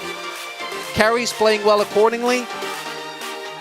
Yeah, it just felt like everybody did their job really well. A lot of the early fights were converted on. You saw that fight down on the bottom side. Gen.G were really trying to force that, and Umpty was there. Karis was there. It was a 4-on-4 that ended up going their way. And ever since then, they had a couple of fed 80 carries that they were just able to play around, and the damage didn't really end up mattering too much. There wasn't actually a lot of fighting just because Bro were so far ahead, and Gen.G were like, well, we don't really have a good angle into this because, as always with double 80 carry comp, you take out the Xayah, the Tristana's going to kill you. You take out the Tristana, the Xayah's going to kill you. We can't engage onto this, and they couldn't. I'm so happy we had GigaCon to have that powerful ending to that game, Valdez. She got her 1 win! As Giga Chads all around the world will be happy. But guys, we'll have a break in the space. We'll be right back.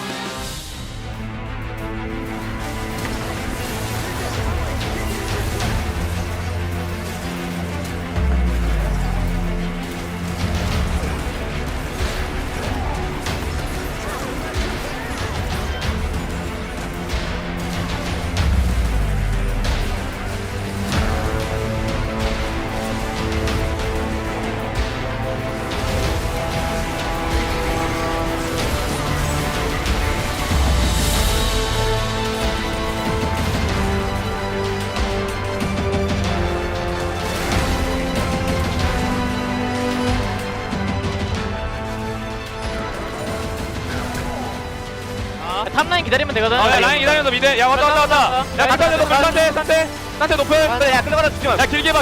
야 럼블 볼게. 딱 보자. 가자. 박아도 돼. 야 박으면 이겨. 럼블 볼게 우리 럼블 볼게. 난 노틸 볼게. 얘들아 이거 끝내면 나 탑으로 쭉 가면. 끝내보자 탑으로 가자. 가보자 얘들아. 얘 잡고 와. 나얘 슬로우 돼. 얘 궁도 얘들아 탑으로 가봐. 끝났다. 천천히 해보자. 얘들아 박아버려. 풀탑 준비해 루바나. 인지할게. 라인업 시켜봐. 이거 트리스타나가 라인 지키면서 같이 공격 봐. 나 조직에 있고 라이프 지어봐 얘들아. 일단 밀칠게 한번. 가서 이뻐져. 이거 근거리 있어. 이번에 박아줘 얘들아. 아빠 안 묻혀줘. 밖에. 나도 갈게.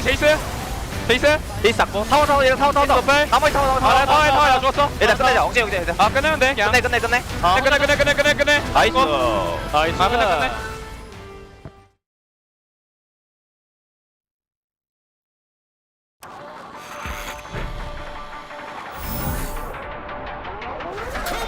I wanna feel a rush, tell them turn the pressure up. I be setting fires for the thrill, I can't get enough. Knocked down, never knocked out. When I'm in the clutch, leaving limits crushed. Gotta get it, ain't no giving up. Nah, got the whole world waiting on my fall. Me against the odds, bet it all. Better stack them tall, non-stop, fighting non-stop. I've been through it all. Eyes locked, coming in hot, breaking through my walls, yeah. Try to count me out, but I'm on the grind, yeah. Count down till I'm going live, yeah. Feel it like a fire on the inside. Roll from the ashes to survive. I'm coming alive.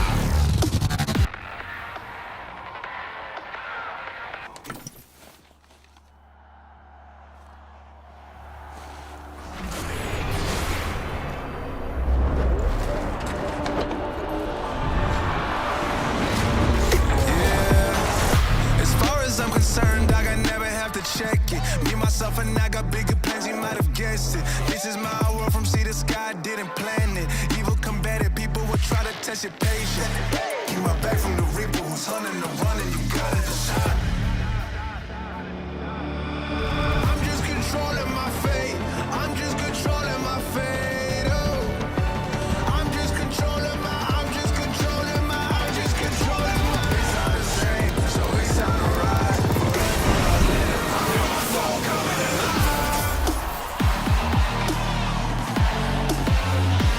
Coming alive.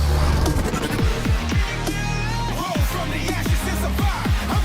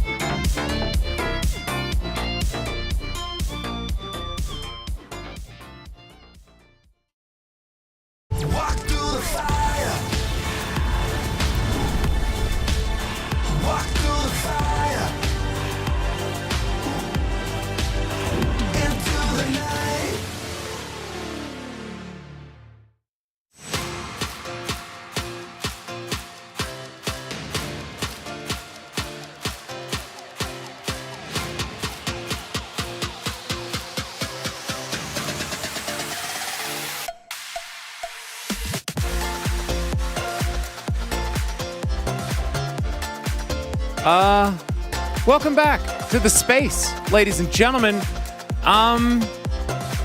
Yeah, the Giga Chads, they just get up and did it. You know, like this is a team eliminated from playoffs. The first team to be eliminated from playoffs. Nothing to play for, nothing except spoiler. They come into this game and they obliterate Gen G. And honestly, it's not that shocking because Gen G, I mean, they're a strong team, and that's why Bro play to the strength of their opponents. This happens all the time, and when the pressure is off early in the season, we see Breon take out D+. They've taken games off Gen G. They've played a really close series against Gen G in round 1, and pressure's off. No more race to playoffs, just trying to get one game to not get last place. Success, by the way. And then you see Gen G, a little bit of a disrespectful draft. Bro, they play real serious. They get some early advantages. And they take the game. It was just weird because I feel like this Bro was absent for the 1 week they needed it. Yep. And that was it. But pressure's on. It's just how it is. Look at the draft. The Rumble Jungle, I'm not sold. I think also there's this really powerful combo people have, which is where they pair CC with the Rumble, so they're stuck on the equalizer. And Gen G didn't really do that. Like Maokai Rumble, something we've seen which has been really powerful, but kind of like it was hard to make the equalizer stick. And also, I think the big thing for me was that the Tristana was showing the real power in skirmishes. When it comes to those like early game skirmishes, when you end up with a fight in the river on the bot lane, Tristana is so good at cleaning those up and then getting like this huge lead as a result. And I think Gen G just opted into it really disrespectfully. Yeah, I have a feeling that Jace is also doing really well in scrims at the moment because we've seen the priority on that one over this Tristana a lot. And we can see here, this is where it all started to go wrong for Gen G. I love Jace and Rumble when there's lockdown for them to have success. And this Nautilus engage was what they were hoping to have the lockdown for. But then Karis, as it turns out, when the Nautilus is dead and there's no lockdown for this champion, she kind of wins skirmishes. And again, Jace with Maokai, Rumble with Maokai, fantastic duo, or trio as we've seen, but alone with no map control, a little bit problematic. In this case, just a really nice Herald drop here for Bro. Can't really criticize Chovy for this one too much.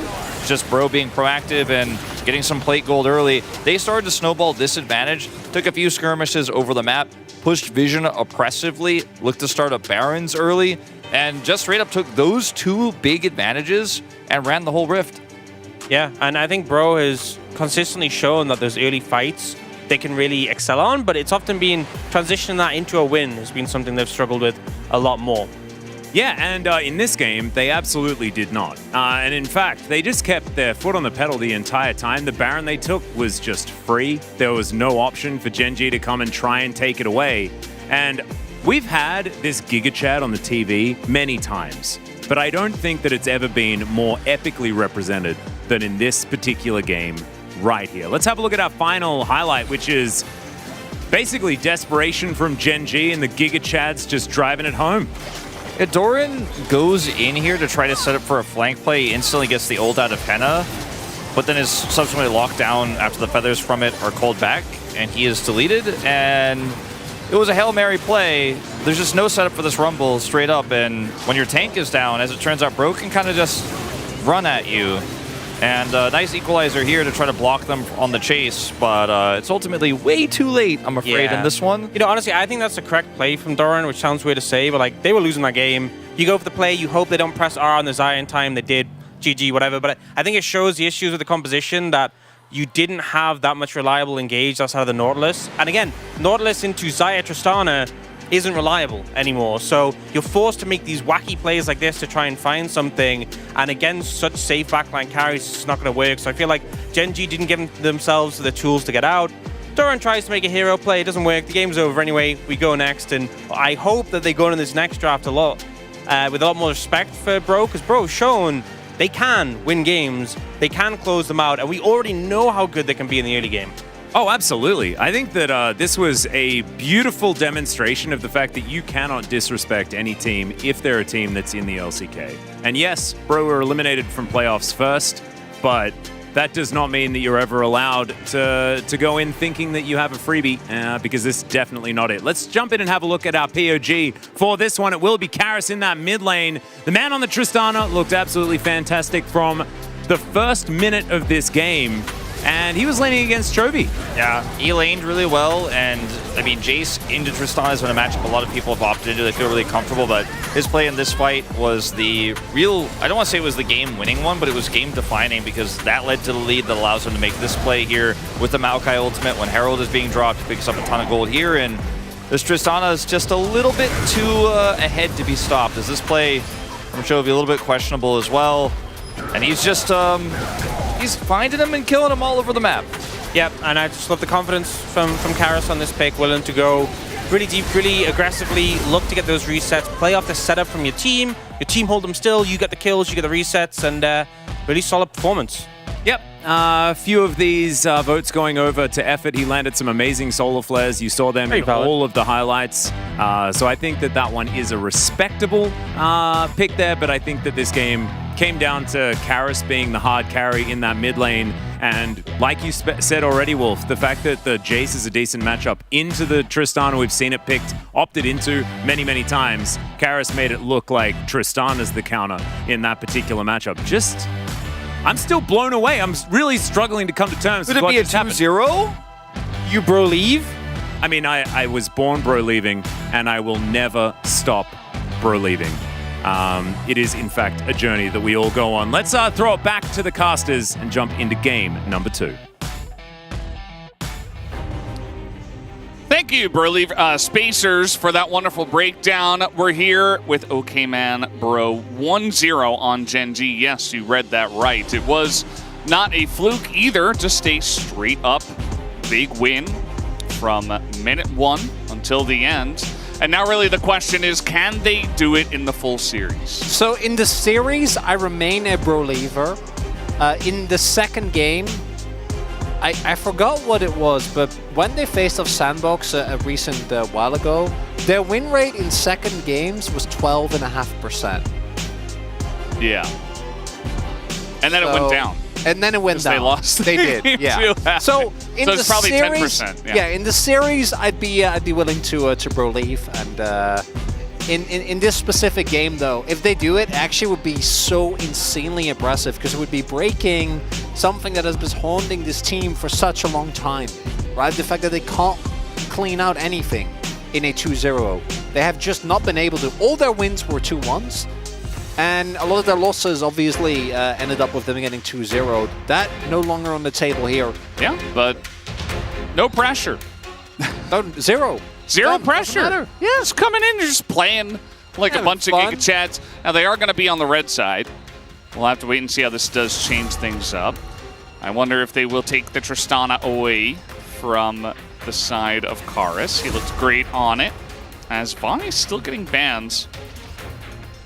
Pretty interesting. Can still press R button, so that's a thing. Yeah, I think that specifically the Chovy and Peanut 2v2 has been able to very consistently utilize that Vi Ahri combo to run over everyone, and don't have the issue of Gen G having somewhat of a slow early to mid game, as we have seen that they suffer from every now and again. Karis also really smiling after a great game number 1. Umti as well. An unburdened Broly. You know how much weight they carry on a daily basis? What if that's all gone? I mean, that's why they're so jacked at their minds. It just makes sense. I don't know if it's fair. And now they've taken off the weights. So now you're seeing the true potential of this roster. As still Poppy will be banned. A lot of respect towards Umti. The Poppy, the Sejuani. Sejuani was banned by Bro, to be fair, in the last one. And Maokai, it's just still so strong. And so they're going to take that one off the board too. Tristana is going to go over to Chovy, which is not going to feel great. Because I am pretty sure that he is nigh undefeated under the champion. We'll see what Brion can get for themselves here. Renaxon should be a mainstay. Morgan didn't get any nods, and I don't think the game was necessarily about him, but did really stomp his lane in the 1v1 on the Crocodile. Yeah, not surprised on that one. The Crocodile, you say? Hey, there we go. Lilia. I think it's really strong right now. It's extremely strong with Renekton. And if you get some good setup in mid as well, I do wonder what you can go for in mid, though, currently. Against Tristana, something that can set up for ganks and stuff. Oh, it's going to be Tristana, Kai'Sa, Ivern, isn't it? Don't lock K'Sante again, Genji. I'm sure... It's been... I don't think he's been great on Ivern, don't get me wrong, but given the ban last time around as well, wouldn't mind it, but we'll see. It's tough as well, because Lilia has a lot of matchups where she can feel very oppressive in if you're not able to reliably lock her down. You know who I think is... speed is a big problem. Yeah, it is. As Aatrox, another champ that's not really going to be locking down the Lilia, as it's just Jace in the mid lane. And it's, you know, the best AD pick for the mid lane right now, other than, I guess, Yone, but that has certainly fallen off, especially when Sejuani is not in the picture. So I think it's fine. Outside of Tristana, right? Yes. Yeah. So Jace, also Brion picking for their own lanes thus far, having a... As long as you can get any engage report, right? Like, you're going to be feeling great. And Genji don't really have the space to bend them out because they need to bend Xayah, because Xayah into the Genji comp sounds like a really bad time with the Aatrox and the Tristana. But you have decent setup, but most notably very varied damage profile. Now, as long as you can get Alistar or Rel. I personally prefer Rel, but they bended one away, so it won't be available. Rakan also not going to be there, so feeling like a Nautilus here, just to ensure that you have a way to set up for this Lilia and start fights later down the line. Emilio. Oh, okay. I mean, Effort plays Nautilus and Leona, not Melio. And Melio we haven't seen for a very long time. Kog'Maw! Wait, they were right. The Melio ban actually was really good. Wait, they knew. Big brained it. So it's going to be Koglulu. I like Koglulu as much as the next guy, but that does... Take it away. Play Lulu Kai'Sa? Lulu Kai'Sa and Ivern. I don't... Zero frontline. Yeah, I don't know about that. Skarner. Okay, Peanut says that I can play this too. Although that he doesn't seem well, that very also happy about it. He's like, that's my pick. Oh, do a delight. The Crank, also an option. The Crank? The Crank, because the Nautilus. It's Nautilus. Okay. Well, it is a hook champion, but not the one we wanted. Oh, Braum instead. So you have 0 engage. Hey, you've got Lilia. Yeah, and Braum. And engage Braum. But you have a bot lane that should be winning. I don't want to talk about engage Braum. I'm not ready. I don't like it. You know who was perfect in this comp was the Crank. It was kind of terrible in the lane, though. But that's fine. Yeah. Also, we could have said the Crank really loudly. I mean, that is my favorite Challengers meme of the year. You and Wolf really did a great job on that one. It was all Wolf. Well, he made it. Then Wolf did a great job on that one. I was just the support, yeah. You were just there to repeat I was just the guy who said it again. So, looking at what Genji have here, I can see it work.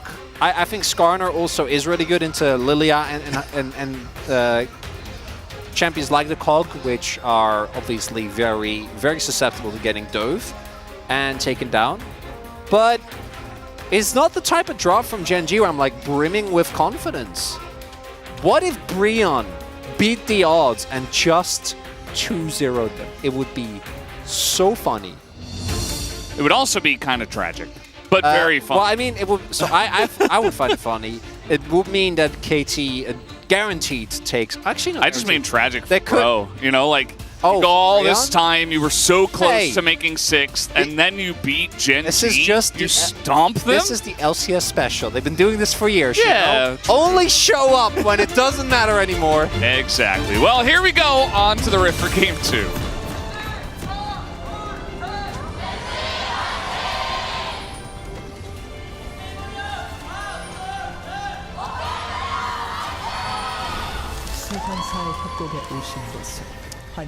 Here we go. Game 2. This Here is we where are. history is about to be written Once again. in the stars. This is where Brion somehow gets the 2-0 over Gen G.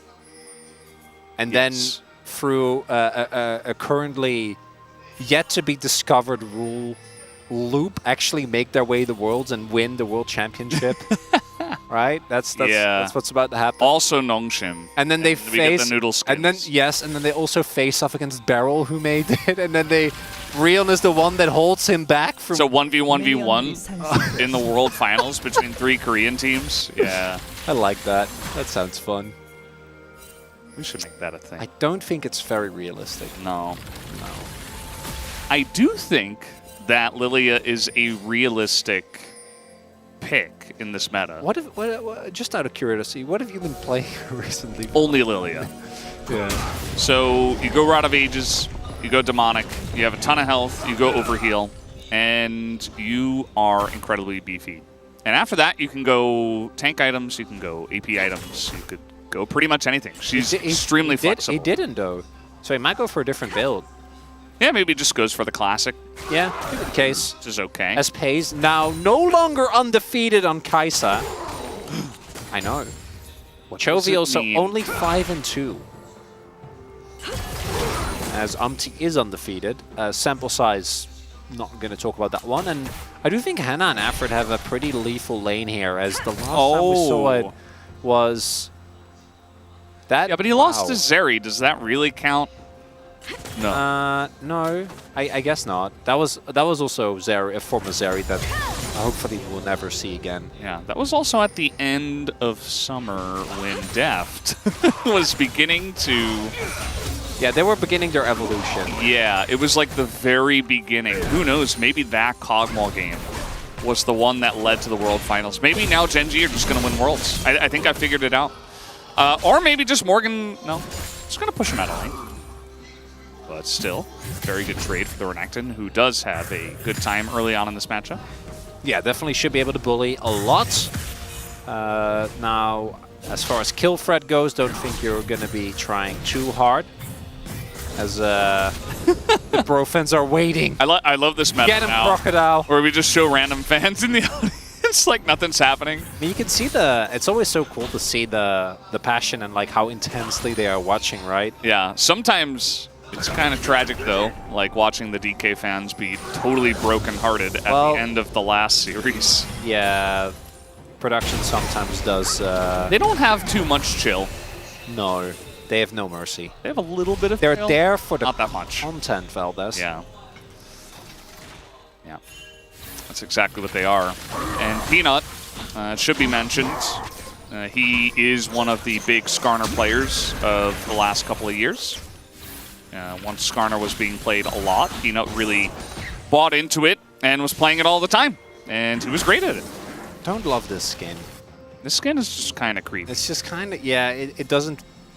It's the animations as well. It just looks like a real Scorpion. It does, yeah, but in a scary way, not in a cool monster way, as he does hit the stun, but shouldn't... you don't have a lot of kill threat, obviously. With ult, sure. Without ult, not so much.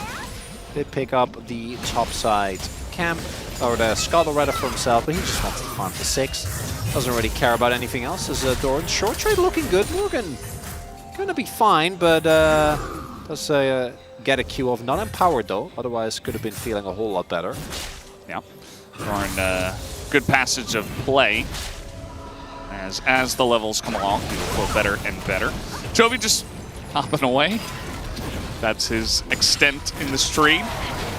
Still has his teleport, as meanwhile, after trying to hold the wave, we will do, you know, the build order of casting Braum in current year is talking about what he is maxing. Yeah. And nowadays, actually, a lot of LCK supports are going 3Q into 3E. And sometimes they level it up equally. Sometimes they max E Don't first. do it, Hannah. Don't listen. He seems to know. Yeah, I think he is aware. Also, because they have a ward. So Honestly, they have a... He's aware of it, yeah. They have a sneak... Yeah, they had a ward as we... Oh, thank you, observers. That showcased that... Yeah, he's not Jonah weak, okay? It's Jonah strong for his strong observing. What is it named after? Okay, Morgan, this isn't looking very good. But he does see level 6, actually.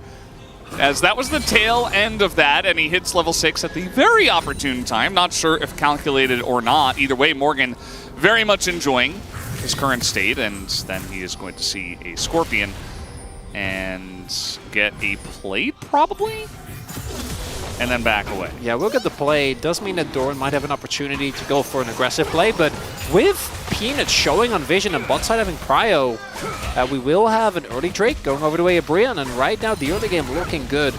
And this Kog'Maw, from the top of my head, the only team and region that really utilized it heavily was G2. I mean, we did see, so we saw Chovy posture as well, and a Peanut rotating over, so they didn't want to take the risk. I think they could have done it, because I think that particularly with sums up, like Rom and Kog'Maw is actually really strong. When he uses W up, and with an early recurve bow, Kog'Maw is really, really a lot stronger than a lot of people are aware of. Yeah. It's also really interesting.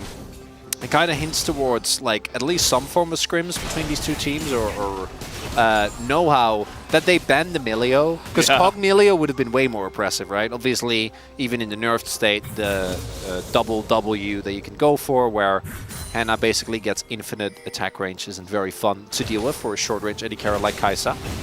Yeah, not basically, actually just actually infinite. Actually infinite. Yeah, he can attack anyone on the map with that. It's not very fair, understandably. Efforts here just to grab a cannon and walk away. They're considering setting up here for the Rift Herald, so that's kind of what this movement is about, especially with the AD carry moving out. Very nice ward timing, but they're going to know about this. As Umpty level 6, but good timing from Doran to back away. Should be fine. Umpty looking for that first gank. Engage Braum. Yeah, doesn't work. Looks like probably going to be the Andrews here for Umpty. I would imagine. Yeah, makes sense. I don't think that the overreal build is the one that you always want to go for. And in this case, you being the sole AP source of damage on your team, I actually really like him just going for a lot more damage.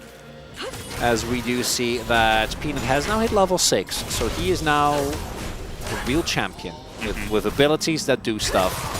We'll see if he's able to make plays across the map. We are seeing the Heralds started up here. The Drake didn't get taken, so if Genji can pick this up, would be quite big, as we have a full rotation over FaZe as well. It looks like Hannah and Afrid are going to match this. Yeah, they want to just fight it, I think. They're a little bit late to the action, though. That's too late. This is just going to go the way of Genji. I mean, they will take this objective. There's nothing they can do about it on the side of Bro. It's now Peanut looking to press his R button onto someone. Morgan looking a little bit tasty, but not going to go for it. Like, particularly with a pick like Kog'Maw, I think you could have gotten so much here. Could have gotten 2 plates easily. Yeah, or the Drake. Or double rotation coming over. Anything? But instead, you go for the rotation. Doesn't work out. Don't get the cross map. Yeah, not the best in terms of trades here. Morgan is really trying to bait some action. He's like face checking the river brush. They have some wards down there. As there we go, they're going to set up the sleep as he's running away as fast as he possibly can. And the flash comes in, but it might not be enough even with the World Ender. Excellently set up kill by Umpty, and that's first blood given over to Morgan. And Peanut was in the general vicinity, just couldn't make it over in time. Umpty with the flash sets it up. Doran gets taken down. And very nicely done here by Brion. Again, getting control. It's Crown. Oh, yeah, he used to go this Crown build as well. Yeah. So, very straightforward. Goes in. It's the flash.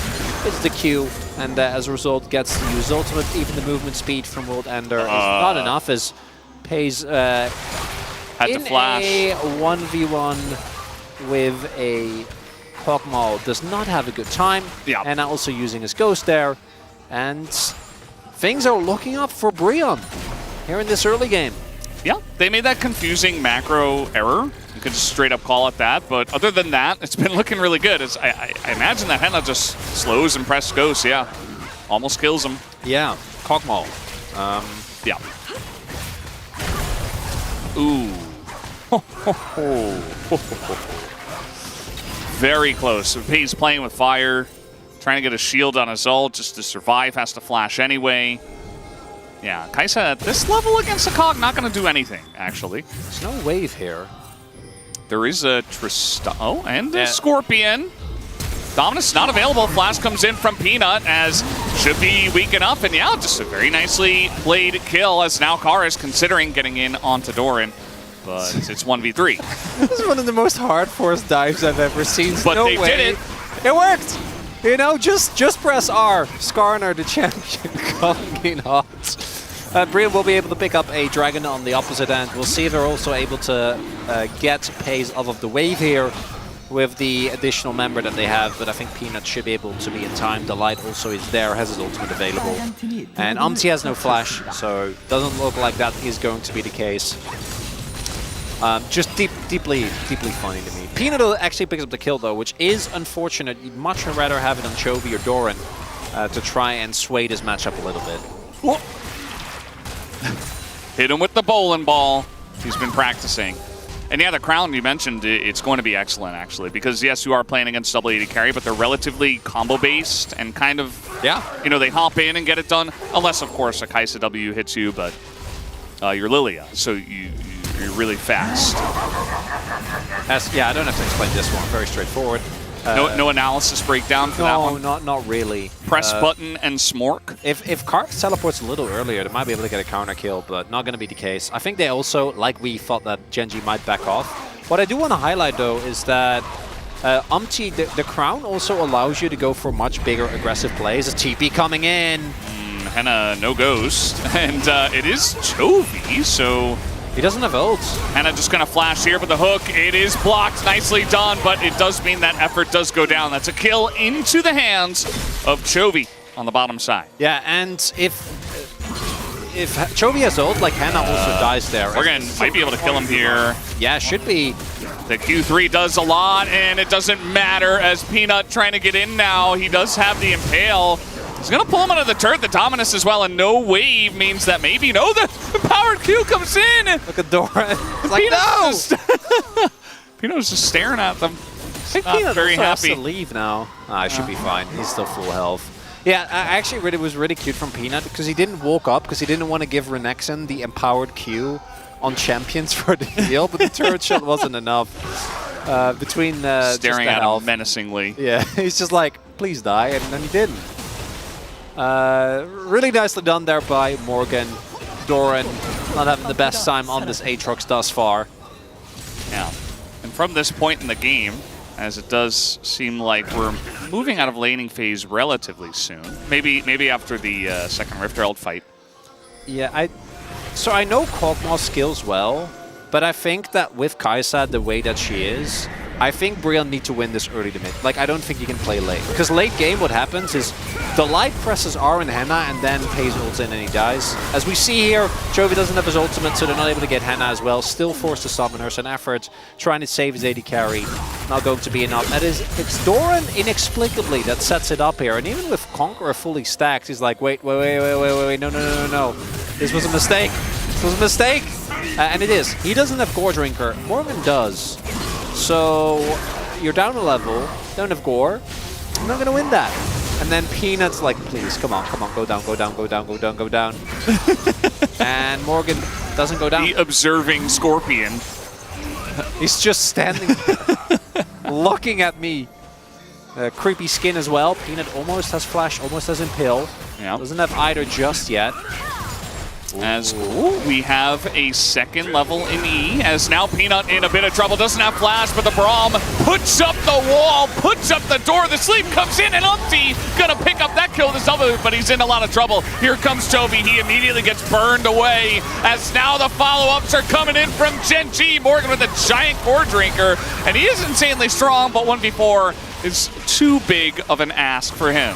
Really big there are the resets for Doran, for Chovy, actually being able to take them down. And also a lot of the damage there going into Peanut, who's like, I'm Skarner. I just exist to take damage and maybe press R on someone. Yeah, as we do see, the problem here is that even though they're able to hit Peanut with the offensive raw mode, with the teleports coming in, I'm kind of wondering. Oh, it's just the one teleport. I thought it was 2 for Brion. Anyway, Humpty is forced into an awkward position, and Morgan, even with how fed he is, like Hannah can't actually walk up here with effort to do damage, because what happens is Morgan's going to go down there anyway, and if you are up, especially without flash, you die. Yeah, and Karis, from what I could tell, it seemed like he did have teleport, but maybe just didn't have an angle. I thought for a second the replay saw 2 teleports being channeled, but that might have just been me. We do now have the Herald being started up here. Drake is also there. We don't know the soul yet, because only a single Chemtech soul dragon has been taken. No, let's be real. No, they wouldn't do that. Let's be real. No, they wouldn't do that. Yeah, they would. No, they wouldn't. Not again. Well, it's the second time Bro are a bit late to this one, but... Well, they denied the eye. Yeah? This time everybody's here as a team, they deny it, but... Oh, STP. You're not getting any counter. I mean, I think what will happen now is that Gen G will actually teleport Chovy towards bot side. He will shove out the wave, and then through the mid prior that they gained, they should be able to get the dragon. And Brion will be able to get the top side turret, so I don't think they're going to be too sad about the trade either. First turret bot is always very valuable. And Chovy will be able to trade, just not with the extra bounties. Effort might just die. Yeah, I'm just trying to get on top of the Braum here as it might work out. No, he's going to hop away, and Karis and Henna are just shelling into the front line. And it is way too much damage for them to handle at this point in time. The Duskblade and the Borg finished for those 2 carries on the side of Bro. Effort staying alive there with his heal. I'm kind of wondering if he actually did go for E. That's what kept him alive. Well, he did. He got a second point in it. He did? Yeah, no, at level 7, he had 3 in Q, 1 in W, so 2 it in E. It unironically actually kept him alive. Yeah. And what's big here is that if they don't try to kill the Braum and they just go for Drake, they get the Drake 100%. Now, we get the double for Brion, and they're able to get the Mountain. Soul here, so it's relevant as well. Let's see. It's level 7, so it's level 2. Yeah, I think, the issue here is that they don't want to invest the depth charge. If they invest depth charge, they just get that kill and get out. All right, now we're diving a Jace, who is just going to flash. Got pretty close to the sun there. Meanwhile, Morgan's just bought. Gen G do look a bit disjointed here in this one. Oh, Pays wanted to ult in there, you can see it. Yeah. As bot side turret going to get taken as well, and Brion again fighting back valiantly here against a team that had the opportunity today to make a really big jump towards ending in first place in the standings. And I think that this game should still be able to, but right now it's not looking too up. Peanut going for the Flash Crown activation. Yep. Or the Smite, rather. Yep.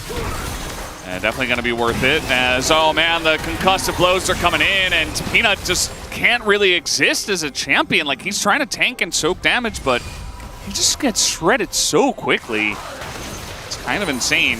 Imagine if Humpty went for a damage item as well. Well, now we're just going to have TPs coming in. Bro really want this turret. They are desperate for this turret, and they will have it after this much of a committal, right? Okay, maybe not yet. They're almost there after they take 4 turret shots, as now Chovy is trying to get into the fight, but he'll be slowed up. And that'll be that. And now their health bars are kind of low. I don't know if they can actually hold on to their own mid lane turret. That would be somewhat of a tragedy with the teleport from Karis being invested there as well. Are we K-ramming? Yes. They do have a Tristana, though. That helps a lot. Don't stand next to the turret when that's happening. As the Impale comes in, that's another free kill for Chovy, who is now 3-0-2 in this one. It's pretty straightforward. I mean, Bro trying to hold on to their turret. They're low on health and not respecting the potential engage from Gen G. And as you point out, I want to look at explosion on effort. Can't stand near the turret. Attempted play from Morgan ends in a very sad affair, and because of the ultimate being used by Lilia there, he doesn't actually really have some any form of response. Otherwise, maybe we could see like a flash big ult play, him getting multiple people CC'd. Not going to be the case. And now we have, for the second game in a row, a Fed Tristana, which is hard to lock down. Because when you look at the lockdown on Brion, There's not a whole lot of it. Not much. No. And maybe eventually he even gets QSS for the sleep. Although I would say that's pretty low priority. That would really be the only thing. Maybe like as a 5th item? It is a high-value QSS game for either side here. Yeah. Because we have Impale and Lilia sleep. The Impale for sure. The sleep, I just wonder, you know, is Chovy going to try to hit like 4 damage items first? Oh, well, there's QSS. There's our answer. Okay, well, thank you, Chovy. In that case. Yeah, and I think it makes sense specifically for him because he is really far ahead of the curve, and buying defensive items like this that basically guarantee that you can play on the edge while not getting punished by, like, if Umti hits a bowling ball. Yeah. I think is quite big. Even with your jump, even with the safety that you have the flash and buster shot. Is there any world where you go Maw instead and just try to eat the sleep and you don't take damage as much damage from Kog'Maw as well? Burst from Brian is but you can go very easily still go Maw here. QSS and Maw? Yeah. And then LDR or like Bloodthirster? I mean, I don't really think you need LDR in this game. Like, I think LDR is a really good item, but I think you can get away with not getting it in this game. Yeah. Space takes a... The poke is there, surely. I mean, you look at the other side, you got Lilia, Jace, and even Kog'Maw. I really appreciate this, because this is a game, and finally Kai'Sa can understand what it's like to just play against Kai'Sa. Umti keeping his shield alive as well. With the Sterix now, I think Brion is really strong here. 2 item spikes for everyone, but Hannah, obviously effort. Not having his yet does sting a little bit, but... You know Umti's looking for the flash engage angle. And oh, he wants it. Look at that Lilia up there. He's like, please, let me flash in. The Bromq's going to land on the token immediately. They're going to go in. That's a big Brom ultimate, actually, as now the door is going to go up. And there's the Impale. They get it in onto...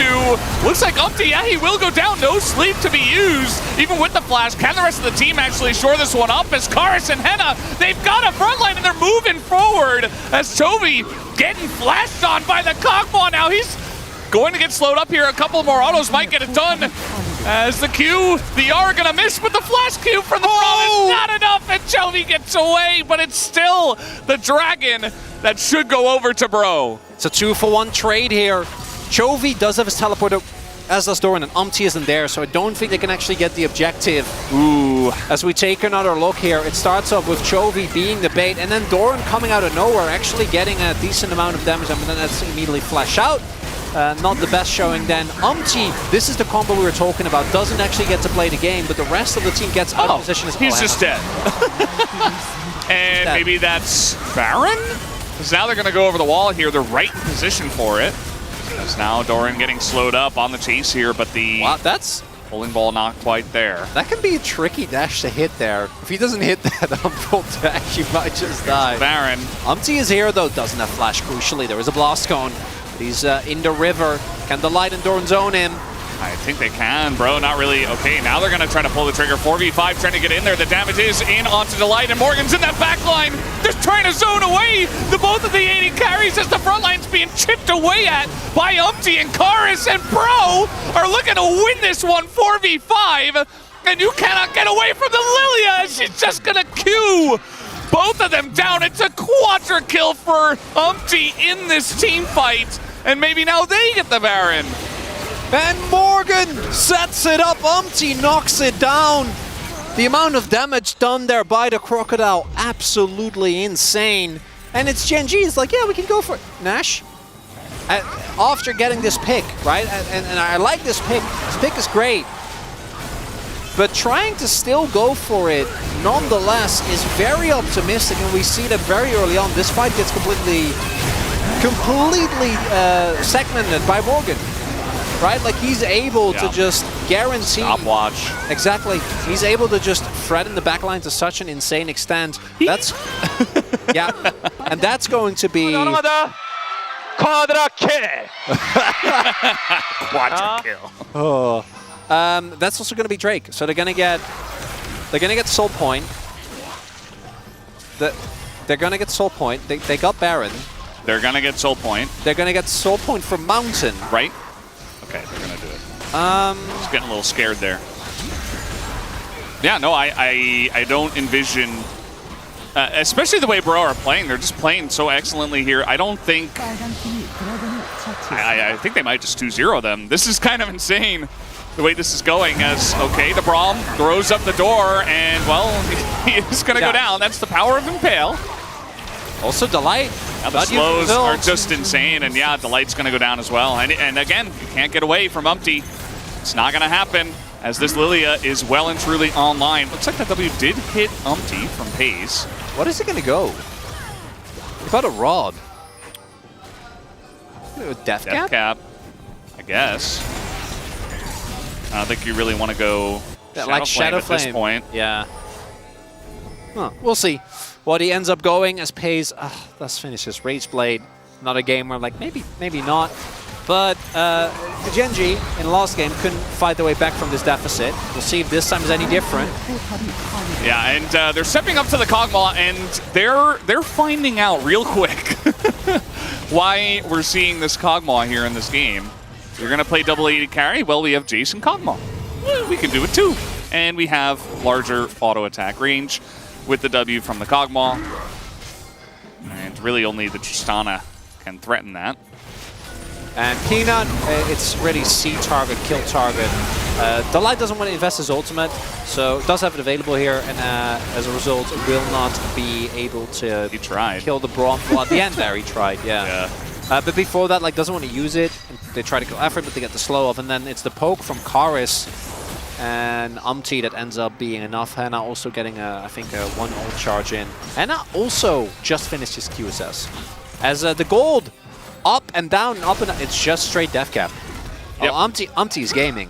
That man is not losing this series. Yeah, so Lilia, it like many other AP junglers, it can scale out of control to the point where in an extended fight, you get so much tankiness from, you know, Demonic Embrace, you have the Crown, and especially if that Crown doesn't get procced early on, as it just did, you can just be in a fight forever, and you're doing so much consistent damage as your cooldowns are incredibly low, and you scale out of control. There's a huge amount of damage here on the side of Bro. Like, every single character that's not Braum is going to be smacking some people, as here's Peanut, not going to hit that. Bro really trying to exert as much pressure as possible. The door is up once again. Effort keeps on getting caught here, but he is the Braum as a nice depth charge. And here is Morgan. The Croc has entered the fight, and he gets into that back line. And here's the Impale. Can they get the damage down onto Morgan? Yes, they will. They get the GA out of Morgan. As I feel like this fight is going to go on for a while longer. Henna goes in, though, and there's the shot blast into the Kaisa as immediately Pace is taken out. The sleep comes in. As maybe a little bit overexcited with that sleep, but still gonna get the QSS out of Chovy. And Doran, they're messing up the timing on the GA, not actually getting the knock up. The poke kills Pace. And Brion might do it, yet the health bars are low, but who cares? There's no one to take them down. And this gold lead is about to be insurmountable. Yeah, not to mention the Drakes. With the Drakes in consideration, it's over 10k, but the number's not quite there yet. Effort making the best case for Emax Braum. Just level E? Wow. Is able to stay alive. All the engage goes into Braum. Then Morgan gets the kill. And then I want you to again pay attention. If they are able to get the kill onto Morgan here from the get-go, if Doran gets this reset now, like, because they do. If he hits it, they actually do. And then what happens is the ultimate, you know, resets of the Aatrox. They can go for it, but because he misses the timing instead, Brion stomped the fight. They're set up amazingly for the upcoming Drake, which will get them Mountain Soul. Yeah. Umpty is sitting on a death cap. Umpty is... He's bigger than Aurelion Soul is in the lore right now, okay? Like, this Lilia, she can do whatever she wants. She's just got a stopwatch at death cap. He's going to be doing so much damage in this fight. There's double QSS. Yeah, like, who do you actually ult here? And a stopwatch for Umpty. Now, Morgan doesn't have his GA, but look at the damage! I mean, it's just bowling balls being thrown in. It's asleep now as the QSS used, or the cleanse from Pays. They're being pushed in. Sleep, again, you know, very aggressive is Umpty with his usage, but still, it gets them a lot of space on the map.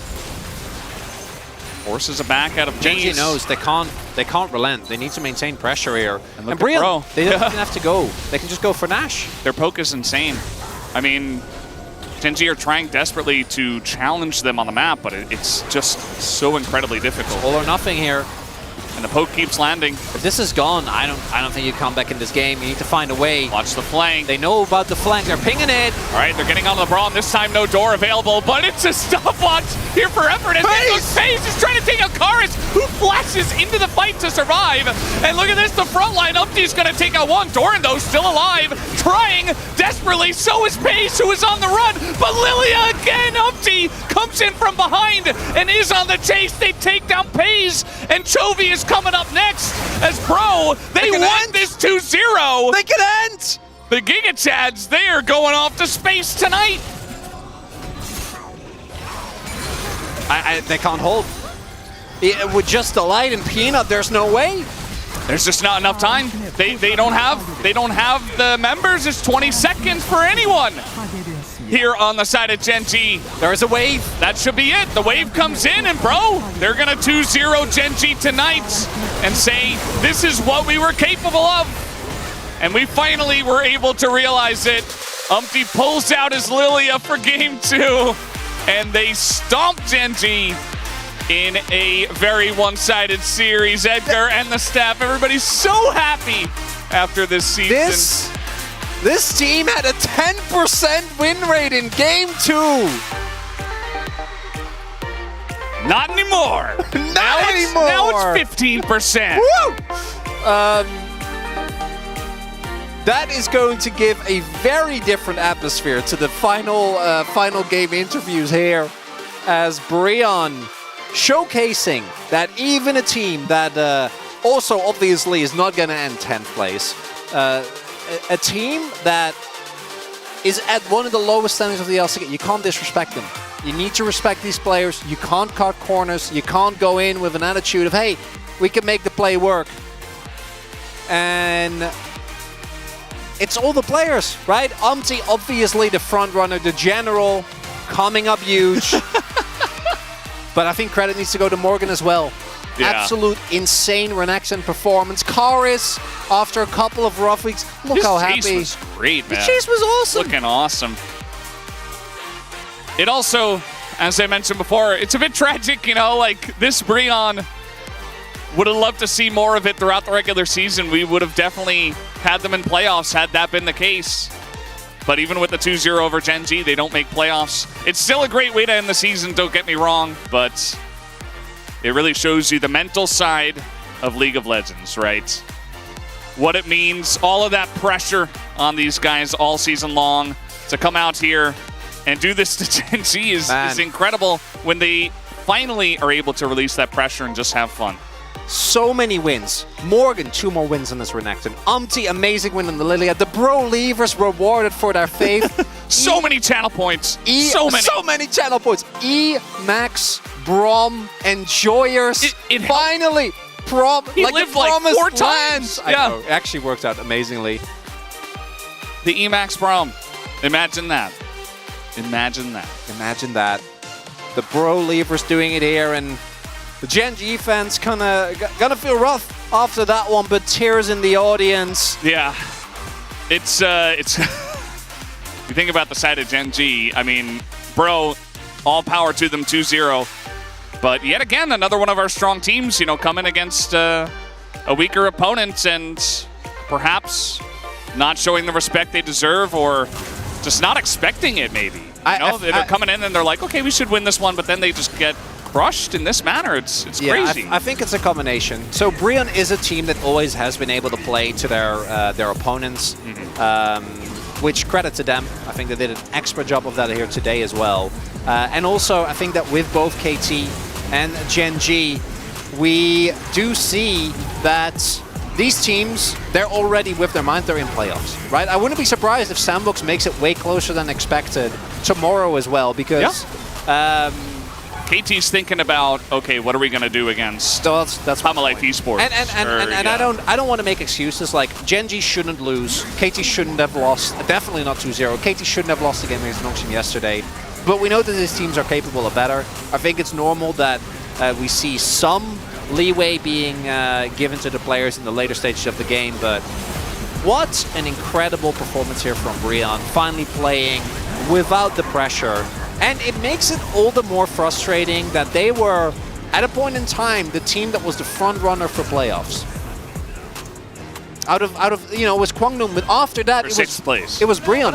We had, because I actually love this, the Pog State episode was put up recently where we talked about standings in what, like week 6 or 7, and we were like, oh, it's definitely Brion. It's not going to be DRX. Like Sandbox just lost against, I thought it was like a Nongshim or something. They just lost a game they shouldn't have, and we're like, Brion, it looks amazing. And then the Bro Leavers weren't able to get it done.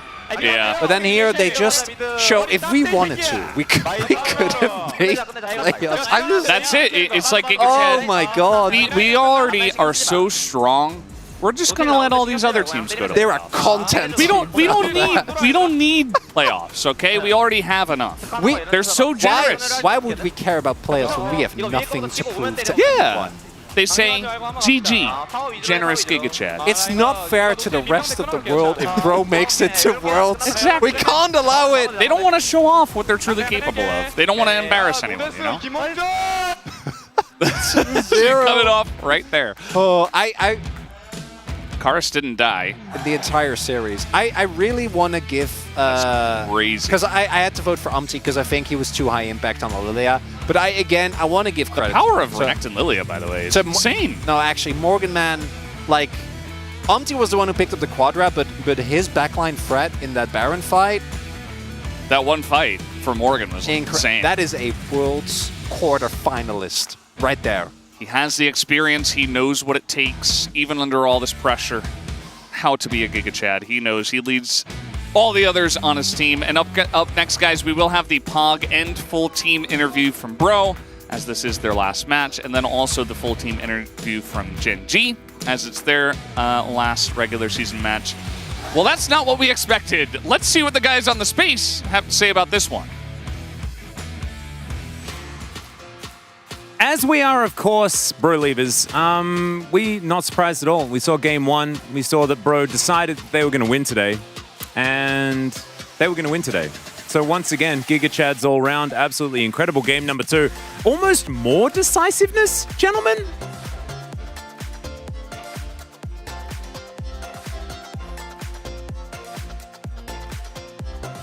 Oh, your mic's dead. We're just going to swap Wolf's microphone so that we can hear him. Is your mic dead?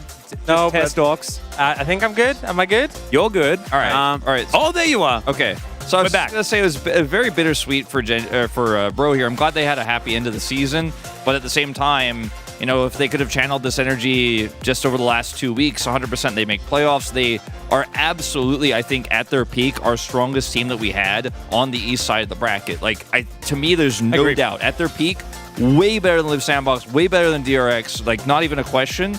But ultimately, if you can't make it happen when the pressure's on, you're not going to make playoffs. But still happy ending for the Giga Chads, and it was a fun draft as well. Like, they really just got to play their hearts out. Yeah, I mean, I feel like we've seen the Cog Braum, which has been a bit more popular in EU, not really seen it in Korea, but it makes so much sense here. Like, Cog was originally one of the Kai'Sa counters way back when she first came into the game. Braum into Nord is a no-brainer. It really shuts down the aggression that the Kai'Sa Nord can have, but also the Braum value that you can get against this double 80 carry composition, especially when you max E. Oh, baby. Oh, man. So many fights where he's just putting his shield up and all the shots are being blocked, and I'm like, yes! It also has a lot of synergy with Renekton and Lilia, because you could peel for the Lilia with the Renekton, you could peel with the Braum, so there's a ton of damage because Jason and Kog'Maw are kind of doing the same thing. Super high range, high damage, so as long as you have setup constantly, how does Gen G get in? And Peanut had a lot of impales, but there's not really a good impale target. You impale the Renekton,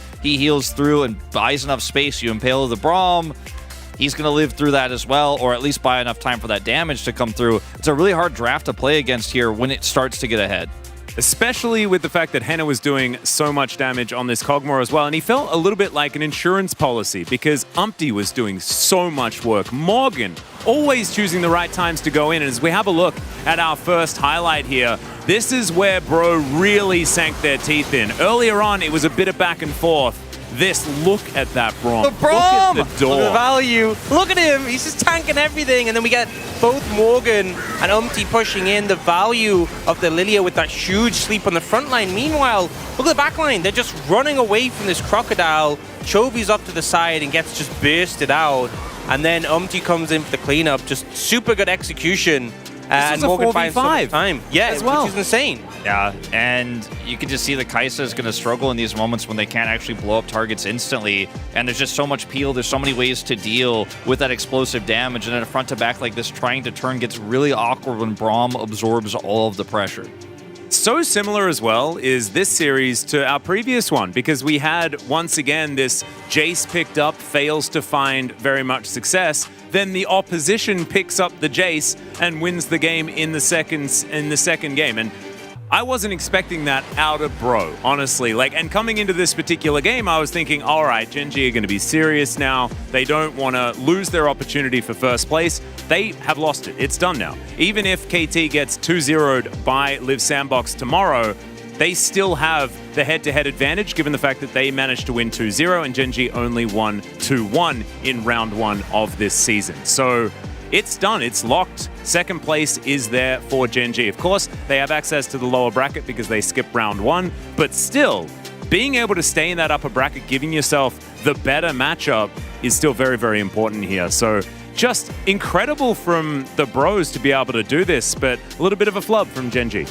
Yeah, I mean, I have to generally agree. I think Gen G not really preparing very well for this series, and the Skarner pick here, not bad by any means, but you have to play around your composition a little bit better, trying to hard force some of these fights, isn't going to work out. This time, of course, Bro having a lot more control going into this fight, which is pretty much the last fight of the game.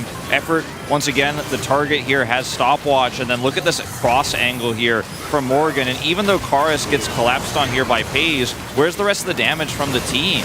It's just not there, and Karis could just simply flash towards his teammates away from Pays, and Pays has already used his explosive damage. He's not really an AD carry in this fight. Umpty's a level up on him. It's also insane how much damage Umpty's doing in this situation. He just Qs Chovy at some point.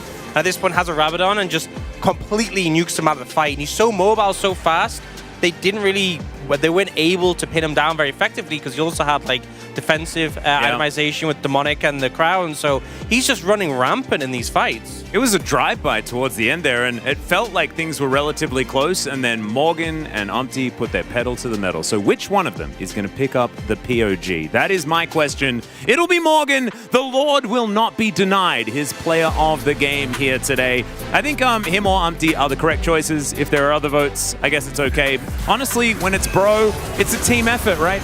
Yeah, I mean, Morgan and Umpty kind of ran the top lane here in this early game. Doran not having the greatest performance on his patented Aatrox here. And in these team fights, it was really tough for me to choose because Morgan did so much. His zoning of Pays and Delight in this fight, just keeping Pays irrelevant. And then in subsequent fights with his GA, diving the turret, did so much, but Umpty also with him in tandem, always getting it done. So I hope we see a pretty split vote here. Yeah, I think this is one of the situations where both votes are great votes, and we'll likely see a lot of them split between them, but both of them had such an impact. And I feel like when Bro was at their best this season, when we looked at them as being the front runners to make playoffs, really Umpty and Morgan had come online. They were constantly finding advantages around the top lane, playing so well together. So it's a great send-off to have. And that's exactly what we're looking for. Perfect. The absolute dream. Even Media along for the ride as well. Conveniently, exactly the same spread as the analysts. Sometimes Media just gets it, Sometimes they know. Absolutely incredible stuff. I do want to confirm as well for the Braum fans out there that the level 13 Braum had 3 points in Q, 3 points in W, and 5 points in E. Yep, start maxing the W after E. So much value, so tanky. And the thing is, there were so many moments where he actually survived on such a little bit amount of health. And having 5 points in E gives you 10% extra damage reduction, increases the duration of the shield. Actually, people, I'm going on about this, people shut up, it doesn't make a difference. It does! I mean, this was one of the biggest examples of it, and I hope supports out there are watching. I'm not talking about solo queue, I'm talking about the rest of the LCK supports, please. Yeah, no, exactly. We also all messed up our predictions today. Beautiful. Apart from the first series where we all got it correct, but everyone messed it up. Even on the Korean side, everyone predicted Gen G. No bro levers as far as the predictions are concerned. Arnold must be fuming about this because we were just so wrong. I know, about we're this. so wrong. You know, We're I actually know just the worst there'll at be it. a bunch of Twitch chat predictors who'll got a ton of channel points. Out of Well, this actually, no. series. I assume that the channel points probably were mainly in favor of bro because there are a lot of bro leaders out there. Speaking of which, let's head over to the interview with Ji-sun translating as we have a chat to bro. Thank you very much, guys. This is Ji-sun for the interview translation. We are here joined by the bros who just took down Genji when they were fighting for the first place of the LCK Summer season. Congratulations, a big congratulations to you guys. Today we are here joined by Morgan, Umti, Karis, Hena, and Effort. Morgan, you guys are able to close out the regular season with a phenomenal victory. How do you feel? Yeah, like everything was decided already about playoffs, but we wanted to give it our all in the very last match, and it feels great that we were able to get the win. Yeah, we were able to see you actually staying on top on the stage even after the match was over. What was going through your mind? Yeah, just like right after we won. Like I had a lot of emotions hitting me hard, so I took a bit of a time to process those feelings, and yeah, I realized this is actually the end of the season. Morgan, the Lord Morgan's Renekton was the key to winning this series. You were actually the initiator today. What did you focus on playing the series? So when Umti was actually camping top and Q flashed and got Aatrox, I was like, this game is over. And that led to a 2-0 win up against Genji. Now we have to wait until next year to see you guys again. What is your kind of final words closing out the year here in the LCK? General Umti, you were able to get the quadra kill on Lilia. You were able to out-jungle the opponent. You guys were in a kind of a long losing streak up against Genji, but kind of overcome it. Yeah, well, not only our team as a whole struggling into Genji, but also I always struggle up against Peanuts. But today, we were able to overcome that, so it means a lot. And today, Edgar, he was giving a lot of motivation today. You know, he was making sure that we were feeling better. For example, I was trying to go for Lilia. I was a little bit not sure about it, and he was like, "Yeah, you're super good at it. Just go for it. Just send it, and we'll get the win." And it worked. Well, we could see tears in your eyes after losing to DRX last time. Well, I was not crying. I hate to kill the mood here, but I was sweating and it went in my eyes, so I was wiping it, and then it looked like I was crying. I was wiping my tears, but I'm not gonna lie here. I actually cried after losing to Nongshim. I'm being honest here. I was like crying my eyes out in the car way back to my team house, but I didn't cry after that DRX series. No tears, but sweat was invading Umti's eyes at that moment. And Umti, you are the general of the bro. Any message over to all the teammates? I mean, I cannot thank them enough, you know. Morgan, he is the life of the party. He always keeps the good vibe in the team. And Karis, you guys all know, you know, Karis. Like, bro, as a team, had a lot of hard time in both seasons, but Karis was the one helping us overcome the hard times. And Hena, he's always great. He's always working hard and effort. He's just consistent, you know. He's always hardworking consistently. Just consistent is a word just for effort. I want to say just thank you to my guys. Well, Umti just said you are the life of the party, you are the silly guy. How do you like that? I think that could be the best compliment actually. Because like I keep, you know, keeping the good energy, good vibes of the team, you know, high spirits. So I appreciate that. 자, 이어서 카리스 선수와 이야기 Now let's 나눠보도록 hear from 하겠습니다. Karis. 이번 여름에 좀 아쉬움도 있었지만 그래도 정말 This could 많은 not be 성장한 the 모습을 ideal outcome of the summer season, but you were able to showcase a lot of improvement throughout the summer. Yeah, I mean, there were a lot of disappointing moments, but also I was able to showcase how much improved I am as a player now that the season has completed with a win. It feels amazing that we managed to make it happen in the end. 또 기뻐해주고 있는 분이 한 분 계실 것 And 같습니다. 아무래도 I think not only the Bro Leavers are happy about this, but also your former teammate BDD would be super stoked about this outcome today. Any message over to him? I mean, like, BDD is the player that I looked up to the most, you know? I learned so much from him. I know he was watching today. I'm pretty sure he was. But still, it feels amazing just by the fact that I just beat Genji. And congratulations that you are actually the first place. But, you know, just beating Genji feels amazing to me right now. Karis, what is your upcoming goal, maybe? Well, this year I was not able to perform at the best level all season long, but I will make sure to, keep grinding until the end of this year, and in order to come back with an improved performance next year. Hannah, that was the last match of the season and of the year, maybe. What kind of preparation did you guys have for this series specifically? A lot of stuff, We were really trying a lot of strategies, and we ended up just drafting around our confident picks. And is that Kog'Maw? Well, we have been preparing Kog'Maws since 2 weeks before. Like, Edgar was really emphasizing the importance of this pick, and we did give it a shot in practice, and we decided to also play it on stage.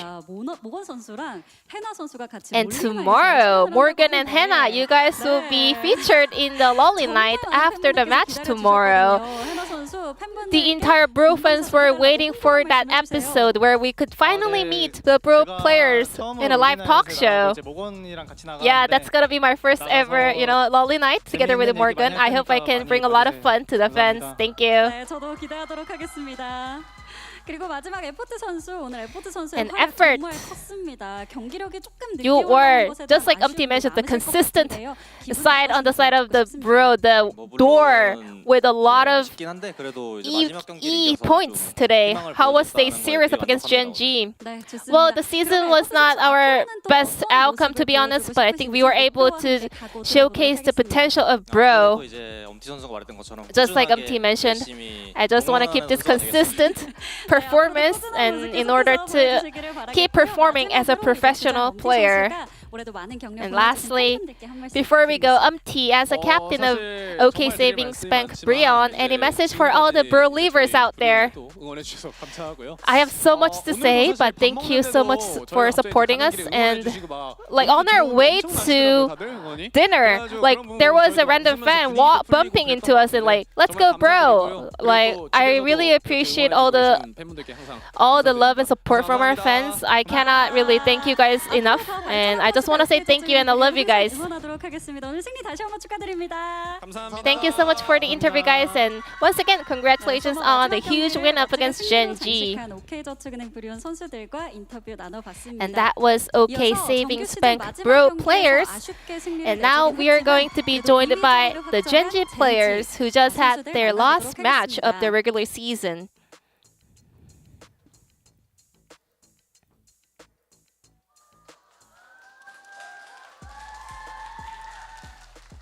정규 시즌 마지막 경기를 치른 젠지인 만큼 선수 전원과 인터뷰를 나눠볼 We will be 예정입니다. joined by 도란 the 선수의 인터뷰는 5 온라인으로 players on 진행될 the side of 예정이니까 많이 Genji, and 기대해 Doran 주세요. will be joining us remotely. 네, 전지 선수분들 입장 완료하셨습니다. 인터뷰 나눠보겠습니다. 안녕하세요. Hello, welcome. Thank you so much for joining this interview. Please give it up for Genji. 네, 도란 선수는 코로나 이슈로 인해서 온라인상 인터뷰로 함께하게 됐는데요. 혹시 도란 선수 연결이 되셨나요? Doran will be 도란 선수 joining us 안녕하세요. online as he's still 네, 도란 doing 선수. isolation due to 잘 COVID. 들리시는 것 같은데 몸 상태는 어떻게 좀 How are you feeling, 괜찮으신가요? Doran? 지금 잘 회복하고 있고. I'm recovering well. 좀 I'm doing okay. 네, 좋습니다. 정규 시즌을 2위로 마무리하면서 플레이오프 Gen.G close out the regular season on second place. You guys are advancing straight to the second round of playoffs. How do you feel? Well, I'm pretty bummed about today's result, but still, I think the season as a whole was really good. You know, we were able to have a great run together.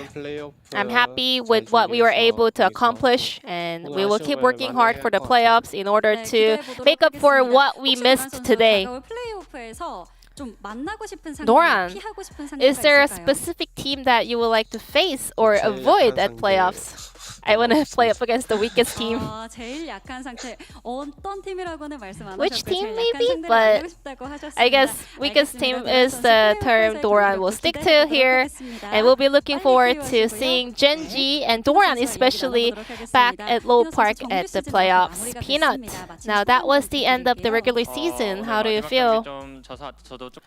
Yeah, it's a bit of a bummer that we lost our last series, but our regular season gone really well. I'm pretty proud of ourselves. But regular season is only a regular season, you know. We have to focus on the upcoming playoffs in order to, you know, showcase what we can do.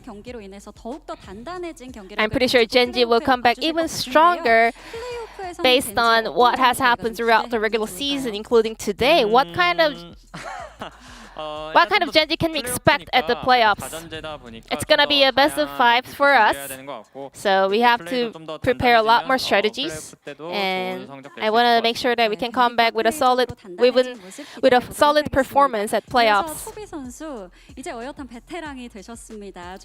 Chovy, now you are one of the most experienced players in the LCK. How do you look back at the summer season?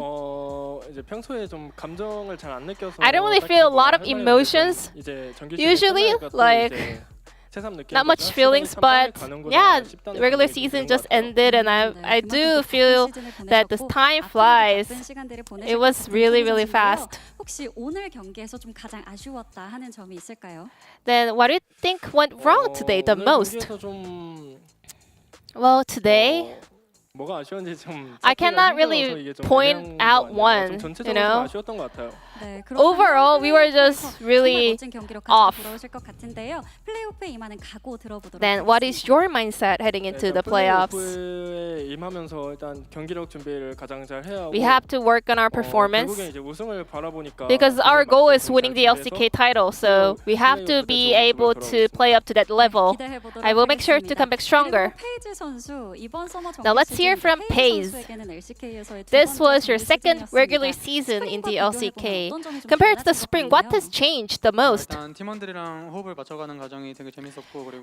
Working on our teamwork, building the team bonding was really fun. You know, I learned so much this summer. And I'm really happy about what happened throughout the summer season.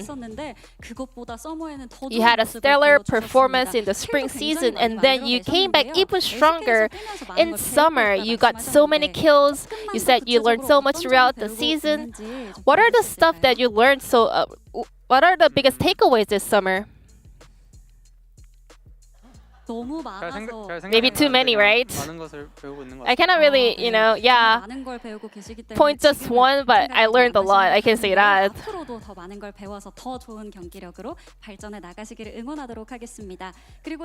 Now let's hear from Delight. And this was your second season on the side of Gen.G. How do you feel about the outcome of the regular season? Not super happy about today's outcome, but still we were able to grow so much as a team, so I want to come back with a better performance in the playoffs. What do you want to prove at playoffs? Lihans, he is the best support right now, and I want to be not as good as Lihans, but on a similar level with Lihans. And Peanut, before we go, is there any message for all the Gen.G fans? Thank you so much for coming to support us in our last match. Thank you to all the fans. We were able to get a great result in the regular season. And thanks to you guys. We were always, getting so much energy, and we are a team that always fight for the LCK title, so we will make it happen, so keep supporting us. Thank you. And that was the end of the interview from Gen.G players. I'm going to pass it back to the space. Thank you.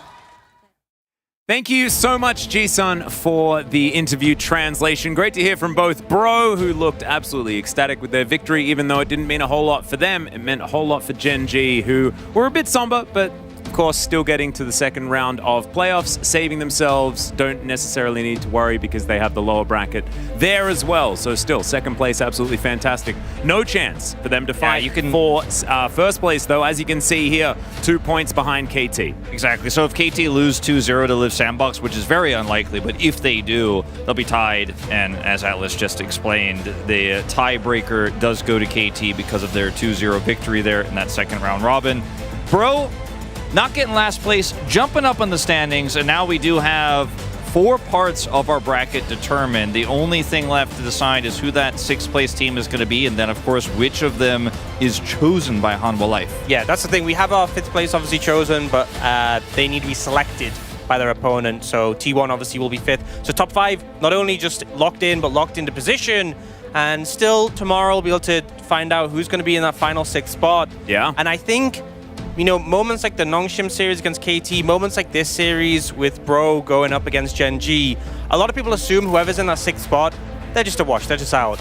But based on some of these recent performances, you know, gives a lot of hope. And we all saw what happened with DRX last year, which I think is permanently in people's minds, where it's like, it doesn't matter. As long as you make it, there's always a hope. As long as you're there and you're playing the League of Legends, you can always kill the enemy Nexus. That is exactly what DRX are going to be thinking up against Kwangdong Freaks tomorrow. That will be our first matchup. And then the final match of the season will be KT versus Live Sandbox. Live Sandbox, depending on what happens in that first series, could be fighting for their playoffs lives up against KT. It all comes down to the very final game here in the LCK. But that will do it for us today. I hope you enjoyed the Saturday Showdown and Bro's victory over Gen.G, and we'll see you tomorrow for the final day of the regular season.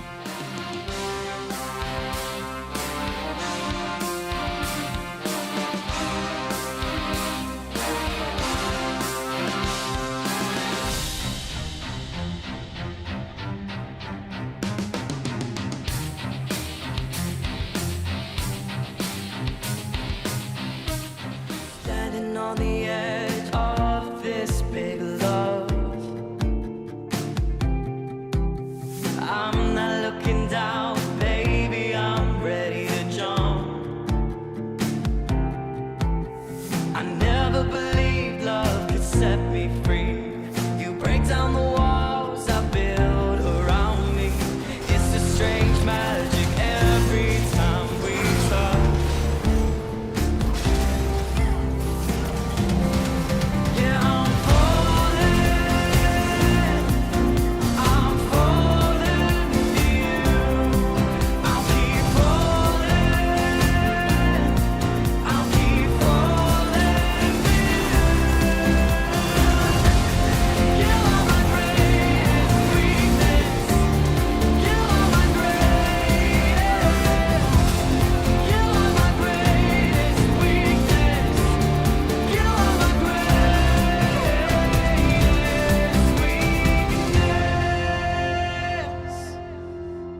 Standing on the edge of this big love,